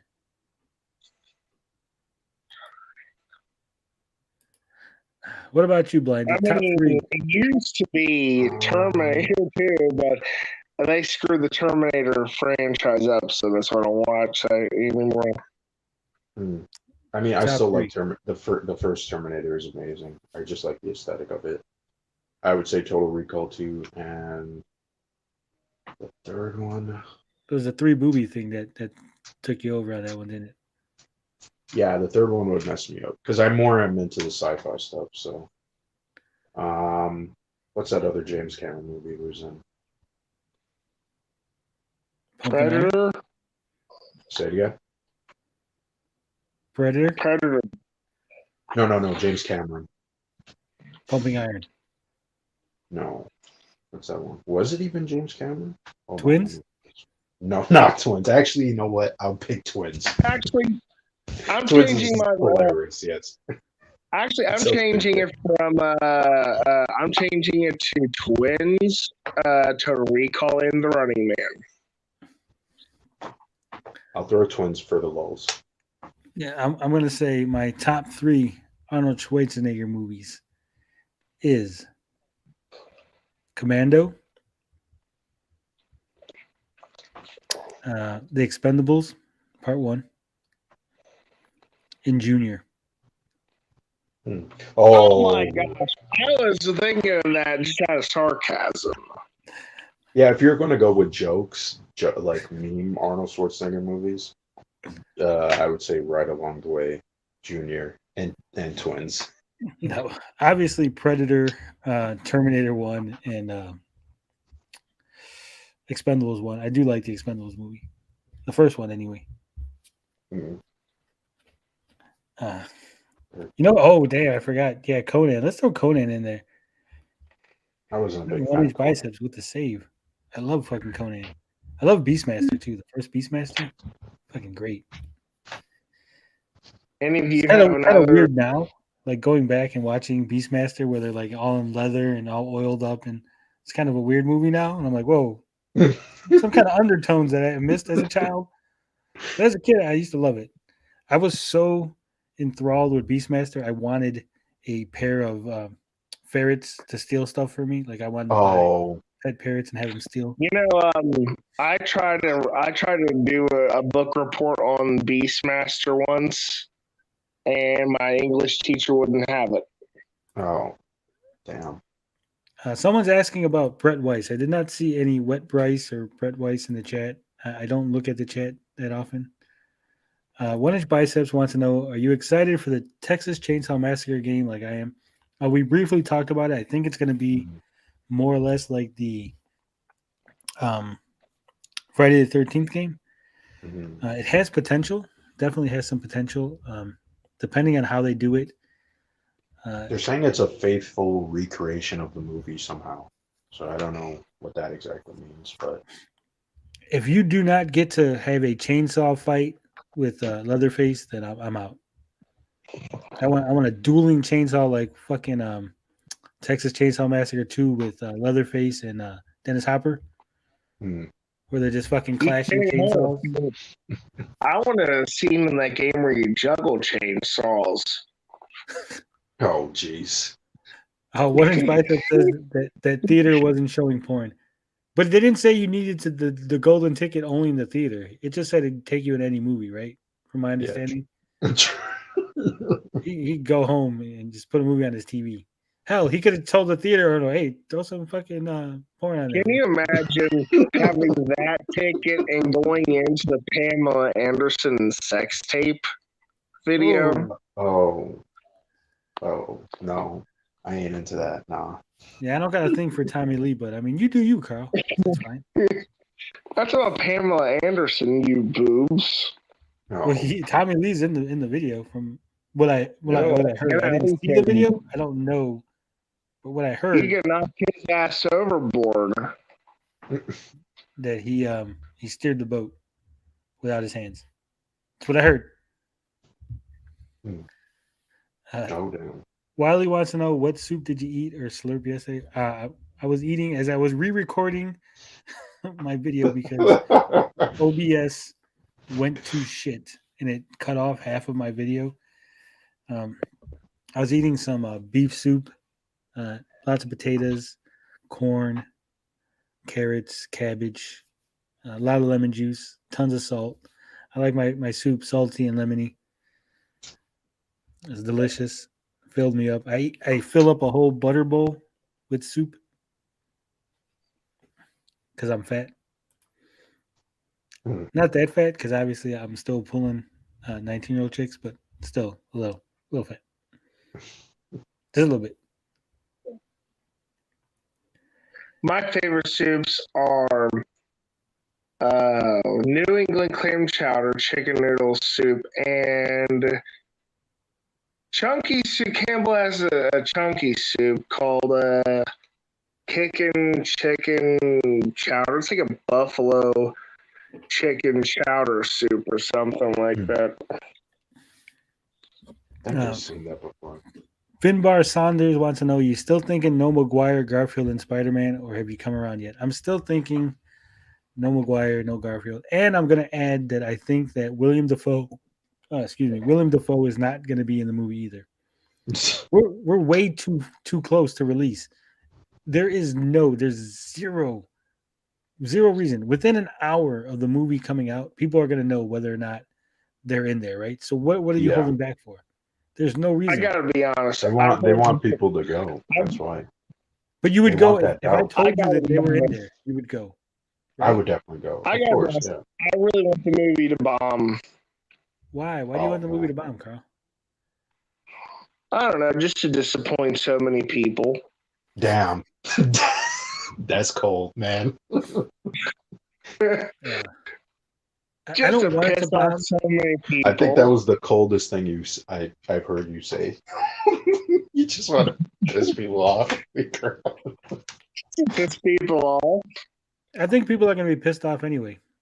Yes, I think so too. Willem Dafoe, he's literally doing press for it. Is he? I haven't seen him. He is. There's pictures of him in the suit and everything. Like you could see his face. I didn't see press for it. I know that there was like leaks supposedly. No, it's him, Jamie Foxx, and I seen Jamie Foxx. Jamie Foxx.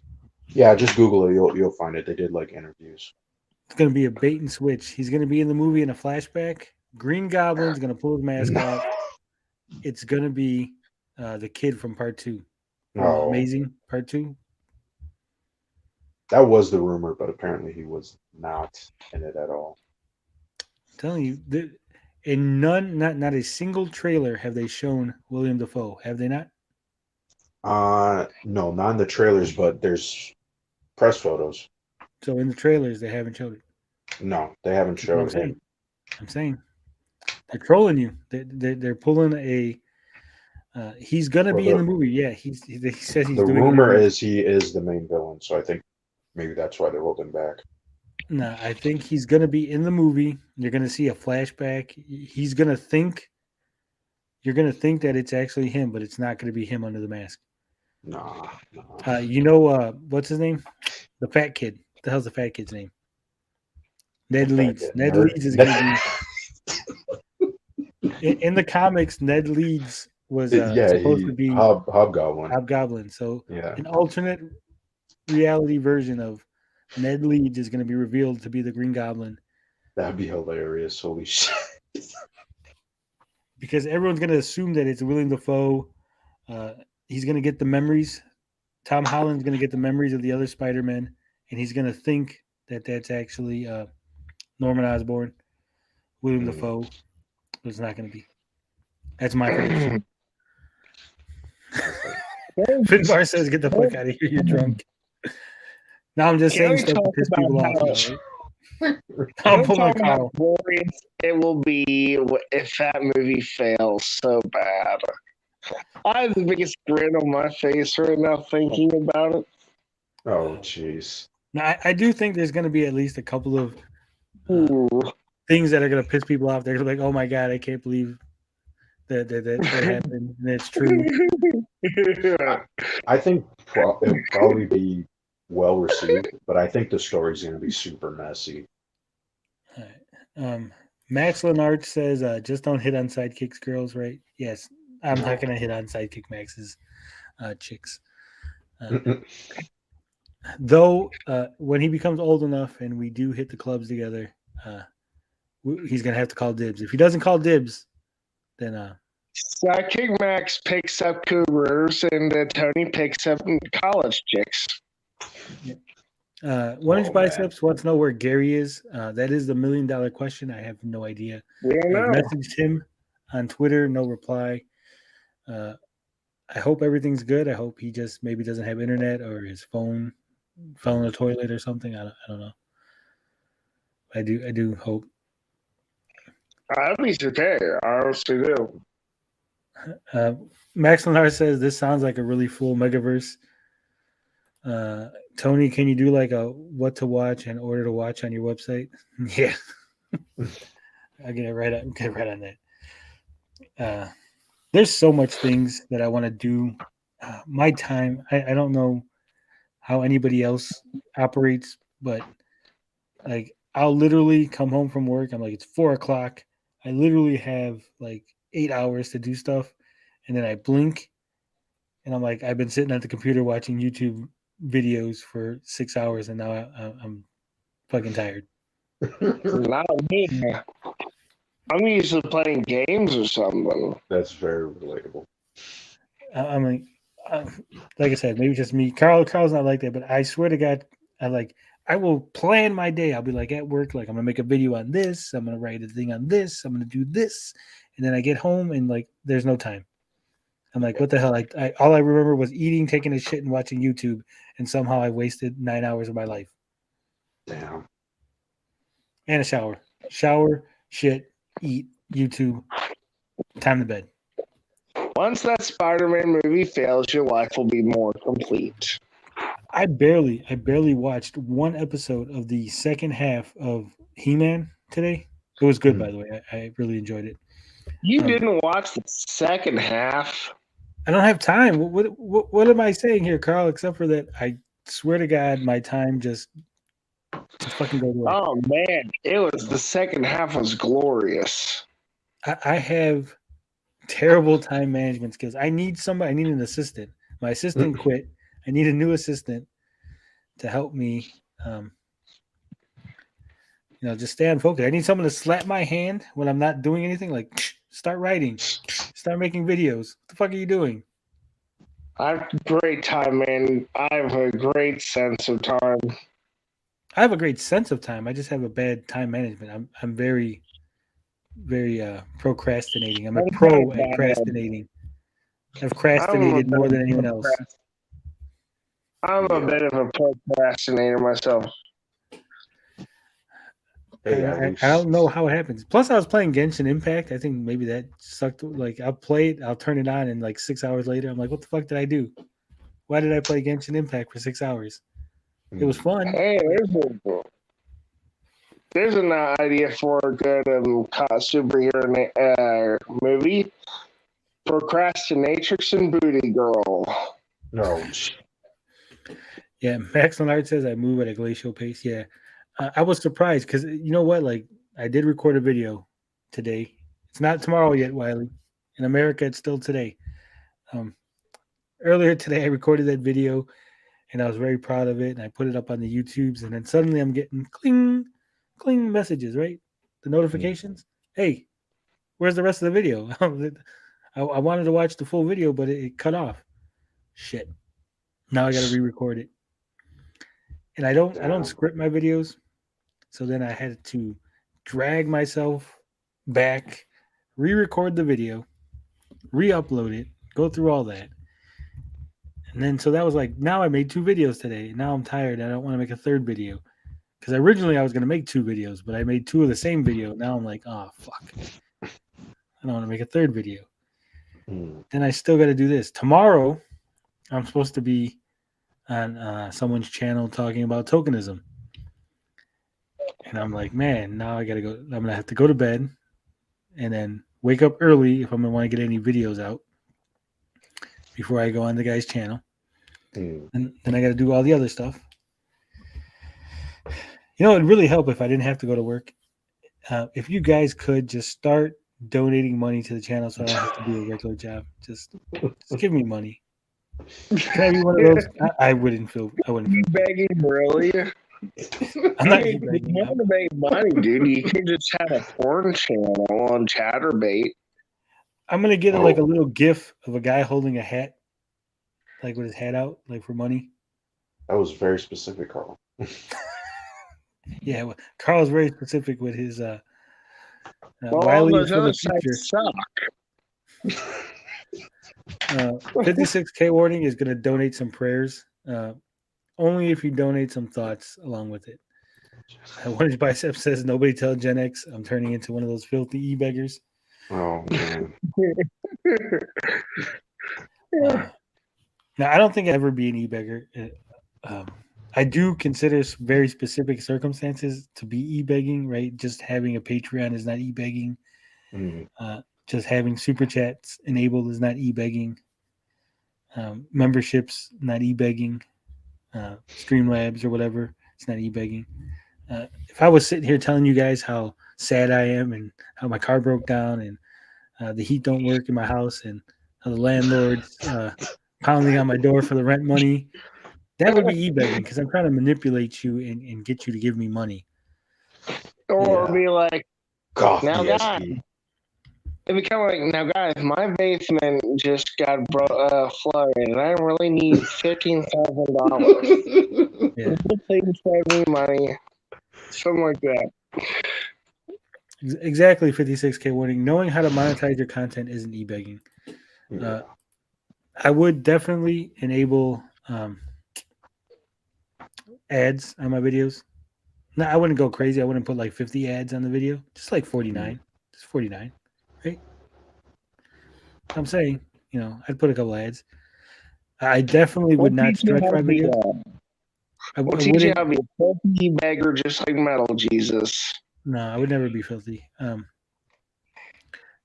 would not stretch out my videos like some people do. Like I got to hit the 8-minute mark or the 6-minute or the 10-minute mark or whatever.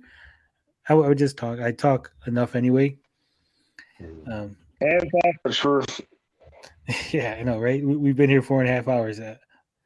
So me saying that I love to talk about nothing or things that could be summed up in 5 minutes it's an understatement. Understatement of the year. Wiley says, why don't you make a t-shirt with everyone's pre-order name on it? I'm in. I wanted to make a shirt with the Gabbing With Geeks logo, but the image, the quality was too low, and the shirt company said no, it wouldn't work. Wouldn't be good for printing. I wanted to do a Geek Getaway logo. The logo I got, again, was not high quality enough. I think the Frog King logo here, I could put the Frog King on a shirt, but I don't know if anybody wants to walk around with a frog on their shirt. Mhm. My cousin is a huge fan of frogs. She loves them. No. Your sexy cousin? No, she's my married cousin. Being married does not preclude you from being sexy, Carl. I hate when She's people my say that. Like, cousin. is she good looking? No, she's Like married. I told Not you, like we you're don't. good looking or married, right? Like it's not a choice. It's one or the other. But no. No, I'm just I'm not interested in her cousin. That's which one. Hmm. Spoken like a God, true I told you Kentucky. we don't all sleep with our relatives in Kentucky. Rambling Man says, "Would you Whoa. allow an Amico advert introduced by TT?" I mean, yeah. I mean, Actually, I was just thinking about a good T-shirt comparing Tommy Tallarico to Caligula. nah. Oh. Think about it. Okay, now think about it here. A, they're hated by their employees, and B, their fans love them. Hmm. Maybe if Tommy wants to advertise on the channel, he could cut me a check. I'll definitely take his money. His money's green. Spends like anybody else's money. If he wants to pay me to shill for the Amico, I've named my price, $50K a year plus full benefits, and I will gladly turn this into a shill channel. Don't worry, fellas. Oh. I will be the new PR head of Amico. I'll tell you how awesome it is to play a remake of a game from the 70s with graphics from the 2000s. I will be all about it. This is a sad day. Tony's I downfall. will open every box with a smile on my face.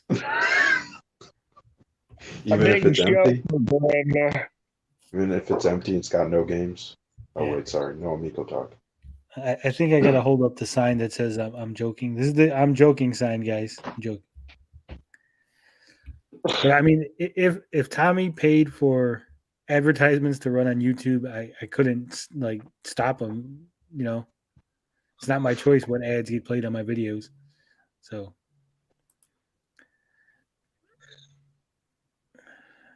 We could have a shirt that says we could sell a shirt that says Tommy is just like every Englishman. Rambling Man says, "Don't talk about T-shirts again, Tony. Otherwise, the creep will invite you back to the gazebo." Good times. Good times when people on YouTube threaten me. It's always a good time. That's a come on. 56K warning. Tommy will pay Tony with friendship. No, I'm a little more expensive than that. You don't have to pay me to be your friend, but you have to pay me to promote your product. I'm not free. So I guess a Ferrari ride doesn't count. It does not count. No. But I mean, we do have the Gabbing with Geeks, Good to be the Frog King mug on sale right now, $10. I'm curious to be frightened what mug you would have of me. It's in the chat. If anybody wants to support the channel and buy a mug, it's right there. $10. I don't know what the shipping is. I don't worry about that. We've sold 0 units so far. It's been on sale for a whole week, and you guys have bought 0. Very, very disappointed. My grandma is now eating cat food instead of actual food because you've bought 0 mugs. Sidekick Max has been reduced to just Side Max. We can't afford the kick anymore. It's a sad day here in Geek Getaway Land. Oh no! You need to sell the. I used to have cat food is delicious. I used to have a girl who would come over and serve me food off of a silver platter. I've had to downgrade to a bronze platter.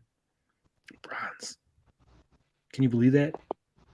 What you need is a skull and D-pad mug. That's what you need. I don't know if you own that logo though, Carl. I can't be selling other people's logos. I Oh, actually have the I'll license put together.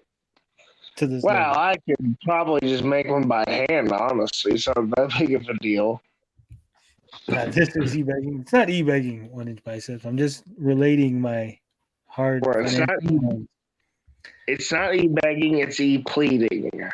I'm just letting you all know that I fell down and there's a crack in my ass, and I need to go to the doctors and have my ass crack examined. It's going to cost about $100,000. The doctor is in Mexico, in a resort town. So don't get confused if you see me on vacation. I'm actually visiting a doctor down there. Oh, And you can find access it on the internet at TonyDoesAnything.com.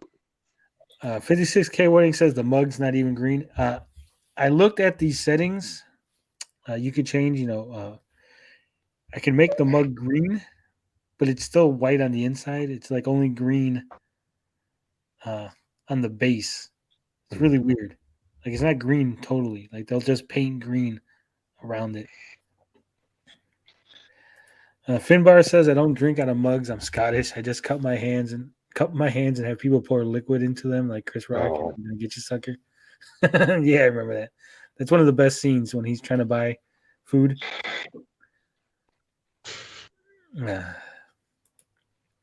Rambling Man says I'd buy one of the Carl's used furry suits for hard cash. oh. Furry furry suits. I don't have no furry suits. Doesn't Saggy have a big furry suit? Probably, yeah. Like a big wolf Yeah. suit I or don't know. something? A fox or something. Yeah. That's just weird. It's weird. I've never.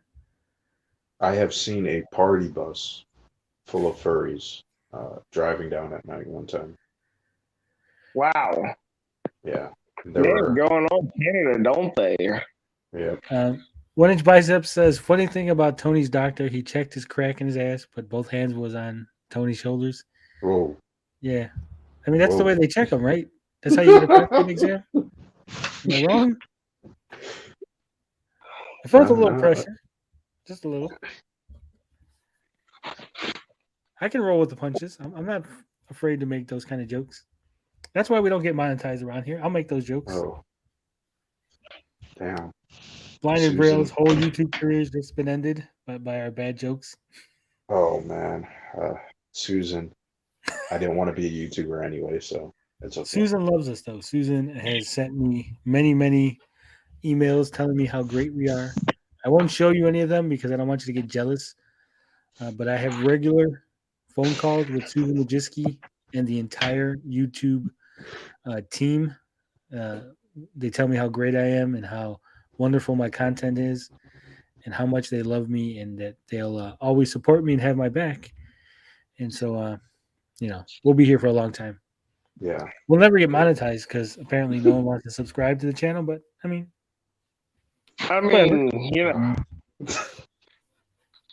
we could always sell something where the Treaty of Versailles is on one side and the Amico 10 Commandments are on the other. Oh man. We did get some new subs. We're up to 330 subs. So I think I got like 10 subs off of the controversy this week, which is sad considering he has 445,000 subscribers and only 10 people subbed. And if he made a YouTube video, it would have been.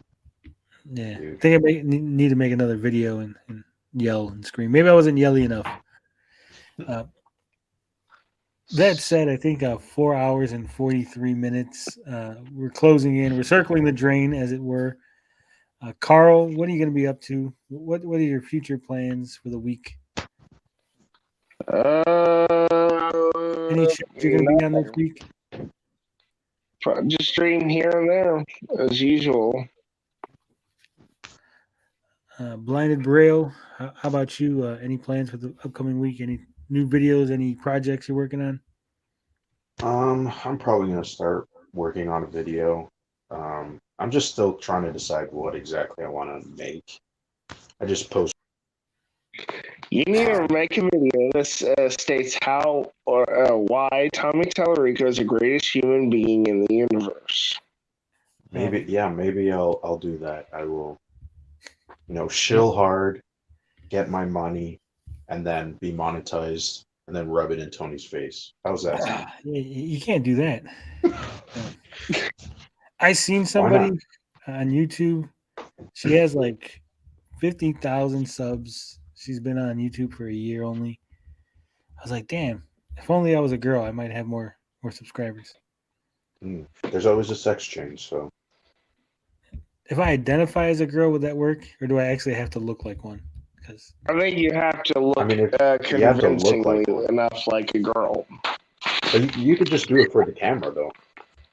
it's really true. I think I'm going to get one of those Japanese VTube avatars. I'm going to keep the voice, so it's still going to sound like me, but it's just going to be a sexy waifu on the screen. I think that'll work. Yes, that would be hilarious. You know who did that? Carl's best friend, Vito, actually did that as a joke. Vito did that? Oh, man. He's not my best friend. He's your BFF. I thought like he said you were going over for Christmas. Vito told me he's like Carl's coming over. With that said, I now like him more than Mad Max. That's for sure. Oh, more shots. I don't know. So, One Inch Biceps wants to know what controversy. He wants to know what happened. He missed it. He missed the beginning of the show. I don't really want to dwell on it too much. Some YouTuber that I've never heard of before. He had made a video.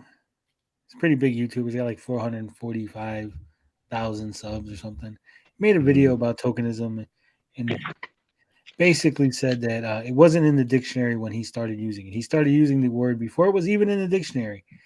And that's why his definition is the real definition. He knows what the word means. I simply proved that the word has been in the dictionary for at least 50 years.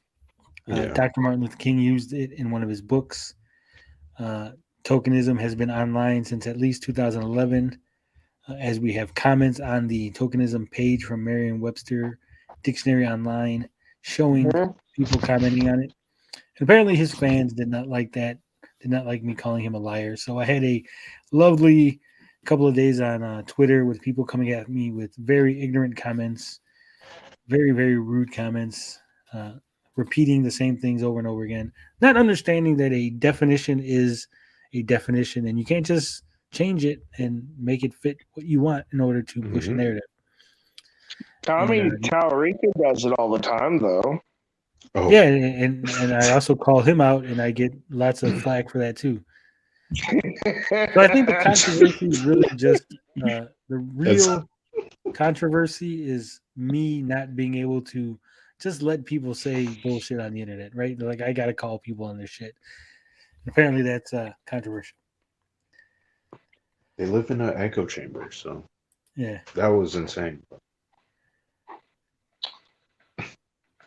Max Leonard says, "Yo, can we get a URL to the Geek Getaway Discord? I promise to bring some insight from all the nonfiction stuff I've read and watched over the years. You could if we had one, but we don't. We did have one briefly. Briefly, we had one, and then Carl disappeared from online, and then I took it down. I don't think it's necessary to have one. Realistically, I mean, 330 subs. I don't like Discord really literally, the Discord was literally the same people that I'm in like other Discords with. It was like, what was the point? You know,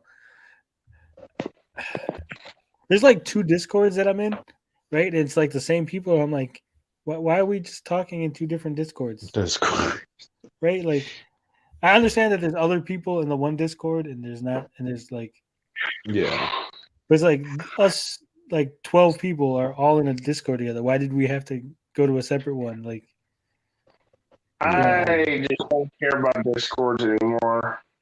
Yeah, same. I just never really got into it. It's kind of Every time someone's tried to call me on Discord recently, it just the call drops or something. Yeah. Mm. Rambling Man says, identify as a frog, make yourself a suit, and you will get 1K easily. Probably. Mm-mm. I do identify as a frog. I've adopted the frog. No, actually, you know what? I didn't adopt the frog. I was born in the swamp. The swamp has shaped me. You have merely adopted the swamp. I'm not touching that with an 9-foot pole. Good. I don't want you touching anything of mine with your pole, Carl. Keep your Oh. pole in your pants. Whoa.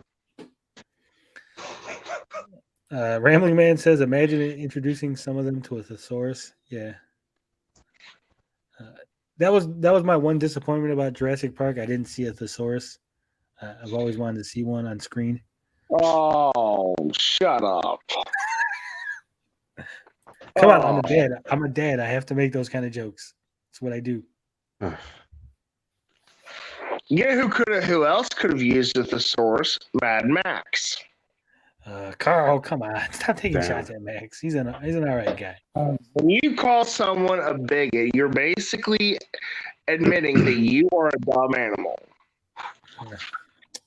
Max Leonard says, extend my well wishes to Gary. I will. I haven't seen him, haven't heard from him. I hope Gary he's come okay. home. Yeah, we do hope he's okay. Wiley says dad jokes. Yeah, I got dad jokes. When you become a dad, I'm going to let you all in on a secret. When you become a dad, when your child is born, this is how you know if you're actually a dad or if your wife has cheated on you. When the baby is born, a man in a black suit hands you a small book filled with dad jokes. Okay? If you do not get this book, then your wife has cheated on you. That is the Men in Black. Men in Black are actually the dad joke mafia.